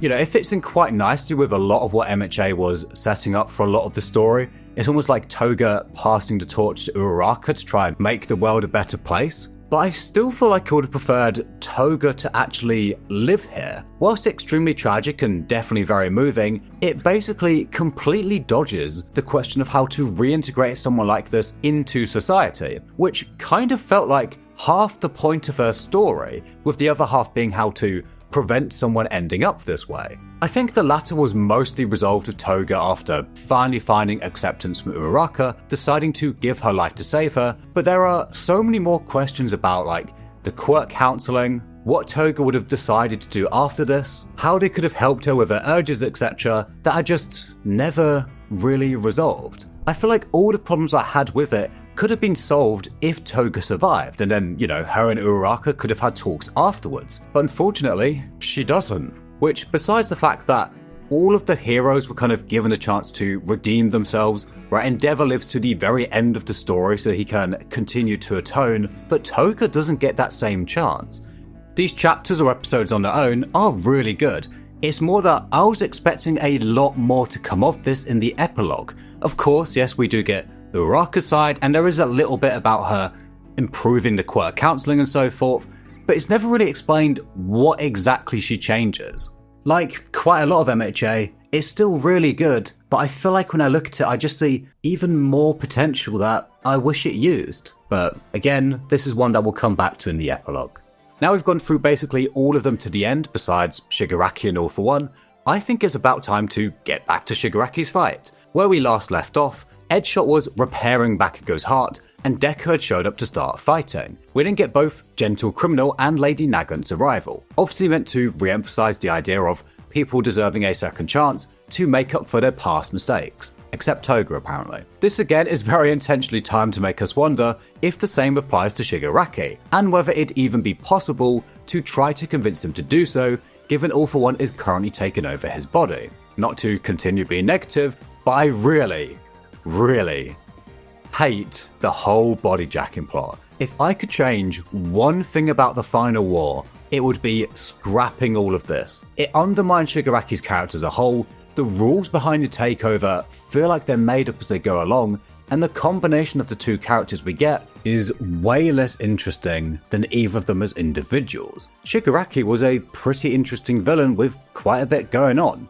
We've watched him grow and develop at a similar rate to Deku, and were very clearly set up to be the final battle. Whereas All For One is just a pretty simple villain who just wants control and power for himself. It was pretty interesting originally when we didn't know much about him, but now he just doesn't really have anything going for him besides being dangerous, and even that is surprisingly lacking at points in this arc.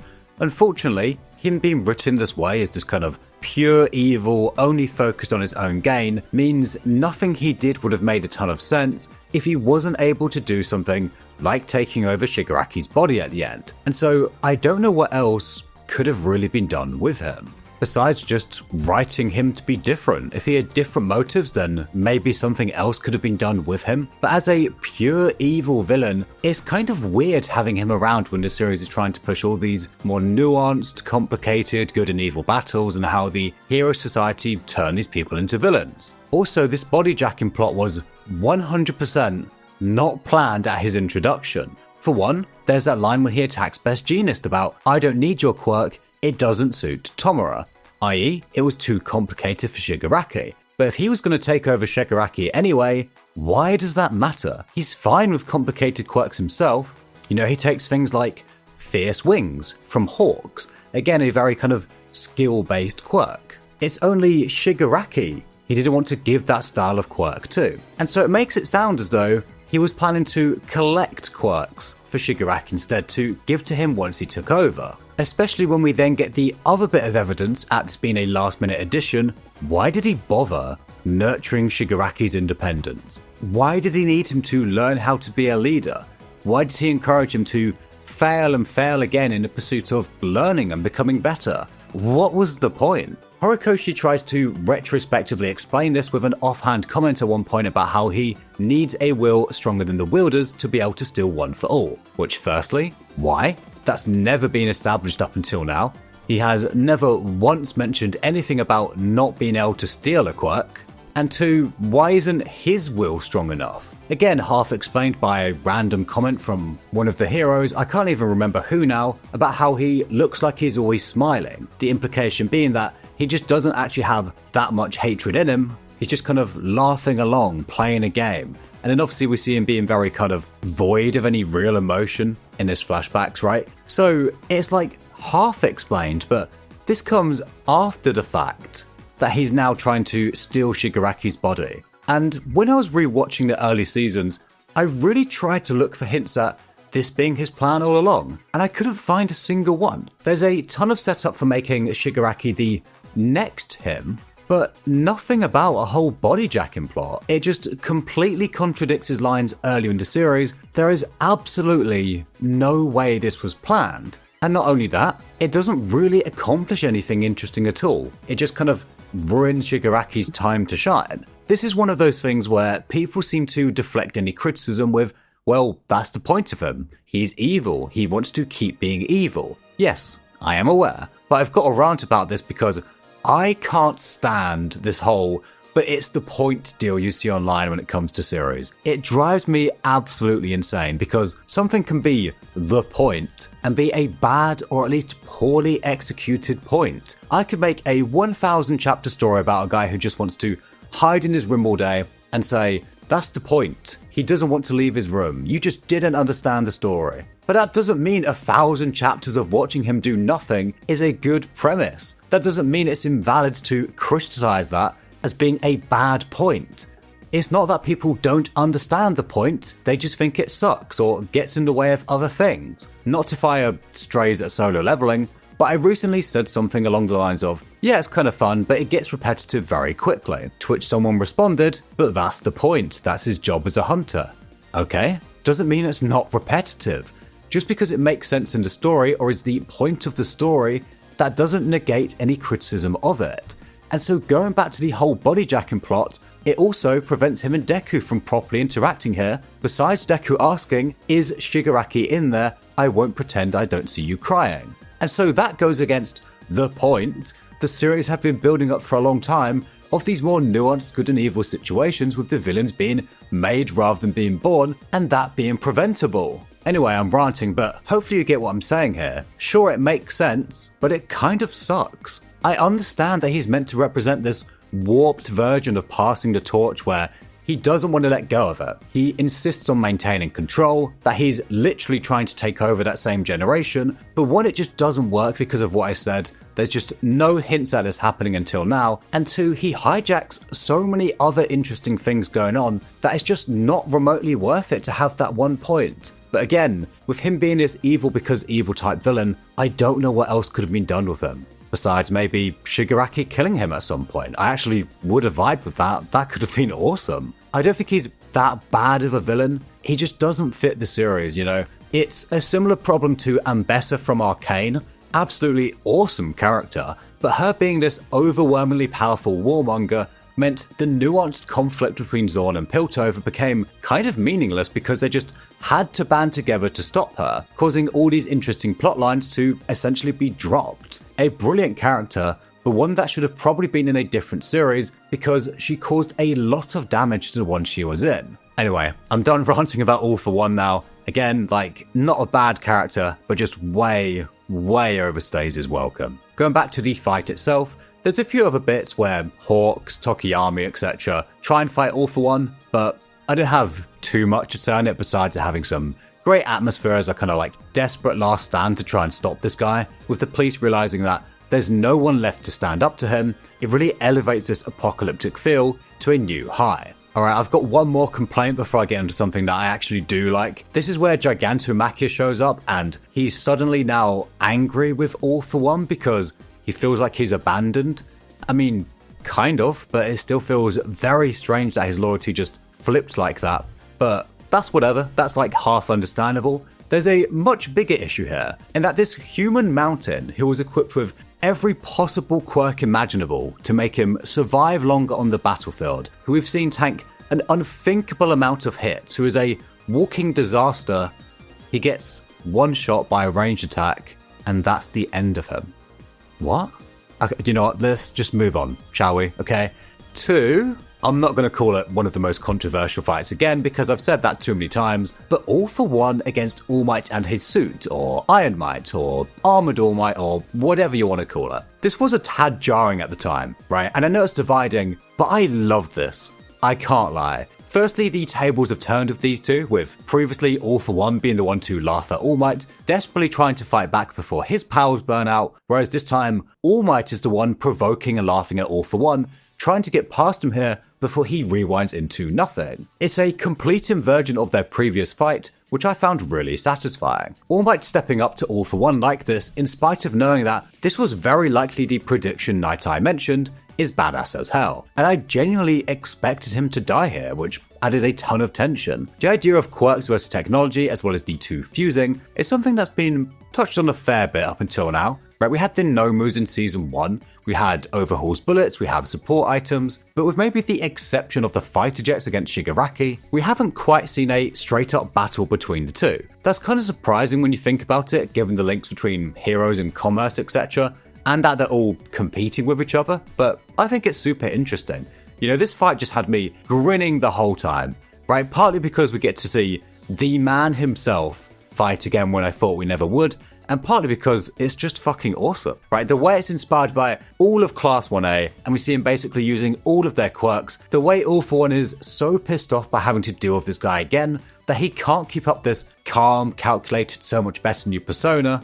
It's an absolute blast to watch. However, whilst I love this fight, I do completely understand why people don't. For one, this suit introduces a ton of plot holes, and the longer you think about it, the more show up. Like, for one, what has he been doing this whole time? Was he afraid of dying? Did he just want to aura farm? Was he afraid the others would stop him? I mean, it doesn't really seem like that's the issue, but if he joined Endeavor and Hawks to fight him in the first place, that fight could have gone totally differently. I honestly don't think it's unreasonable to say that they would have beat him. 3 against 1. This suit is unbelievably strong, and I understand that it's probably insanely expensive, hasn't been tested at all, and is just kind of suited for him, but couldn't it potentially have been made by Momo and Hatsume? Maybe not, but it does make you wonder why we at least haven't seen more tech if there's items this powerful out there that can stand up to All For One. If their suit's 5% as powerful as this, your average hero would definitely appreciate that. There's some other major questions which arise as well. For instance, why didn't he get something for Endeavor to help with his heat? Why did Endeavor not already have something like that? Yeah, there's the line about not relying on support items too much, but if Endeavor had something that would keep him cool in fights, he'd be way stronger. And Endeavor was shown to seek out each and every tiny little advantage. If someone offered something like that to him, he would absolutely take it. And there's also one last question of, why not give this suit to someone else? What about someone like Hawks, right? Imagine Hawks, but also has like armor and an actual weapon. You know how he mentioned how he struggles against power types? Like, why not commission a suit for him instead? But again, plot holes aren't always the end of the world. The slightly bigger issue here, which I do 100% agree with, and this kind of saddens me a little as well, is it goes against his whole retirement plan and him finding meaning in not being on the front lines, letting the next generation handle things, the generation he passed things over to. You know, finding a new role for himself now he's retired. But I suppose with the situation they're in, All Might was going to try and use all of his contacts, all of his legacy to try and find a way to help out however he can. And as mentioned, I'm never going to complain about getting more All Might. Season 7 ends right in the middle of their fight, with All Might laughing in the face of his old nemesis, and I just want to take a moment to talk about the magic of Season 8. Give the British person jump scare, I just had no idea how to edit this part, and chances are you're just listening in anyway, so it's all good. But yeah, I was one of many manga readers, right, who found themselves being quite considerably just burnt out on the series by the end of it. Right, you know, I spoke at the start about how much this series means to me, how I credit it with being, you know, the one that made me turn my life around, and I was utterly obsessed with it for several years, right? For a very, very long time, it was my number one series. You know, as mentioned, I've watched seasons 1 and 2 probably 20 times, right? But when it came to reading that last stretch weekly, I just felt exhausted by the series. You know, as mentioned, I don't think it helped that the final war, which is probably the part I have the most problems with, also just jumped around so much, you know. Like Shoto vs. Darby, you'd have one chapter on, then several months later you'd have to pick it up again and so forth. It just didn't really work for me. And having to read that final war segment over like 2 years when I had, you know, a number of issues with it, as I've come to, it just didn't work for me, right? It just really felt like it dragged on. And of course, this is absolutely not limited to MHA whatsoever. I've had this with plenty of other series, and I know I'm not alone in this. I think lots of people find themselves having phases where when they read something weekly for years and years on end, inevitably at some point you're going to have, you know, parts where your interest in it dips and rises and so forth, right? But then when you go back and you're able to read it all in one chunk much later on, then suddenly it comes across very differently and you find yourself enjoying it a lot more, right? And I plan to give MHA another chance at some point regardless, but when I heard the final season was coming out, I thought, sure, I'll check it out, whatever. And something about this final season has just made me fall in love with the series all over again. I don't know if it's because I've just had time away from it, or, you know, as mentioned, it just works better as an anime than a manga, or at least works better when you can, you know, go for it a lot quicker compared to over several years. You know, again, people always seem to hate whenever I say that I prefer the anime to the manga, but it's true, right? For the last third of the story at least, it's just been far more enjoyable that way. Now at the time of me writing this, every single episode has an over 9 out of 10 rating on IMDb, with the latest one having a 9.9 out of 10. Now personally I think these ratings are like people to put too much value on them. Like I really don't think they're as important as some people claim they are. But regardless, there's no denying that this has been an absolute miracle season for MHA. And shows what Studio Bones can do when they don't have a movie to work on at the same time.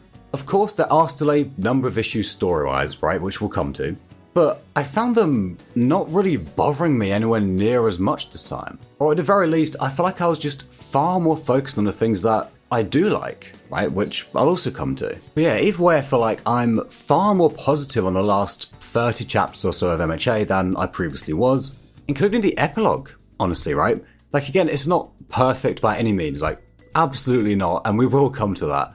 But, you know, especially without the bonus chapter, it is missing quite a bit. But I don't think it's anywhere near as bad as people have claimed over the last few years. You know, I think it's fine, honestly, but, you know, we'll come to that. Just a quick one I'm putting in post-production. The copyright on the Season 8 footage has been crazy. You know, I did a test upload, I got hits on like 2 or 3 second clips, which is unheard of, as far as I'm aware. So unfortunately, everything is going to be quite blue or green or just like distorted a bit over the next couple hours. I've taken out a ton of the footage and replaced it with manga panels as well. I do apologise, but Season 8 is evidently a copyright strike magnet right now, so I didn't really have much choice. So if anything you see over the next couple hours is blurred or it feels like the video suddenly skips ahead, again, it's just because I've had to take that out because of copyright. I do apologize. Anyway, returning to the season itself, the first half of episode 1 is essentially replaying the fight up to where we'd already seen. And then Stain shows up. He sticks around for maybe 5 minutes before dying. Because, of course All For One had a quirk that lets him rewrite his blood. How would someone even know that they had that? Anyway, heroic in a sense, I guess, from Stain. It would have been nice to see him stick around a lot longer, given the impact he's had on the story as a whole, but anyway. With him out of the way, All For One simply picks up All Might into the air and starts to carry him over to Shigiraki and Deku, where Bakugo has at long last stood back up. And the anime makes this look absolutely gorgeous. It's one of the best looking sequences I've ever seen. It's so good that I genuinely didn't care about the whole, a drop of nitroglycerin restarted his heart stuff, even though, it's kind of silly. But that leads us to the big question. Should Bakugo have died earlier? As in, narratively, of course, realistically, he shouldn't have been able to come back to life, and the way in which it was done was ridiculous. But putting that to one side, is death a good narrative end for his character there? I think him dying does actually work, right? It would have added a ton of weight to this last war arc, which would have been appreciated, to be honest, although it also would have been kind of strange for him to be the only hero to die. But he's arguably pretty much finished his character arc. He's apologized to Deku, he's accepted that he's not the center of the universe, he's willing to fight alongside others and let them take the spotlight when they're more suited to. That arrogant, unbearable persona he once had has faded away into someone who might be a bit rough around the edges still, but one who even shows some moments of kindness, like when he reassured Shoto about his brother. A big heroic sacrifice would have shown that he's truly become a selfless hero, and in a way would have kind of been closure on his redemption arc. But the reason why I prefer him living is in part because I just don't think death is a good way to end a redemption arc. I've spoken about that with Endeavor and his atonement arc, but also because I mentioned that he's mostly finished his character arc. To me at least, there is still one thing left to do. Throughout the series, we've seen his inferiority complex grow and grow until it exploded out. We've seen him admit that weakness both to himself and others. We've seen him acknowledge that there are plenty of other great talents out there that can rival him, and he's kind of come to peace with that. But the one thing we've not seen him do yet, and I would have been gutted if the series ended without this, is to see this incredible young hero, full of potential and now on a much better path, prove himself wrong about being a weakling. He's no doubt still carrying that guilt over All Might's retirement. He's been forced to wrestle with the fact that he's not the chosen one like Deku, and whilst I love the way he dealt with that and moved past it, I could never quite buy the idea of him completely giving up on himself. Go back to that one line, you can't help the things you long for. The embodiment of victory hasn't ever really had a huge victory in a very, very long time. In fact, he's only ever really had his fight against Deku at the end of Season 3, and I guess his fight against Class B at the start of Season 5. The series ending without this fight against the man who gave him, in his eyes, his greatest failure, simply wouldn't have felt right to me. And besides how unbelievably cool this looks in the anime, which I will come to, I love that it's against a young All For One, someone who parallels him in a lot of ways. Remember how right at the start of the series, I mentioned how that scene of Deku standing up to Bakugo parallels the first scene we see of All For One and Yoichi. I said this was due to them both being pairs of one born with everything, one born with nothing, as well as pairs of one who just does whatever he wants because no one can stop him, and someone who tries to stop him regardless in spite of their powerlessness because it's the right thing to do. Both All For One and Bakugo are, of course, abusive and egotistical, defined by their extreme pride in their absurdly powerful quirks. All For One is shown to simply believe that what he does and his aim of being the Demon King is fine because he just can do it, so why wouldn't he? He doesn't care about morals or what people think, just achieving the things he wants. Again, much like Bakugo at the start of the series. And now, as All For One charges towards his main goal, he disregards everyone on the way, calling them extras, people getting in the way of the story he's envisioned for himself. He calls them pebbles that should have never been this much of an issue. Again, sounds very familiar, right? He also gives his brother his name. You know, the same way Bakugo ends up giving Deku his hero name, right? You get the idea by now, right? They're very, very similar. But of course, their paths diverged. Thanks to those around him, Bakugo became something very different to the monstrous tyrant about to kill All Might.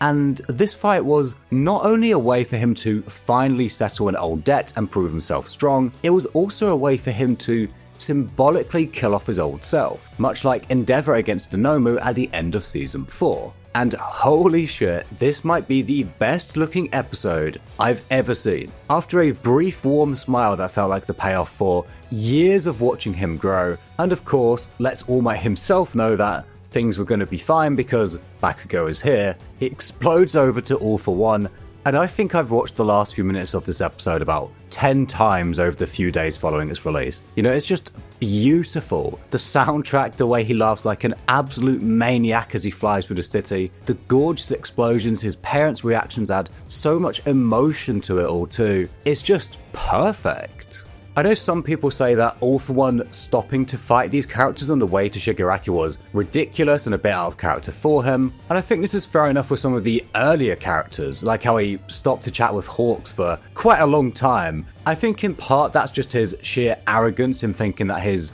multiple routes to a goal would all work out regardless, but, you know, fair enough, he spends a little too long yapping with them. But when it comes to All Might and Bakugo, I think it makes complete sense. Obviously, we've spoken about All Might and how, yeah, no wonder he couldn't resist killing him because he absolutely hates people laughing at him instead of fearing him as the Demon King he sees himself being. And that's not even mentioning his deep hatred towards All Might.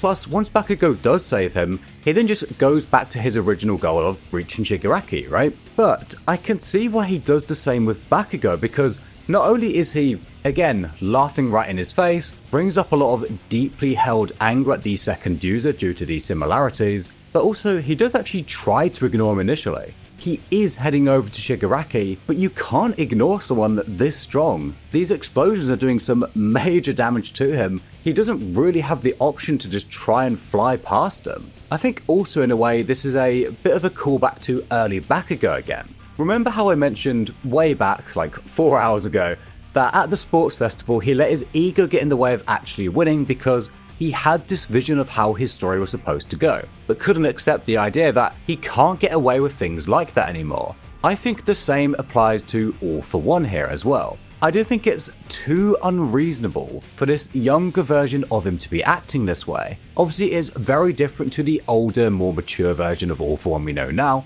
but I didn't mind it personally. Although it does make me wonder why rewinding up to this point seems to affect his personality, but not when he became a literal baby. The way Rewind works is kind of weird, let's be real. It definitely feels like its rules are just whatever is needed for the plot, but anyway. This is where we go back to All for One's backstory and get a bit more lore about the world in general. I was super curious as to what this was going to be, and it turns out he's kind of just evil for the love of the game.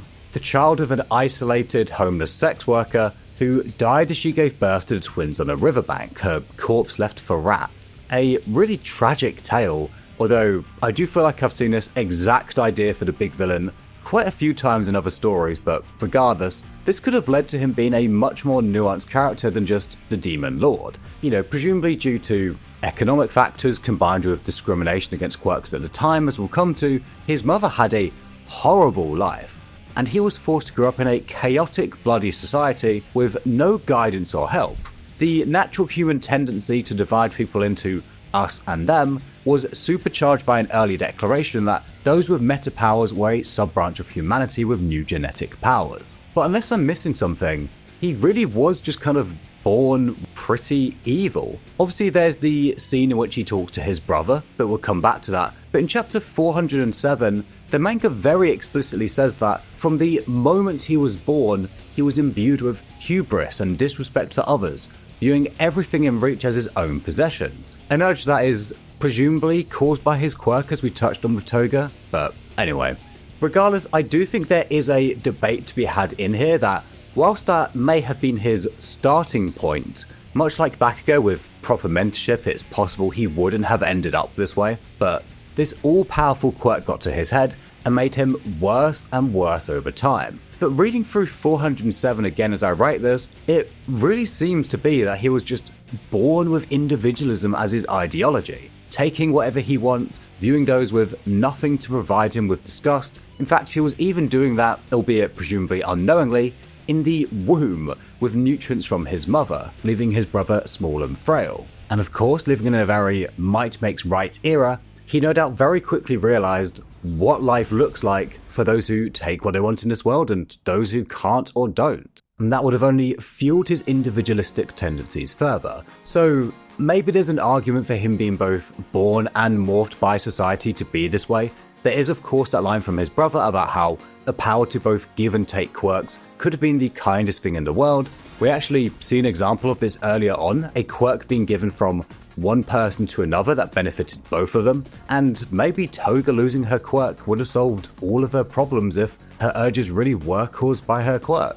But yeah, obviously 407 does literally say that from the moment he was born, he acted like this, but I'm going to choose to believe that if he did have better circumstances, he could have ended up differently, just because otherwise it kind of ruins the entire message of the series about these villains being made, not born, so yeah. Anyway, by comparison, his brother is innately extremely compassionate, and in spite of all I've said about the state of the world influencing All for One, and all the suffering he went through in standing up to his brother, he still continued to call him out for being in the wrong, even into adulthood, even after decades of struggling in vain. Again, presumably a result of his quirk which can only give to others. And I do love how his struggling despite there seemingly being no point parallels Deku's in the very start of the series, and honestly all of the One for All users. A bit more on him in a moment, but getting back to the fight itself,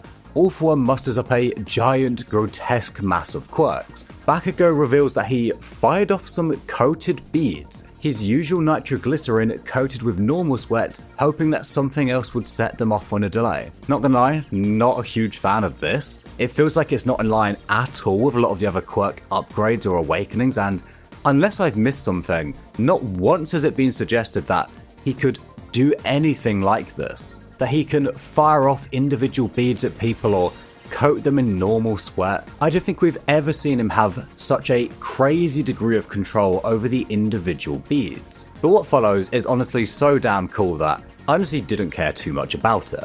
A giant howitzer impact that nukes All for One back to a child as he indignantly yells, "This is my story," to which Bakugo responds, "No, this is our story. There's no way I could have beaten you myself." And now I felt satisfied that his character arc was truly complete. You know, that main character syndrome completely gone, even being content with not winning in a perfect fashion. You know, unable to stay on his feet to hit the same pose as All Might. I absolutely love Bakugo's whole journey, and this felt like a brilliant ending to it. I remember seeing some people say that this was a slightly hollow victory, as to claim All for One was weakened, etc. For one, he is obviously still absurdly strong. He clearly hasn't been weakened that much, right? Secondly, I kinda love that he doesn't get to beat him at his absolute prime peak. Specifically, I love that Bakugo isn't bothered by that. It feels like a nice full circle moment from his rage at the sports festival when he didn't get to beat Todoroki at his best. Because, you know, there's things far more important than that. Bakugo is an absolutely peak character. I've got a bit more to say on him in the epilogue, but this felt like a brilliant end to him. You know, he really didn't need anything else that would come off as just utterly unbelievable, like having him fly several kilometers after this to murder Kurogiri for no reason, but we'll come back to that. For now, going back to Shigiraki and Deku, where it kicks off with Danger Sense being stolen. Somehow. I don't know how he's now able to steal individual quirks. I thought the whole point was they were all one quirk, which is why Deku didn't struggle with the same problem the Nomu did, i.e. their brains nearly shutting down due to the overload of quirks. Anyway, it's time for Deku to confront that age-old superhero question head on. Is it right to kill that villain? To which he responds, I still see the young Tomura in you, so I'm going to save you. And honestly, this is insanely dangerous and kind of reckless of him. If Deku dies here, the world has no one left to stop Shigiraki. Well, unless there's a hidden quirk user somewhere in the world who has a quirk that works like the Death Note or something. Well, it didn't even click to me when I wrote that down, but that probably wouldn't work for the same reason Stars and Stripes couldn't beat him, right? Anyway, you get the point though, right? Deku and Shigiraki are just miles ahead of virtually anyone else at this stage, and so it goes back to that discussion I mentioned right at the very start, right in Chapter 1, when All Might held back instead of jumping in, despite later proving that he could have done so. He just didn't want to risk pushing One for All too far. In a similar vein once more, Deku is now weighing up one life not only against the potential countless that One for All could save, but also the potential lives that Shigiraki would take if he's not stopped here. You know, he just refuses to give up on Shigiraki no matter what. He won't say that his life, that any life, isn't worth saving. It feels to me that Deku is capable of killing Shigiraki if he wants to at this point. Shigiraki himself even states that if you smack me head on with one of those moves, I might not be able to put myself back together again. At this stage, it's no longer a case of Shigiraki being difficult to defeat. It's just that there's no half measure here. There's no way to contain or control him. If they can't change his mind, he's realistically gonna have to go. And if I'm completely honest, this might be massively controversial, but I feel like Deku is being too naive here. Both Shigiraki himself and his grandmother both agree that he's just beyond saving. As tragic as it is, the damage Shigiraki would do now is just far too great to be taking any chances on. But maybe partly because he's seen Bakugo's transformation, he still doesn't want to stop trying. He's even willing to lose One for All. As utterly devastating as that may be, he still sees it as preferable to giving up on Shigiraki. Whether that's naive, ridiculous, or heroic, I can't deny that the sheer selflessness of this moves me. It is of course arguably selfish in a way because of the amount of lives he's putting at risk for this, but you get the point. So I now have to go on another little bit of a rant about the vestiges and the kind of internal world that goes on here.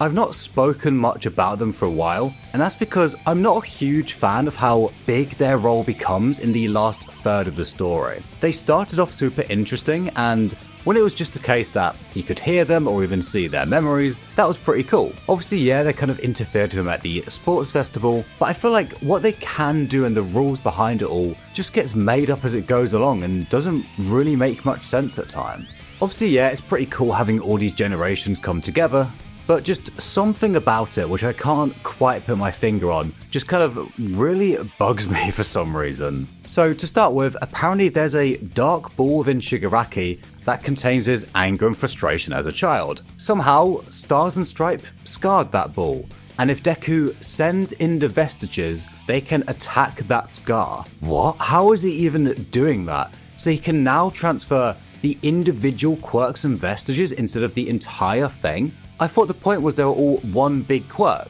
You know that ridiculous theory about All for One being Deku's dad? Was that actually right somehow? No, obviously not, but we're starting to get pretty damn close. But honestly, most shonens have some sort of like slight nonsense like this at some point, and you know, it's best to just accept it and not think too much about it, right? Because really it's all just here to let the characters speak in a certain way or whatever. So, you know, it's fine, right? As long as it leads to something really interesting, the specifics of it really don't matter, right? And obviously it was going to lead to Deku seeing Shigiraki's quirk manifesto, etc., because he was just never going to open up the same way Toga did, so there was no other way that Deku would ever find that out otherwise, and the series has been building to him finding out for such a long time. So, okay fine, let's see how it plays out. Just briefly before that, we get one of the coolest sequences of Deku using all of his different quirks to fight Shigiraki. It's awesome, the anime makes it even better, it's super cool. You know, they're all used very, very creatively. It makes you wonder why All for One wasn't doing stuff like this the whole time, but it's great, right? The pair of them continue to fight as a bunch of Deku's memories flash by, in the only sequence that looks slightly questionable this season. It's not bad, but it's not great either. Anyway, Deku now enters the house, which is now apparently playing like some sort of interactive flashback for him. And there's also a vision of Deku from how Shigaraki sees him, and he can also now apparently physically interact with this world. You know what? Sure, all a bit random, but fine. It's going to let Deku understand why Shigaraki ended up the way he was, which I'm super excited to see. And I think this is all pretty good, right? Deku recognizes that Shigaraki was wavering on edge at this point, that if someone reached out to him at this stage in the way that he's doing so now, then things could have gone totally differently, right? He's going to realize that Shigaraki was a preventable tragedy. He's going to have his eyes open to all these systemic problems that created the League of Villains and understand why everyone chooses to join them. At the very least, that's got to happen here, right? Deku himself has wanted that for a long time, and we get a shot of the League of Villains, except Magne, because even Shigaraki forgot apparently. There's a little flashback of him with his friends as a kid, who ask him if he wants to be All Might next. He declines, saying, "I have to be a hero for the villains who believe in me." And we get a glimpse of people around the world actually cheering on Shigaraki. Much like him, people who, presumably for whatever reason, have been so beaten down by the system that they would rather see it crumble. They have no faith in any change actually being possible, so they just want to break it all down and start again. And I was incredibly excited reading this weekly. I thought it was finally time for Deku's worldview to be shattered, to see that the League of Villains had all suffered under the system he idolizes so much, to recognize that even if he punches Shigaraki away, his fists won't solve much besides preventing one more person doing damage. I thought we'd see him understand that there would be another Shigaraki, that he's been blind to so many issues in the world because of his pursuit of being a hero, that this was going to be the end result of so many chapters of build-up. However, the discussion that we should have got between Deku and Shigaraki doesn't happen, and instead we get that whole reveal of All For One was actually behind Shigaraki. For fuck's sake, man. All For One again forces his way into the story somehow, and Horikoshi once again sidesteps a difficult conversation, perhaps the most important one in the entire series. I know there's a little bit in the epilogue as I'll come to, but it could have been so much more. Instead of Shigaraki, a villain far bigger than himself, who represented a struggle that couldn't be solved with a hero defeating him, who in his own way is a symbol of something greater. Instead of that, we just get the big evil man again. I spoke about why I hate this earlier. It completely goes against the whole point of Shigaraki being a preventable tragedy. Maybe you could argue that he still got ignored anyway, so it doesn't completely destroy that point, but it heavily undermines it. And above all, what was actually the point of this? To show All For One was using Shigaraki as a tool? We already knew that. To show that All For One is so insanely smart and manipulative? We already knew that. To have a moment where we go, oh holy shit, All For One did this. This could have maybe had some sort of merit if we see Shigaraki actually reflect on this beyond panicking a bit and being like, oh no. But this is the last we see of Shigaraki before his final words to Deku, which somehow have absolutely no mention of this whatsoever. Yeah, this sucks. In my opinion, it is the single worst scene in all of MHA. It is utterly disappointing and annoys me far more than I could ever put into words, but moving on, unfortunately, episode 7 has the other major criticism of MHA. Deku's arms are gone. Whoa, I guess that finally caught up to him, right? Oh, never mind. Aries Horn is just going to rewind him. It's just another fake out. It's just another weekly cliffhanger that'll be undone next week. You would have thought the reception to Bakugo's death would have made Horikoshi stop doing this. But hang on a second. Why is Aries Horn even here? Ooh. Ouch. I'm super conflicted on this bit because, yeah, it's wholesome that she wanted to help out, but tearing off her own horn to do so? It's a tad disturbing that someone so young would do something like this for the slim chance of it maybe possibly being able to help someone slightly. It's an insane level of recklessness that feels like it goes against all the warnings of over self-sacrificing that we've seen from characters like Deku. Maybe that's supposed to be the point here, that they didn't set a great example for her, but after all of that time spent trying to convince her that she should value herself beyond just her quirk, that she's not just a tool, she then asks one of the teachers to rip her horn off for her? This feels like an attempt to just quickly wrap up her character arc in some way before the series ends, and sadly I think it's yet another plotline that just got rushed way too quickly. And I know someone is going to say, well, what did you expect? Deku can't just lose his arms here. But again, that's not the issue.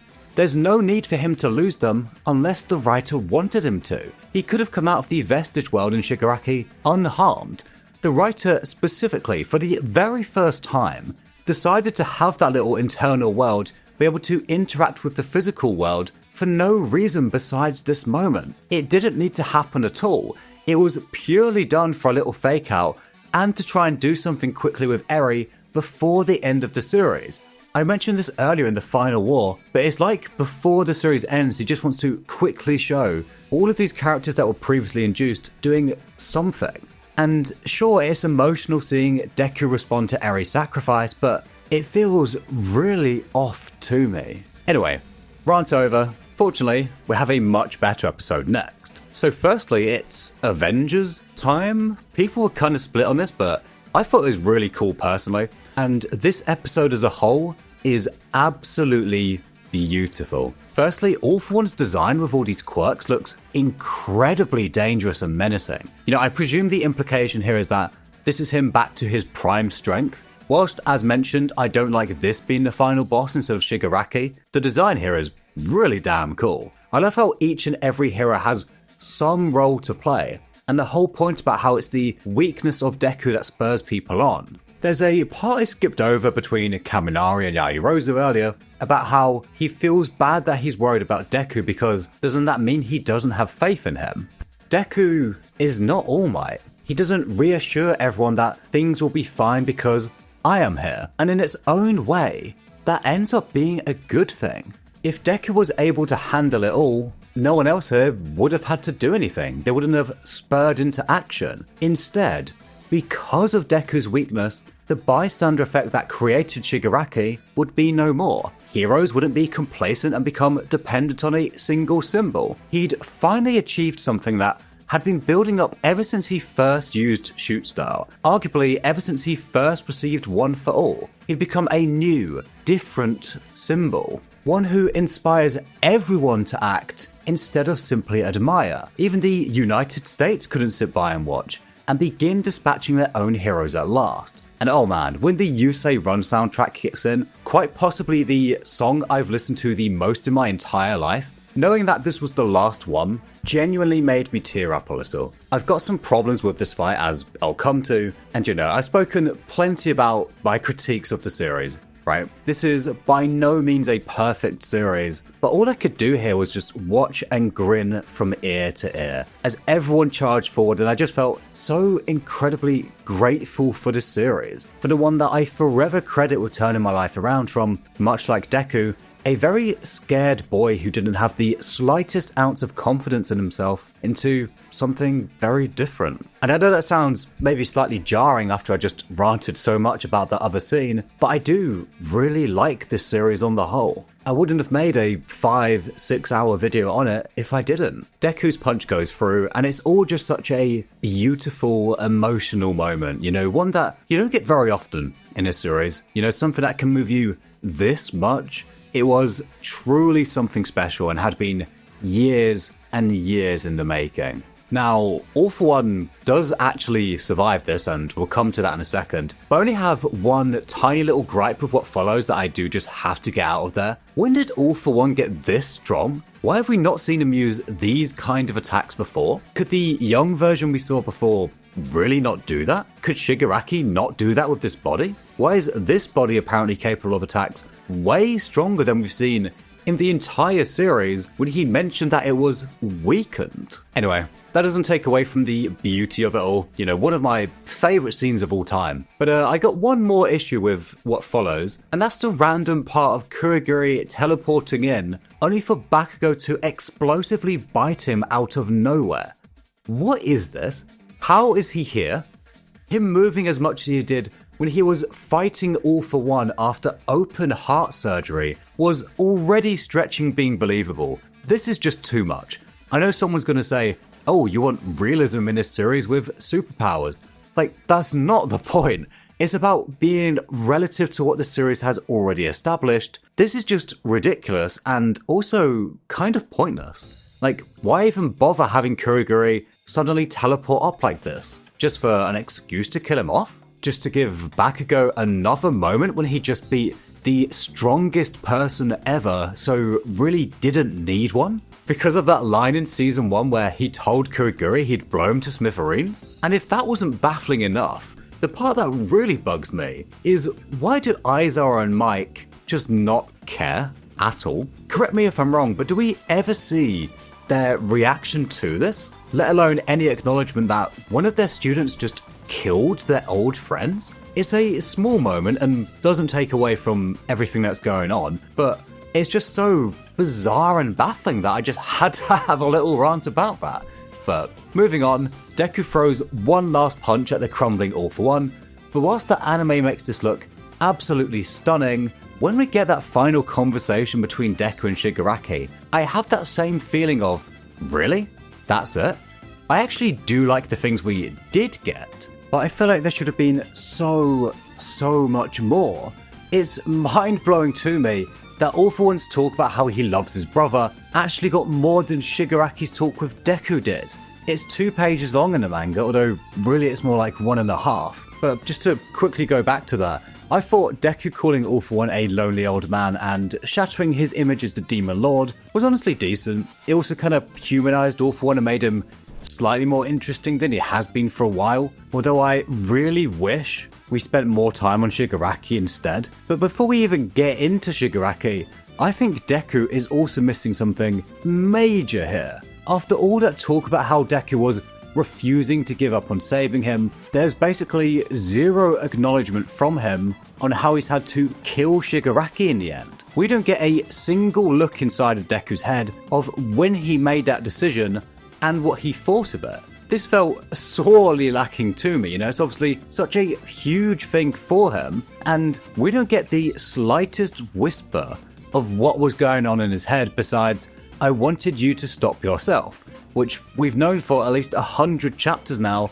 probably way more. There's a tiny bit in the next chapter and the epilogue, but again, it feels really missing. It's not hard to imagine how much more weight this would have had if we had even 1 or 2 panels of Deku accepting that this is it. He's got no choice now but to break the #1 hero rule and actually kill Shigaraki here. That he can't live up to all the promises he made about saving him. But anyway, going through what we do get in the conversation itself, we start with Shigaraki admitting that maybe he is just a crying little kid like Deku said. His admittance that the heroes were right about him, that his rage and anger all stemmed from that trauma as a child. Deku responds with the whole, I wanted you to stop yourself to keep that grief and misery from spreading any further. Which, it's him saying that he wants to try and break the cycle of hatred and everything that led to Shigaraki ending up this way. It would have been nice if they spent a bit longer on this, as again, it's been a core part of the series since really the beginning. But at least he somewhat acknowledges that this is a problem far bigger than Shigaraki himself. We didn't get Shigaraki's last wish. If Spinner survived, tell him this, that even to the bitter end, Tomura Shigaraki kept fighting to destroy. And I actually quite like this part. It shows that he was satisfied with how he lived his life, he's made peace with everything, and also that, sure, Deku may have beaten him, but it hasn't solved the issue. Just beating this individual doesn't solve the problems that created him, and will continue to create others until addressed. Shigaraki was a hero to the villains to the very end, and he passes the torch on to Spinner to continue the fight against the forces that created them. And making Deku carry that torch is kind of symbolic of the heroes needing to interfere to stop this cycle happening in future. It's in Deku's hands as such. So that part I quite like. Would have liked a bit more, but it's pretty good, right? But what about the rest of the league? Does he somehow know Toga is dead? What about Darby or Mr. Compress? I know they're dead, but are we not even getting a mention of Twice or Magne? Honestly, besides Toga, no one in the League of Villains really spoke about those guys enough when we saw how they all kind of bonded together in the early days, but that's a whole other issue. I also feel like I don't really buy Shigaraki suddenly being at peace, if I'm honest. Especially after that reveal about All For One. I just can't believe that doesn't come up at all. And there's also this final part where Deku says, it's already been destroyed. I can only assume this refers to All to One, in which case it kind of feels like Deku is just completely missing the point of what Shigiraki is saying and trying to pin it all on the big bad evil. I don't know if this is the author making a point about how easy it is to do that and how the society will likely, unfortunately, continue to do that. I'm very open to the idea that I'm just completely missing the point here, but to me at least, I felt very underwhelmed by that. Also, the anime translation I saw of "yes, destroy you did" makes it sound more like he's just disappointed that he couldn't get Shigiraki to stop himself, which again is fine, right? But it feels like so much is missing from this. A conversation between him and his grandmother could have been cool, or maybe even with All for One, honestly, or even just some more reflection on his life and everything that happened. It's underwhelming to say the very least, I can't lie. But, of course, this isn't the very end of the series. We've still got the epilogue, right? So most of the issues I've had with this season so far still have a chance to be resolved here, right? Not all of them, but let's see what it's got for us. But I got 4 things I want to get out of the way quickly. Camera's on again, I do apologise. But point number 1 is, this one really irritates me for some reason. I don't get where this whole McDonald's Deku thing came from. But I genuinely don't understand it, because, with the suit he gets at the end, an upgraded version of the one which let a frail, injured, 50-something-year-old man go up against All for One, Deku is going to be an absolute monster. Right, and even without that, he's a teacher at the most prestigious hero school in the entire country, right? That's a great job, but we'll come back to that. Second thing I want to say is the bonus chapter improves the ending significantly, in my eyes, And I still believe that to this day, you can't read it on the official Shonen Jump app. I don't know if you'll be able to see that, but it only goes up to 4:30, right? And I'm writing this before the anime actually ends, so I'm hoping that they will include this in the final episode. I've heard some speculation that they won't, which I hope isn't the case, because I think it's kind of needed for the ending to really come together, right? Especially for Deku, but we'll come back to that. And the third thing I'm going to say, which will be controversial, but whatever. Apparently there was a big ordeal about the leaks were mistranslated, there was miscommunication of the leaks, whatnot. I'm just going to be honest, if you read leaks, fine, whatever, that's your decision. But, and again, I'm sure this will be controversial, if you're choosing to read an unofficial version of the story, you're taking that risk. That's on you, not gonna lie. You can't hold that against the story itself.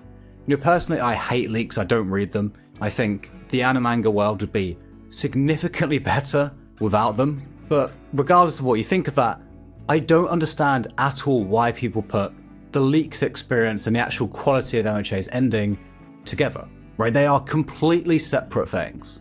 Apparently there was also some confusion from official sources, which fair enough if that's the case, obviously that's a bit different. But the leaks were bad has absolutely zero relevance to the ending itself, is what I would say. However, this is actually the one time I would make an exception to everything I've said over the last minute or two. Because as mentioned, you still can't read that last chapter on the official app. So for once, I actually think it is fair enough that the mistranslations suck, etc. Because, again, the bonus chapter adds so much to the ending, and so I don't get why it's not on the damn app still. And the fourth and final point I want to say is, I see this with every anime, not just MHA. But especially MHA's epilogue, I've really noticed this, that the second someone disagrees with them, people will just jump to, well, you just didn't understand it, you didn't get it, you didn't read it. Can we grow up, right? MHA is a series where there's so many issues which hit so close to home for people.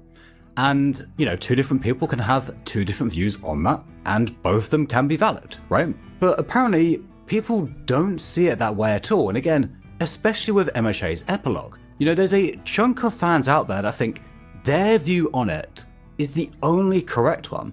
And I mentioned this earlier, but I want to make it clear that I'm not claiming at all that anything I've said in this video is the one correct view on the story, right? Not at all. I've always thought it's very childish to claim that everyone who disagrees with you just didn't understand or didn't read the chapter, right?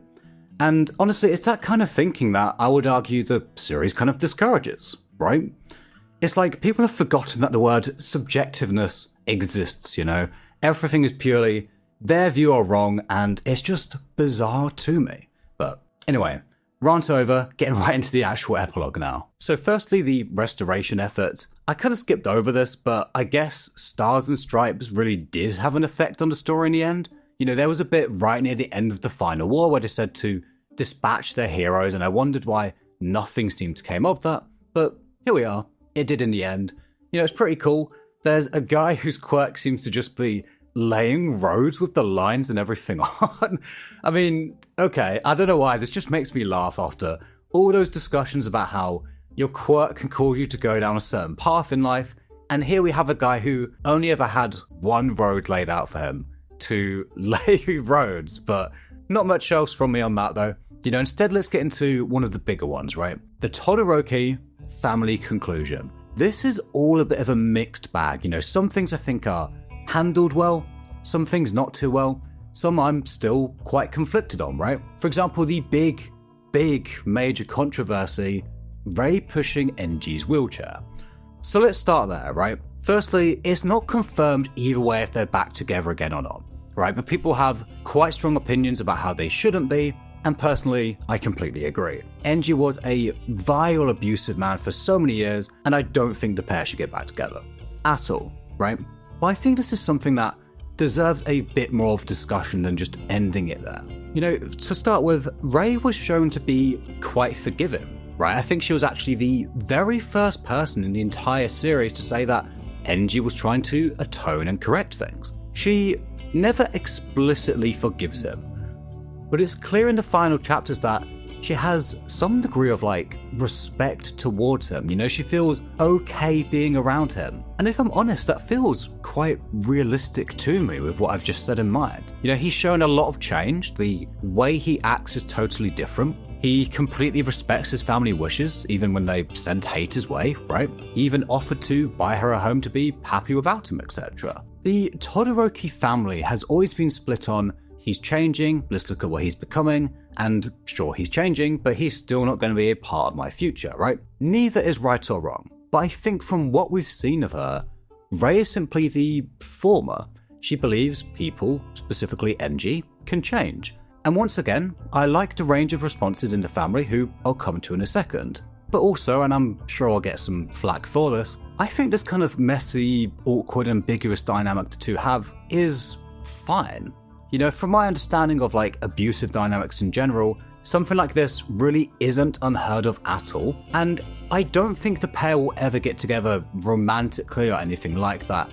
And I hope they won't, right? My opinion on this all changes if the two are supposed to be back together, you know, but I don't think that's it. I think they're just silently agreeing to come together for their family when needed, and it's not as though it's just Endeavor who feels responsibility for it all either. Rei does as well. And so, regarding the whole wheelchair thing, right? I get it. Rei deserves a chance to be free and happy rather than bound to him. Absolutely, 100% agree. But the impression I get from this is that she's only pushing him around the hospital as part of that kind of shared responsibility for Toya, and then they go back to their individual homes afterwards. I don't think it's anything more than that. You know, if it is and she's acting as a carer and they're suddenly back together again, okay, that would change my view of this whole ending, right? But that's not the impression I got. You know, I get why people don't like it. Again, it's a complicated situation, but honestly, on the assumption that it is just them coming together for Toya or whatever, then I think it's fine. I really do. You know, especially as Natsu still says that he's not going to speak to him. So it's not as though all is forgotten, right? Which, again, I think is very important. You know, I'm very glad that he did that. Again, very valid, very realistic response to it all. And I actually have more of an issue of how the rest of the family didn't really say much than I do the whole Rei Endeavor thing. You know, Natsu in particular was the closest one to Toya, yet doesn't say a word to him there, which feels really off. He honestly looks outright bored here at a couple parts, which is just bizarre. You know, and speaking of Toya, this is brutal. You know, a slow, inevitable march towards death where he can't move or do anything but dwell on his regrets is presumably an absolute agony. And like, is this it? I feel like he needed a bit more time here though, honestly. You know, I don't really know what I'm supposed to say about this besides how horrifying it is. You know, I don't think it really adds anything to him or in his whole journey besides him now facing punishment as such for his crimes. It's a bit of a strange ending for him, if I'm honest, and with that in mind, with the horrid state he's in, I also kind of find it a little hard to believe that Ray just walks out of the room all smiley and happy. Right, same with all of them, honestly. I'd be mortified if I'd just seen this. You know, the tone of it all is a bit bizarre, but that aside, I do at least quite like Shoto's conclusion here. You know, he calls out to his parents as mother and father. You know, he's accepted it, he's made peace with his past, but he also says he's okay because he'll be with his classmates. You know, they're his kind of like found family. You know, he's independent, he's becoming the man he wants to be. You know, I like it. I'm happy for him. We later find out he's the number 2 hero, which again I really like. For one, Endeavor didn't get his wish, and 2, he's not bothered by that. You know, he's not repeating those same mistakes. You know, I wish we got to see his parents' reaction to that, especially Ray, which could have been a really nice like full circle moment for him and his mum. Again, like a lot of the epilogue, I think it needed a whole other chapter, but on the whole, very positive about Shoto's ending. Now, as for Endeavor himself, I do agree, as many people pointed out, that he should have faced a bit more backlash from the public following Darby's dance, because it turns out in the end it didn't actually really do anything. You know, we saw some people yelling at Endeavor very briefly afterwards, but it's not had any kind of long-term effect on him, right? And also Hawks is now the head of the safety commission, so his reputation clearly wasn't affected at all either, right? Which is a shame because it was such a great moment, but actually didn't really end up doing a ton. But for Endeavor, I do quite like his daily visits to Toya. You know, obviously like it's far too little, far too late. But I do like that he's not given some grand moment to try and make amends. You know, it's instead daily mundane efforts to do so. And again, it's not portrayed as this is enough or this isn't enough. It's entirely up for the audience to decide themselves, which I think is great.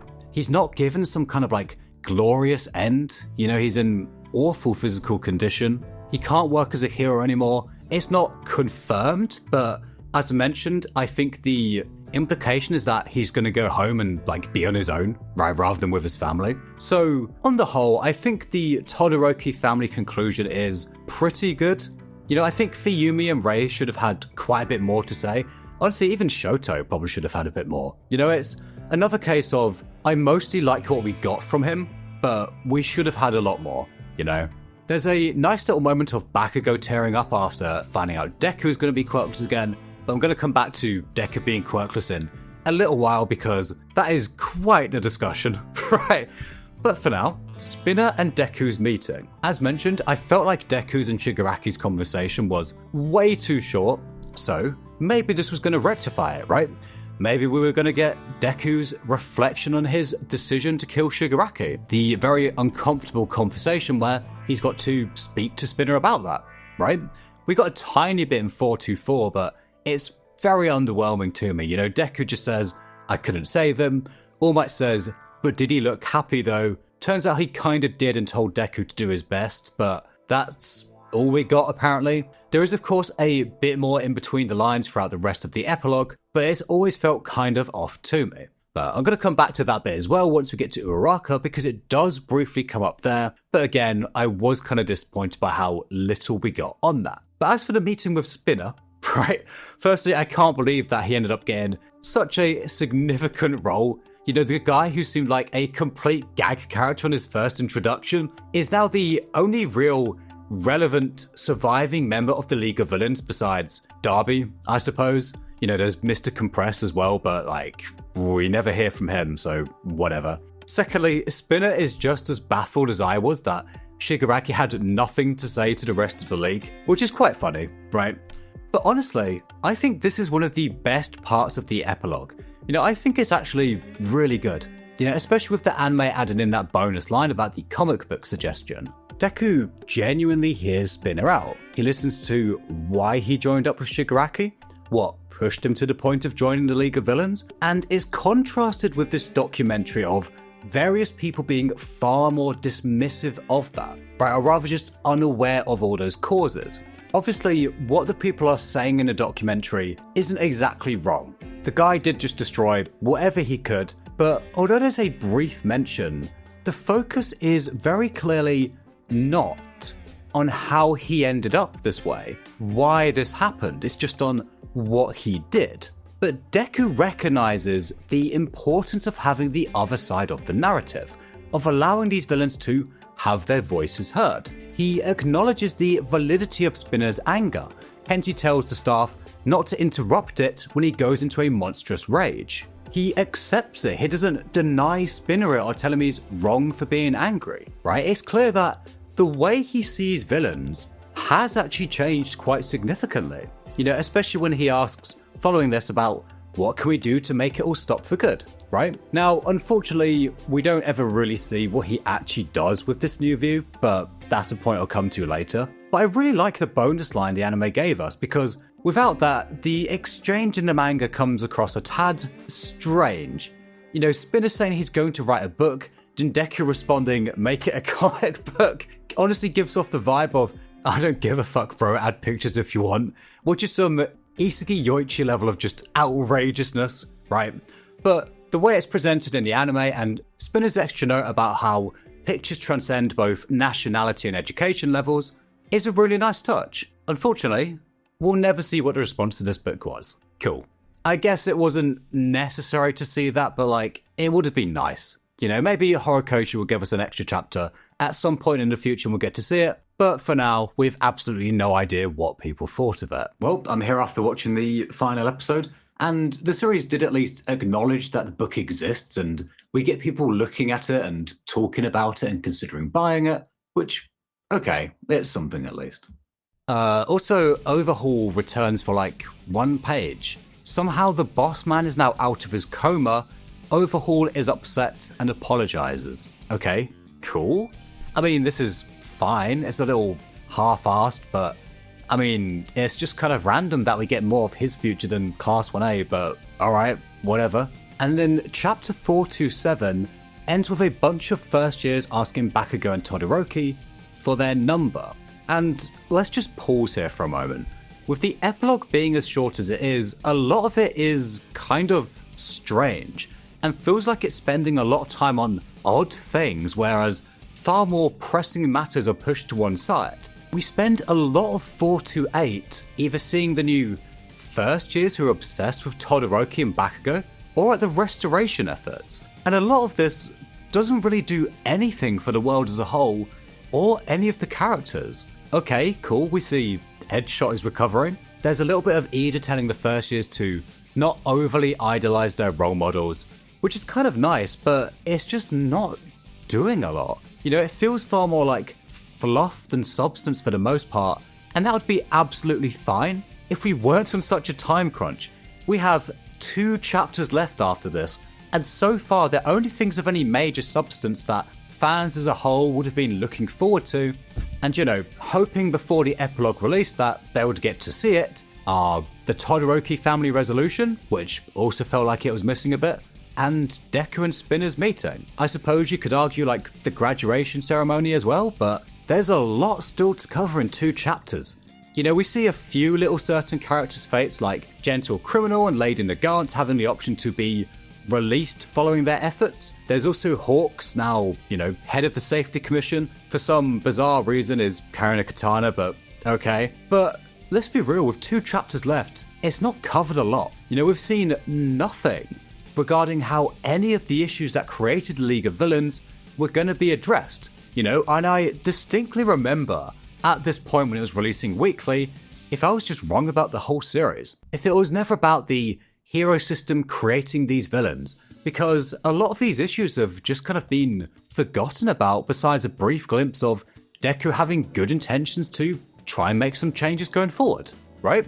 But hey, 2 chapters left, right? And so surely we'll see something. There's got to be a time skip at some point because, not a lot can change super fast, right? especially for these kind of issues. Like, we're going to have a time skip before we can really see any sort of results from them. And we do finally get that in the very last chapter. But before that, chapter 428 ends on a shot of Deku running over to a crying Uraraka, clearly struggling with survivor's guilt over everything that happened, blaming herself for being stabbed, blaming herself for not understanding Toga sooner, convinced that Toga's death is entirely her fault. Deku jumps up and reaches out a hand, saying it's his turn to finally repay her after all the times she's helped him out, that she's his hero. Now apparently, people don't like this because they saw it as Deku overstepping or reaching out when Uraraka didn't want to be seen, and I completely disagree.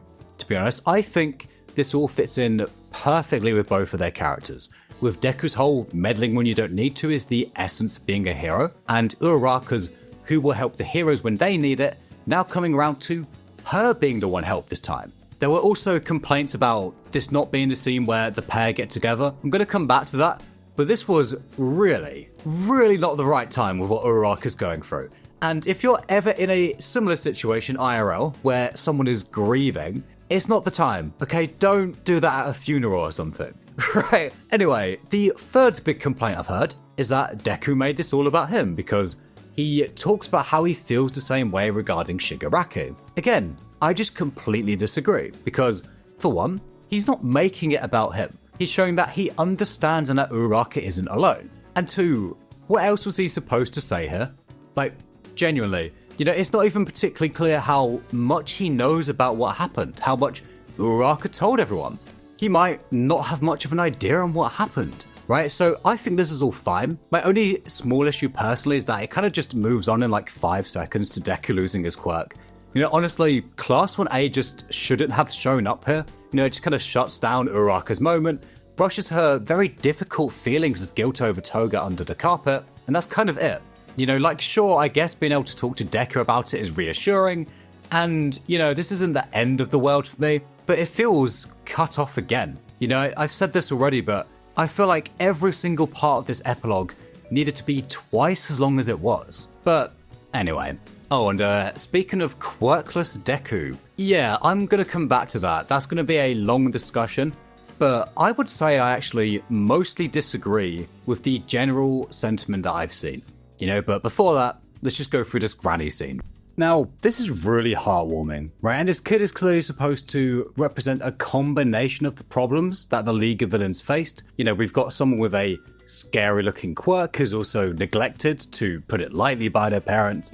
He steps outside and wonders why he's had to suffer this whole time when everyone else got to be happy. And I don't know how the anime is going to portray this, but I think that's meant to be like an angry Thor. He wants to rip that smile away from them. But Granny shows up to save the day, right? Specifically, of course, the Granny who ignored Shigiraki that day. She steps in and helps him, even grabbing his hand and quoting All Might with, "Granny is here," right? And it's a heartwarming moment, of course. It's a nice full circle from Shigiraki's backstory and showing that the next Shigiraki will, hopefully, get the support they need to not go down that path, right? Nice. It's wholesome, and I think it's good, but I don't think it's great. This feels like a very isolated case, and not so much an indicator of the society as a whole improving.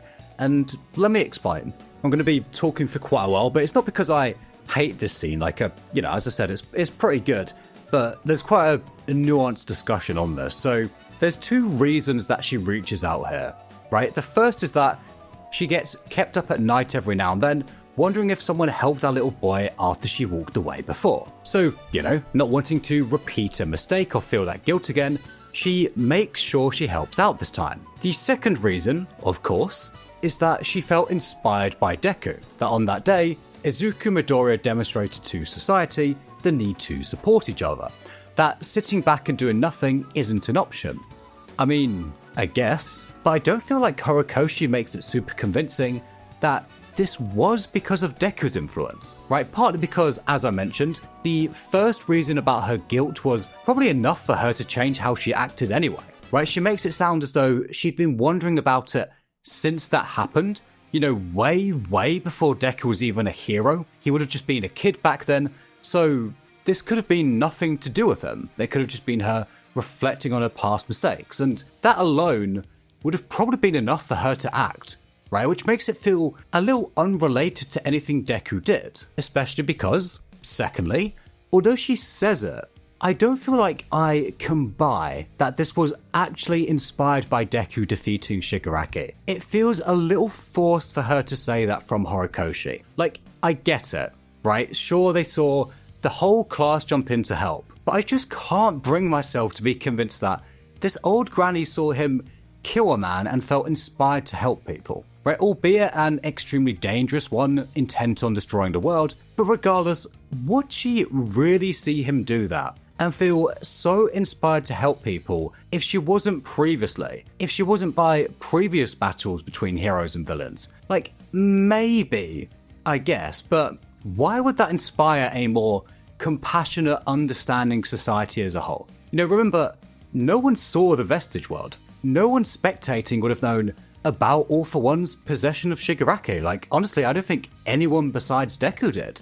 It is possible that he told people and it ended up on the documentary, but it doesn't seem like he had any part in that, so I really doubt it. So I think all they saw on that day was a hero, backed up by his friends, defeating a villain. And so why would that inspire the world to be more kind?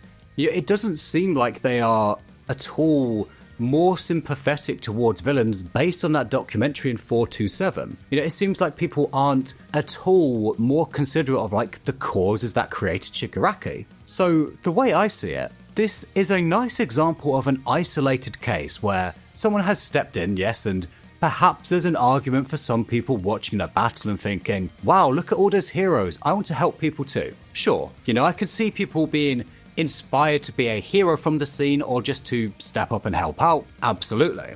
But why a better hero? Why would they become more understanding? Why would they become kinder as a result of watching Deku kill a villain when they've seen heroes beat villains a million times before? Just because the rest of the class helped him out? I just don't buy it, to be honest, right? And so that's why I don't think the scene demonstrates hope for society at large improving. It feels more like this one granny trying to make up for her mistakes. And maybe that's fine, right? She won't be the only one, and maybe the scene is just supposed to be about that bystander effect, right? Just Shigaraki's problem. And it does kind of address that, right? So okay, fine. Heck, maybe this even inspires some people IRL to do the same, right? Obviously, if you've watched any of my videos before, I'm all about that, right? So that's cool. But if that's all it is, if it's just addressing the bystander effect specifically, the over-dependence on heroes, then what about the rest of the league? With perhaps the exception of the implied changes from Hawks to the billboard, nothing else has really changed yet, and we're about to head into our final chapter. Now, don't get me wrong, I personally didn't go into the epilogue expecting everything to suddenly be fine, for everything to have been solved. That would have been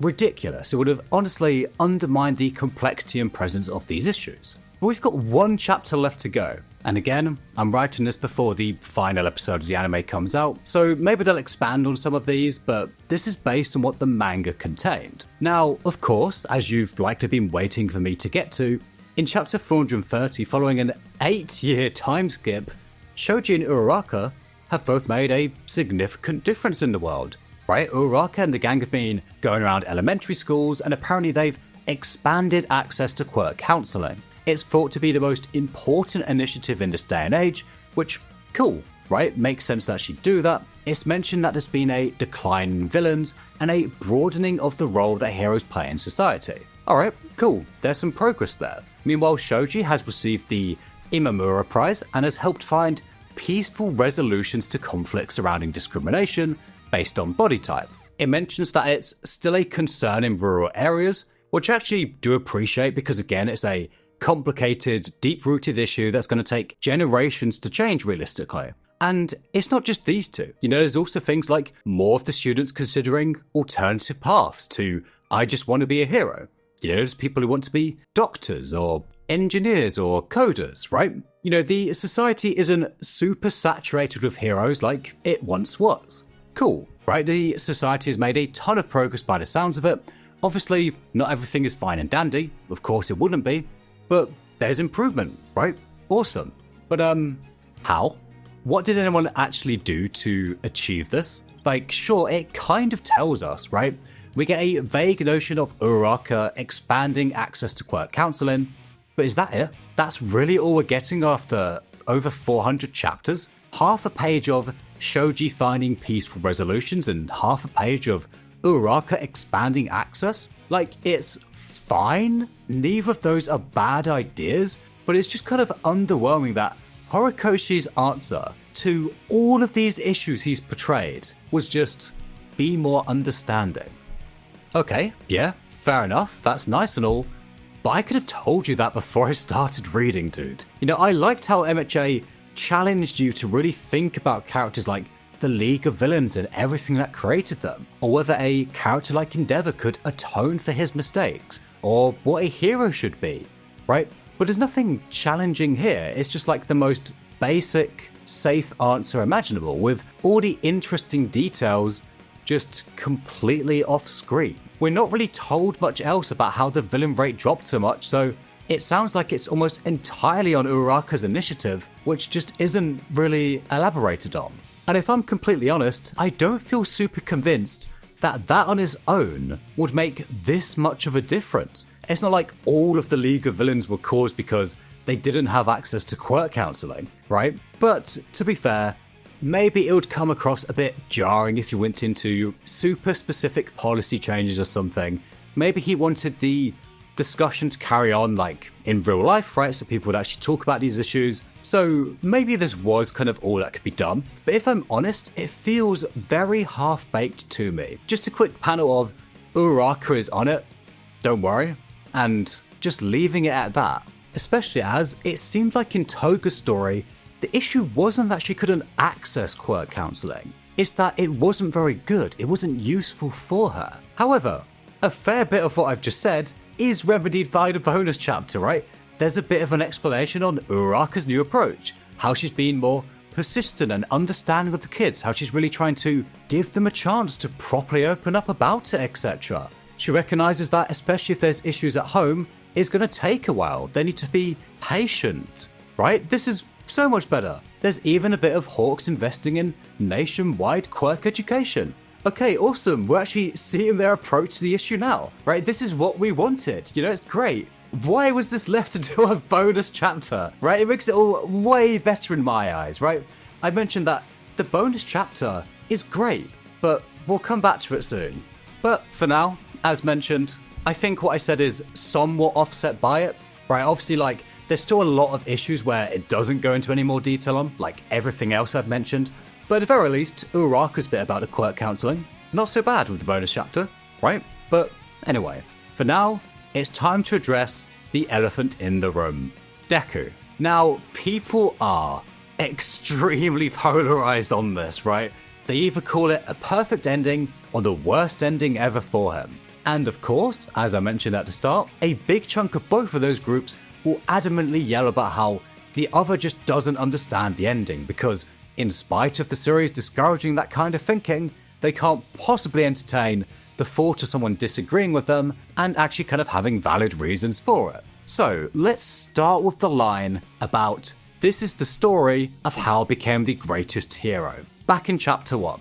Now maybe this is just a translation thing, but specifically it says greatest, i.e. above even All Might. Now we see this kid with this kind of like hair saucer quirk thinking to himself about how when everyone was younger, we all wanted to be like All Might, Endeavor, Best Jeanist, Deku, Dynamite, and Shoto. He also freaks out when he sees Deku. Clearly, even 8 years on, what he did that day cemented him as a great hero. You know, this kid must have been super young when it happened, and even he still remembers Deku, right? But is Deku the greatest hero? I don't think so, if I'm honest. Like, I see the angle here. They kept mentioning in that fight that Shigiraki was the greatest villain ever, but I don't think I buy him being considered the greatest off of just one incident. You know, his public hero career is basically Overhaul and Shigiraki. And we saw in chapter 3 and Gen 1 that All Might saved 62 towns and cities in a single day. That was just a daily occurrence for him. Off topic, but it's also just clicked If that's the case, how did Endeavor resolve even more cases than All Might? Anyway, you get the idea. Sure, Deku resolved a huge case in Shigiraki, but there's just no way that Deku did more than All Might did over his career. There's no way, realistically, that he's seen as the greatest hero ever instead of All Might. So whilst I was kind of disappointed that this is all we ever got from Deku, it wasn't the end of the world for me. You know, once we get to the bonus chapter, I'm actually pretty positive on Deku's fate overall, but I completely understand why people were so annoyed by this, right? And I know there's a group of people out there saying, oh, they just didn't understand. It's not about rankings, and they said greatest, not number one. And technically he was the greatest because he beat Shigiraki. Again, I think that's a valid view on it, right? I get it. But it's not the case at all that the people who didn't like it didn't understand it. It's that this ending with, oh, well, technically he was the greatest hero at one point in time, and people know him, and he inspired lots of people, and people still respected what he did. It's just not really what was promised at the start with him being the greatest hero. It's perfectly fine for people to be disappointed by this, to feel lied to. You know, normally I can't stand when people equate how good the ending for a character was with how strong they are, but it's a bit different when from chapter 1, you're told the story you're about to read is of Deku becoming the greatest hero. Then a decade and 430 chapters later, it goes, well, technically I didn't lie, it's kinda true. You know, I've spoken a lot about Horikoshi's fake-outs. This was perhaps the greatest one of all, right? But, of course, it's fine for a story to subvert expectations, right? Of course, that sometimes ends up being fantastic. But one, I don't think this was the point to do it with, right? And two, I just don't think it nailed the execution of it at all, personally. But, of course, when this happens, you've got to look at the bigger picture. Okay, so if he's not going to be the greatest hero, what is he going to be instead? Turns out, he's a teacher at UA, teaching the hero course. You know what? I love that. I think it's great. People laugh at this, and I don't get that at all. You know, even putting aside the fact that in Japan, teachers are quite highly respected, in the MHA world, being a teacher on the hero course at the #1 school is a very prestigious job, even with the decline in heroes that we're seeing. So I thought this was a really nice career for him. You know, it still lets him be part of the hero world after losing his quirk, and it feels like something he's really suited for. You know, he's been writing notebooks on heroes since he was like 4 or 5 years old, right? Now there is of course a lack of a resolution with Uraraka, and I get it, but honestly I don't blame Horikoshi for that. With how that side of the MHA fandom acts, I wouldn't want to go near that side of things, right? Especially if I was dealing with major health issues, so I don't hold that against him, right? Fair enough, honestly.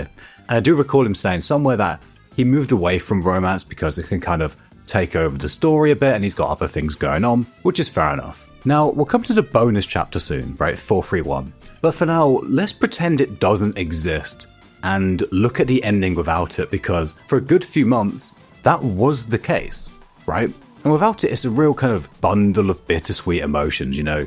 Deku clearly enjoys his new job, hence his enthusiasm when he gets to talk about his kid's quirk, and just in his conversation with Aizawa, he seems pretty happy, right? He talks about how he gets a kick out of everyone's success. Of course, there's still a part of him that misses it, misses his friends, etc. And you know, it'd be weird if he didn't, right? Of course he does. But I can't lie, whilst I did still feel a tad disappointed about the greatest hero thing, and I did feel sad that he wouldn't be a hero at all anymore, right? Especially when he gave up his quirk to try and save Shigiraki, and then didn't actually manage to. You know, it's a bit of a downer, and his response to Aizawa does seem to give off a bit of a hint of resignation rather than contentment, right? But I don't think he's miserable at all. You know, I'm sure he has moments when he's feeling down, especially earlier on, but I get the impression that he's actually pretty happy on the whole. Regarding the whole thing about he doesn't see his friends as often because their schedules don't line up, like that just happens when you're an adult. Honestly, like, it is what it is. I saw my friends a lot more often at 16 or 21 than I did at 26, right? Doesn't mean I don't see them at all. You know, I don't think the implication is that this was him being abandoned by his friends. Although it is a little weird how it almost sounds like he doesn't even contact them anymore. Of course, the bonus chapter confirms that's not the case, but again, pretending it doesn't exist for a few minutes. So, slight melancholy aside, I quite like this, right? I think it's really nice how he's gone from being miserable because he was quirkless to now pretty happy in spite of that, right? He's found his new role after having to retire, following in All Might's shoes. Of course, All Might's retirement arc got interrupted by a multi-quadrillion-dollar suit which let him fight as a hero again. And I'm sure that won't happen to Deku, right? So it's going to be interesting to see how he adjusts to his new life. Okay. I mean, when you look back, it kind of seems obvious that this would happen because there's just no way another suit like this wouldn't be made, right? It would honestly be a massive plot hole if this didn't happen, and I did kind of touch on that during that fight. And don't get me wrong, I love that Deku gets to be a hero again, right? Absolutely. And when I first read this, I was really, really happy for him. But the longer I dwelled on it, the more mixed I became on it. You know, again, until the bonus chapter, but we'll come to that soon. But without that bonus chapter, there's some things that kind of bug me. Because the second he's given this damn suit, he just takes off, right? He's like, fuck teaching, I'm out of here. Back to being a hero again, right? So that changes this whole thing from Deku maturing and finding a new purpose in teaching into him having seemingly spent those last 8 years just silently hating that he could be a hero, yet having made no effort to seemingly become one. Obviously, yeah, we knew he kind of missed it. Of course he did. But for him to seemingly instantly give it up the moment a handout came, it came across as him just like hating it. If he had this much drive to be a hero, why has he made zero effort to become one? You know, obviously he could have become a top hero, but I feel like with a bit of support from Hatsume, he could have been one, right? Now, obviously that is, you know, a bit of an oversimplification. It's not as straightforward as this. You could also argue that him not trying to become a hero was him being mature in the sense of acknowledging that he's just not cut out for it anymore, right? You know, kind of, I spoke about how Gentle Criminal needed to know when to quit. I think that kind of applies here as well. You know, a quirkless guy is honestly more of a liability than anything else when you're up against people who can potentially flatten a city. And that's kind of been established since the very first chapter, right? Almost said you can't be a hero without a quirk. Plus, pretty much all the criticisms I mentioned just fall apart with the bonus chapter because he doesn't give up on teaching. He's a hero on the weekend and even says that even if he'd never given up One for All, he'd still be a teacher. And so, Horikoshi, I don't know what the story with this bonus chapter is. You know, why you couldn't add it to the main story, but the ending has way less problems than it did once this is included. Because now Deku didn't spend 8 years in silent misery. He's got a brilliant life where he gets to do everything he wants, everything he dreamed of as a kid and more. He has the choice to completely give up being a teacher, but doesn't, so he clearly really did love it after all, right? And in an additional bonus chapter, he even climbs to the number 4 spot,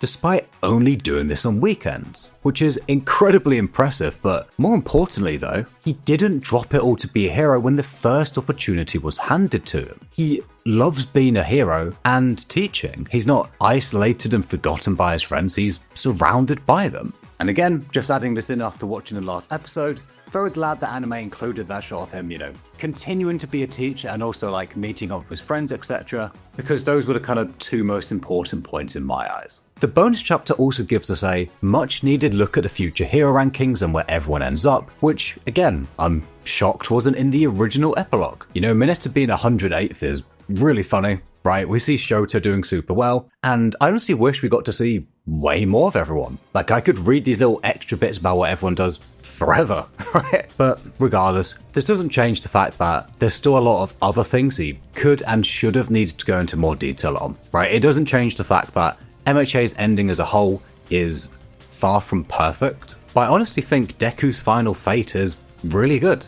You know, a year ago I wouldn't have said that, right? But having now given the series another chance, I actually think it's really, really good. And it just leaves one thing left to resolve. Well, no, it doesn't, but when it comes to Deku, right? And if I'm honest, I think the quite one-sided nature of the Uraraka-Deku romance wasn't great at times, right? And I also think it probably should have been Uraraka to confess here. But regardless, this is one of the very few fictional couples I've actually wanted to see happen, finally at long last, getting together. And I think it was pretty nicely done, right? With Uraraka getting over her survivor's guilt at last and giving herself permission to be happy. It's a little odd that it took 8 years and just somehow this hadn't happened or neither of them had moved on, but oh well.